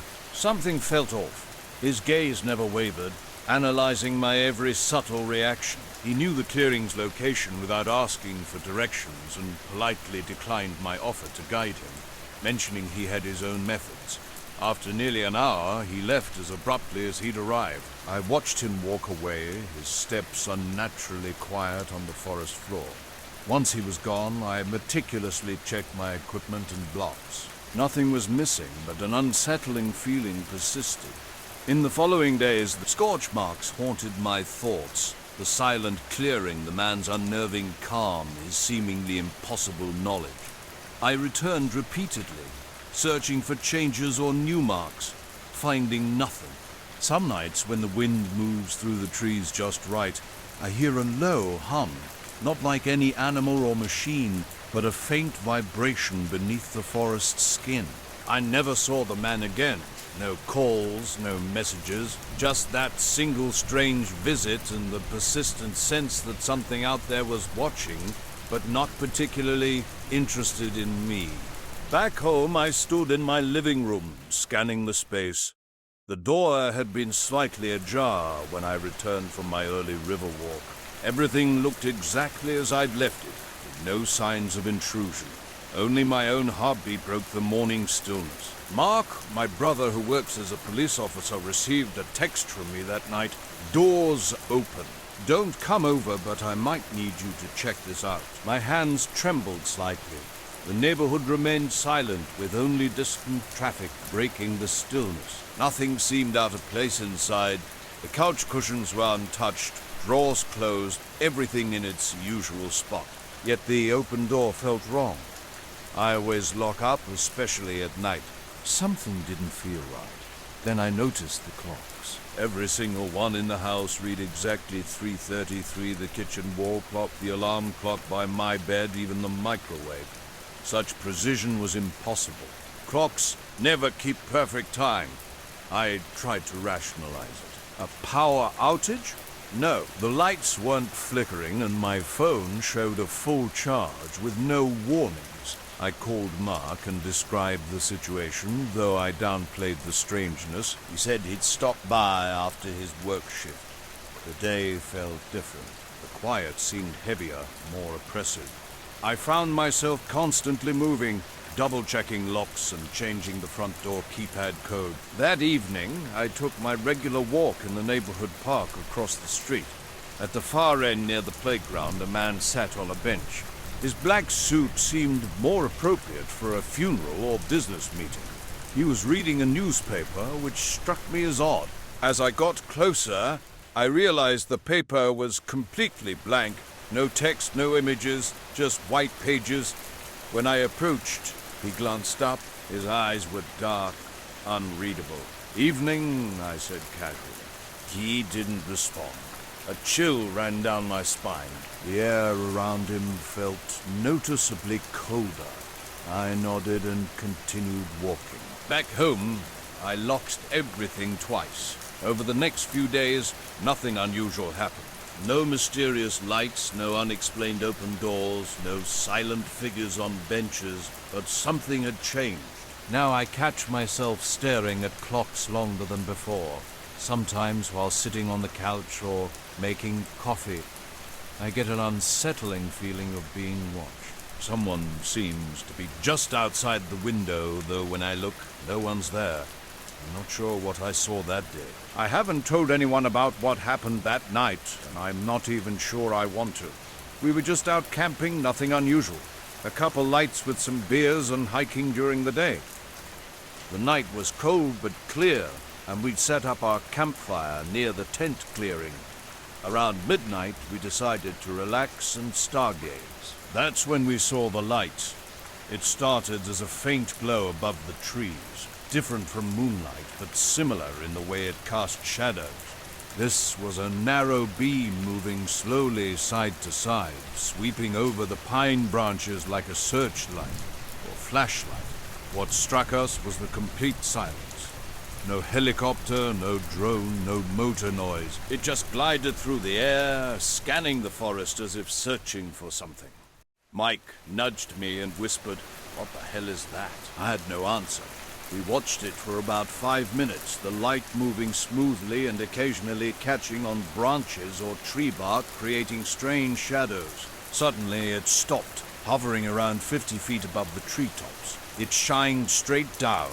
Then, just as quickly as it appeared, it vanished like someone had flipped a switch.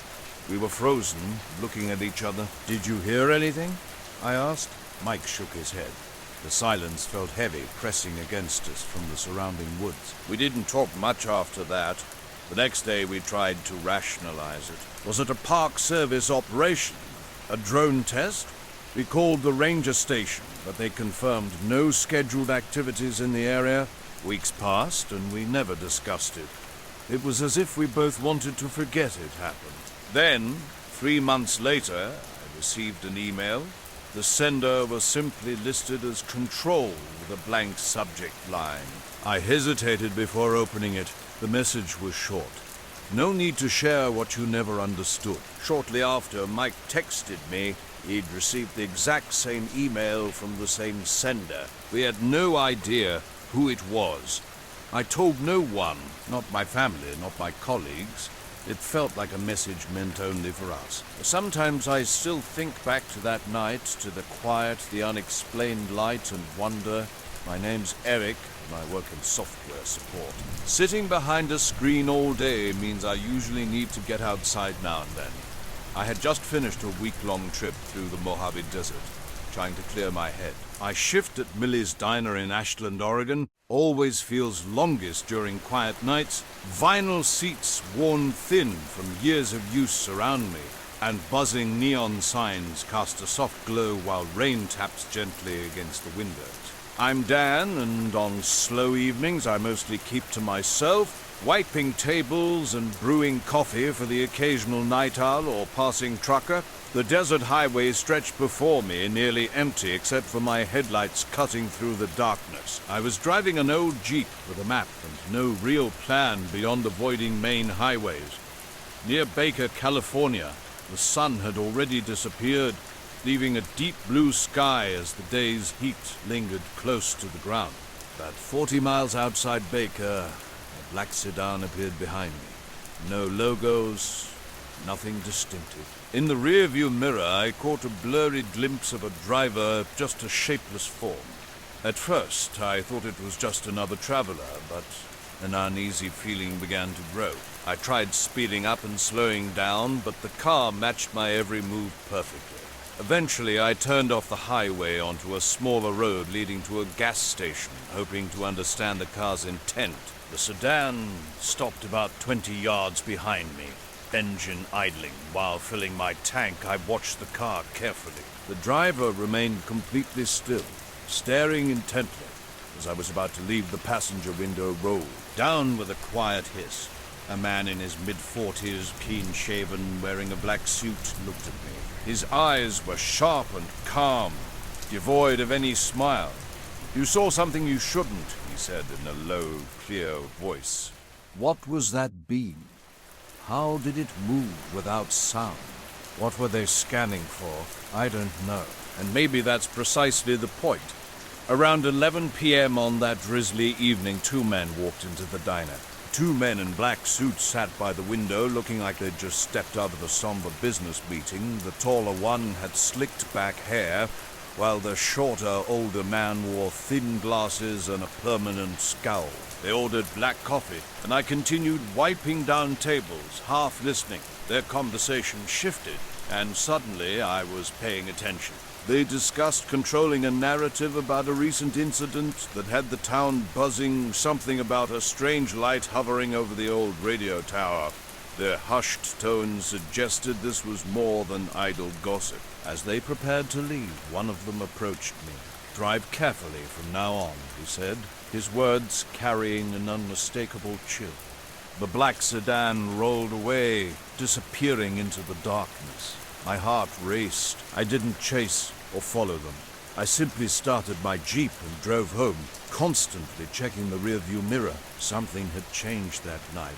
The quiet seemed different now. Shadows seemed to move just out of sight, and distant hums echoed through the desert nights. I rarely share this story.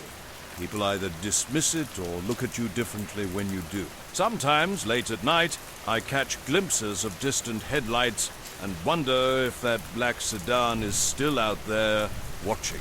My camping trip in northern Vermont was meant to be simple, just some solitude away from city noise. Deep in the forest, off a small logging road about 10 miles from the nearest town, I found a perfect clearing near a creek. It wasn't an official campsite, but it looked ideal. I arrived late afternoon, set up my tent, and had a fire going by sunset. The first night was cold, but unremarkable. I woke occasionally to typical forest sounds, crickets, owls, wind rustling through pine trees. Nothing seemed out of place. The second day I hiked alone, seeing no other people. When I returned to my campsite in the late afternoon, something felt different. A faint, indescribable smell hung in the air. Then a light appeared near the radio tower on the hill. Whispers of a UFO began to circulate, but no definitive explanation emerged. Night had settled around my campsite, quiet and still. An odd smell drifted through the air, chemical like burnt rubber, but no trucks had passed. I barely registered it, too tired to pay much attention. Rustling leaves outside my tent weren't from small animals.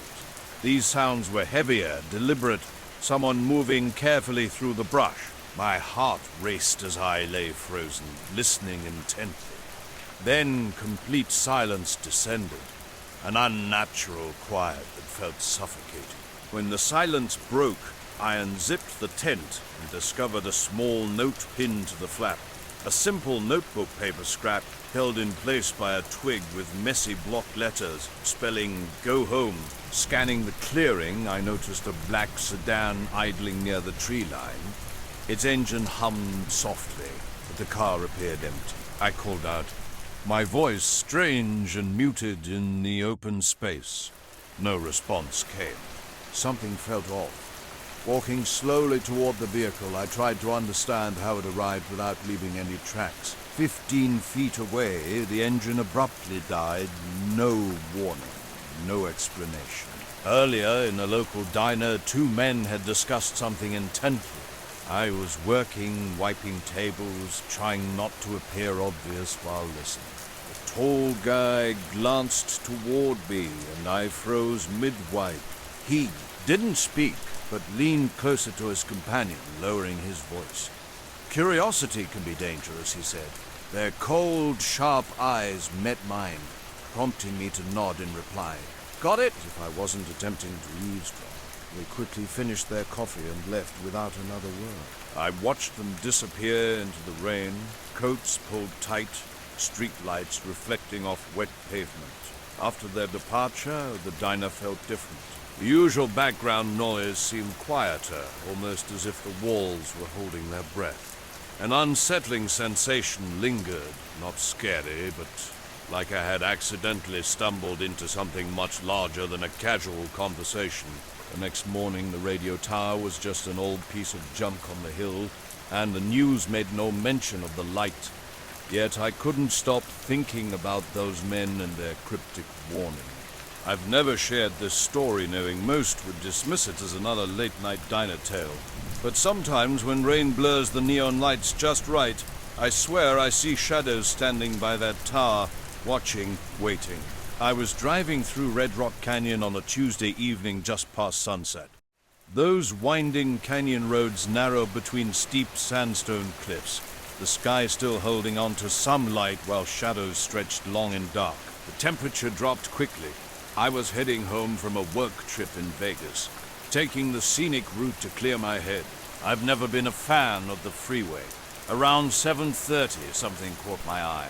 A black sedan with no plates parked just past a sharp bend.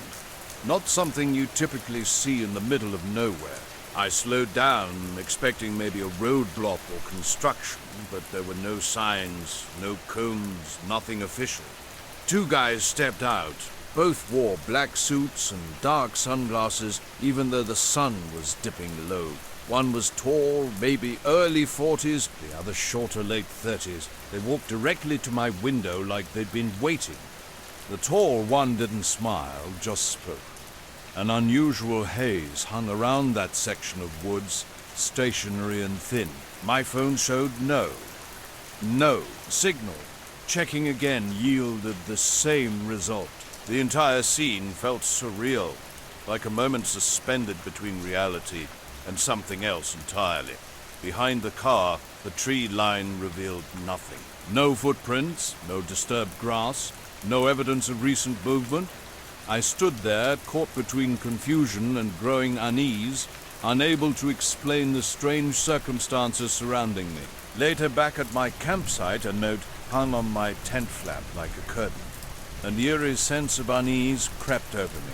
I grabbed my pack, started walking back toward my tent, glancing over my shoulder. No sign of anyone or anything. By the time I returned, the note was gone. No trace it had ever been there. My tent flap was zipped tight, just like I'd left it. I tried convincing myself I'd imagined the note, or it had fallen off somehow, but the memory of the car and the surrounding silence felt too real. I packed up fast. That weird smell was back, faint but distinct. I kept looking over my shoulder the whole time. When I reached my truck parked several hundred yards down the logging road, I checked the rear-view mirror. For a moment I thought I saw headlights coming through the trees behind me, but when I turned around, nothing was there. I drove straight back to town, not stopping till I hit the main highway. I told a few friends later, but they brushed it off. Probably some prank, wildlife, or just nerves. I don't know. I've been back to that area a couple times since. My drive home was supposed to be routine, but nothing about this evening felt normal. Weeks earlier, I'd been out on the dock behind my place, phone in hand, trying to capture the emerging stars. The evening was quiet, peaceful, until something caught my eye over the lake's center. A dark silhouette hovered motionless above the water. Not like a bird or plane, this shape was solid and sharp against the sky, smooth and oval. Matte black, it defied explanation. I zoomed in with my phone camera, watching intently. Now, on this canyon road, two men had blocked my path, claiming maintenance was happening. No workers, no signs, just two strangers in a completely black car, with no markings or visible license plates. When I challenged them, they were unnervingly direct. Roads closed. Indefinite maintenance, the shorter one said flatly. The tall guy added, "You have to turn around." No explanation, no alternative route. Something felt deeply wrong. I started backing up slowly, watching them carefully. In my rearview mirror, they'd already returned to their vehicle, but when I glanced back seconds later, their car had vanished. No sound, no trace, just empty canyon walls and fading daylight. Confused and unsettled, I crept forward. The road was completely clear. No barriers, no equipment, nothing to suggest any work was happening. I pulled over, stepped out, and surveyed the quiet landscape. Dry brush rustled in the wind. My phone showed no signal. Walking up and down the road, I searched for any evidence of the mysterious encounter. Nothing. Absolutely nothing explained their sudden disappearance. I returned to my car and began driving back the way I came, the deepening blue sky filling with early stars. About 10 minutes into the return journey, something else strange happened. A soft, steady light appeared just above the canyon rim. It wasn't moving like an aircraft. It hung there, glowing gently, almost like a lantern suspended impossibly in the sky. I blinked, rubbed my eyes. The light remained, trailing just at the edge of my vision. No matter how I tried to focus on driving, it followed me, an eerie companion in the gathering darkness. Night had settled over the canyon, cool and clear. I was driving along Canyon Road when something caught my eye. A strange object hovered nearby, drifting sideways before shooting straight up and disappearing into darkness.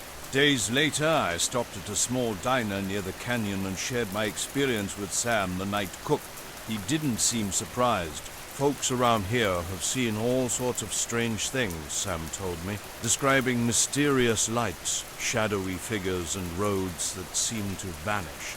The conversation left me unsettled during my drive home, constantly checking my mirrors. Back home, I searched news and county updates about Canyon. Road, nothing unusual emerged, just standard warnings about rough terrain. When I told friends about the incident, some joked about government agents or aliens. I remained skeptical. A few days later, I found a blank piece of paper under my windshield wiper. I tucked it away on my dashboard, letting the encounter continue to puzzle me. Then the black car appeared, an immaculate early 2000s model, parked perfectly at the end of my driveway. No license plate, no tire tracks, no footprints. When I checked inside, it was empty. I assumed it might belong to a neighbor's visitor and initially ignored it. But the car remained in the exact same spot day after day. I started leaving notes asking the owner to move it. The notes stayed untouched. By the fourth day, an uneasy feeling grew. Who would believe such a strange story? One evening after dinner, everything changed. Footsteps on the gravel drew my attention. A man in a crisp black suit stood at the end of my driveway, his face shadowed by streetlight. He watched me intently. When I approached and asked if he needed help, he responded cryptically, repeating a mysterious phrase before turning and vanishing into darkness. The car continued appearing each morning, but the man never returned. Weird occurrences followed. My phone would glitch when photographing the lake, and late at night a faint humming sound would drift through the air. The old airfield near Milltown in western Kansas had long been abandoned, its runways cracked and hangars empty. On a cold, dry Friday night in early spring, with a light, steady wind, I found myself there almost by accident. I'd driven past this place countless times, thinking it might offer perfect conditions for night sky photography due to minimal light pollution. My old college camcorder sat mounted on a tripod at the runway's edge, ready to capture anything interesting, meteors, satellites, or passing aircraft. An hour into filming, something extraordinary unfolded. Halfway up the sky, strange lights appeared, moving in inexplicable patterns. These weren't like any aircraft I'd seen before. They pulsed and drifted silently, without the typical red or green blinking, sometimes flickering or vanishing completely before reappearing elsewhere. Curiosity overcame any fear. I zoomed in, and it seemed the lights responded, shifting positions as if observing me. The air grew noticeably colder, though the wind remained unchanged. Then, in my peripheral vision, a figure moved behind the rusted chain-link fence separating the runway from the old service road, a man in a black suit. I raised my phone to capture the moment, but the screen went black, freezing on the camera view. When I looked up, both the lights and the man had disappeared. Since that night, neither has returned. The car stopped coming around too. This wasn't my first encounter with strange phenomena. Weeks earlier, around 3 a.m., I'd seen soft blue lights flickering over the lake, pulsing differently from a previous sighting. The lake, once quiet and empty, seemed to hold secrets. Things returned to normal afterward. Just the occasional fish jumping, but something had changed. Now, near water, an unsettling sensation persists. A feeling of being watched, something lurking just beneath the surface. The words, "the water remembers," echo endlessly in my mind. I'm not someone who usually chases weird stuff, but these experiences have left an indelible mark. The night everything changed wasn't dramatic or loud. I was out at an abandoned airfield near my small Ohio town, just beyond an old closed power plant. My camcorder was tracking some strange lights in the sky when a peculiar man suddenly appeared. He stood in the shadows wearing a black jacket and slacks, completely motionless. I called out, asking if he needed help, but he didn't respond. When he stepped through the fence without making a sound, I felt a chill run down my spine. He moved with an unnatural silence, stopping about 6 feet away from me. Slowly, he reached into his jacket and pulled out a single, completely blank piece of paper. As I looked down at the empty sheet, something felt off. When I glanced back up to question him, he had vanished. No footprints, no sound. Nothing to prove he'd been there. The lights in the sky had disappeared too, leaving the night sky empty and dark. Back home, I reviewed the camcorder footage. It showed the unusual lights and the man's sudden appearance, but bizarrely, the moment he handed me the paper was missing. It was as if that specific segment had been erased. I shared the story with friends, but they dismissed it as a prank or my imagination. Even now, years later, I can't explain what happened. Sometimes, when I'm outside at night, I catch glimpses of moving lights just beyond my vision. That night at the airfield changed everything, leaving me with more questions than answers. Living near a nuclear power plant became part of my routine. The facility, constructed in the 70s, blended into the local landscape despite its unremarkable appearance. My passion for nighttime photography often drew me to capture the dramatic scenes around the facility, especially the cooling towers billowing with steam against the dark backdrop. One cold spring evening, I had the night off and drove to a secluded spot near the woods, a couple miles from the plant. My camera and tripod were ready for long exposure shots of stars and moonlit steam. The night started quietly, with distant machinery humming softly, and an occasional train breaking the silence. Around 11 p.m., something unusual caught my attention. A faint glow near the horizon behind the plant began moving in an unnatural, almost floating manner. Curiosity piqued. I zoomed in and started photographing the phenomenon. The light pulsed between blue and green, moving erratically without making a sound. I switched between still shots and video, hoping to capture something beyond what my eyes could perceive. An unsettling feeling crept up my neck, as if I were being watched. After about 10 minutes, the light vanished completely. No sound, no crash, just sudden absence. I packed up and drove home, feeling uneasy but attributing my discomfort to the cold night. The next day, things took a strange turn. When I tried to load the photos onto my computer, I discovered the files were completely corrupted. Just blank, black images. I tried everything, different card readers, recovery software, even a different computer. Nothing worked. It was as if the photos had never existed. That evening, while sitting in my living room and contemplating the strange experience, a sharp knock interrupted my thoughts. I wasn't expecting anyone. Opening the door cautiously, I found 2 men standing there. They wore black suits and dark glasses, their faces as blank as movie extras. They didn't bother with introductions. One held out a business card that was completely blank when I looked closer. The other spoke quietly, almost in a whisper. The street was quiet, with only distant dog barks breaking the silence. Fog rolled in from the nearby river, casting long shadows from flickering streetlights. 2 men approached my house, their demeanor cold and professional. They claimed they needed a routine safety check of the yard, their tone leaving no room for argument. I hesitated with my hand on the doorknob, something feeling off. They looked like government officials, but no badges or IDs were visible. I stepped outside, locking the door behind me. One man began walking toward the backyard, meticulously scanning everything. The other watched me intently. I tried peering over the fence, but saw nothing unusual. just my old garden shed and a few bushes. My heart raced. Without waiting for my response, they turned and vanished down the street faster than I could comprehend. Back inside, I locked the door and checked all the windows, my hands shaking. A blank business card remained with only a faint smudge where something should have been. I never saw those men again, and the photos of that strange light stayed missing. Since that night, something has changed.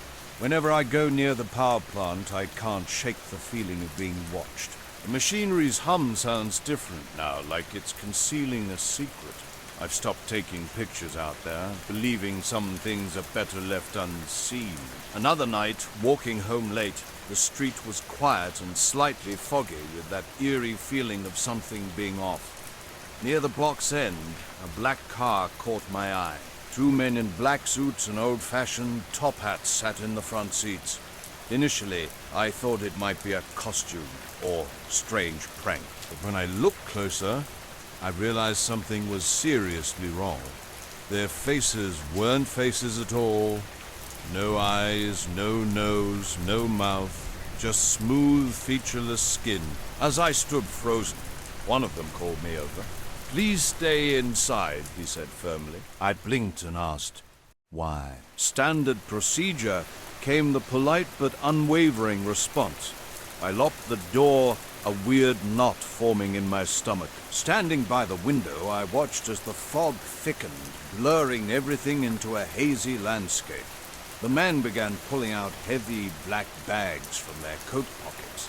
The fog was thick that night, shrouding everything in an eerie stillness. I noticed two men moving near the shed, their movements deliberate and methodical. From where I stood, something small was being carefully wrapped up, though I couldn't quite make out what it was.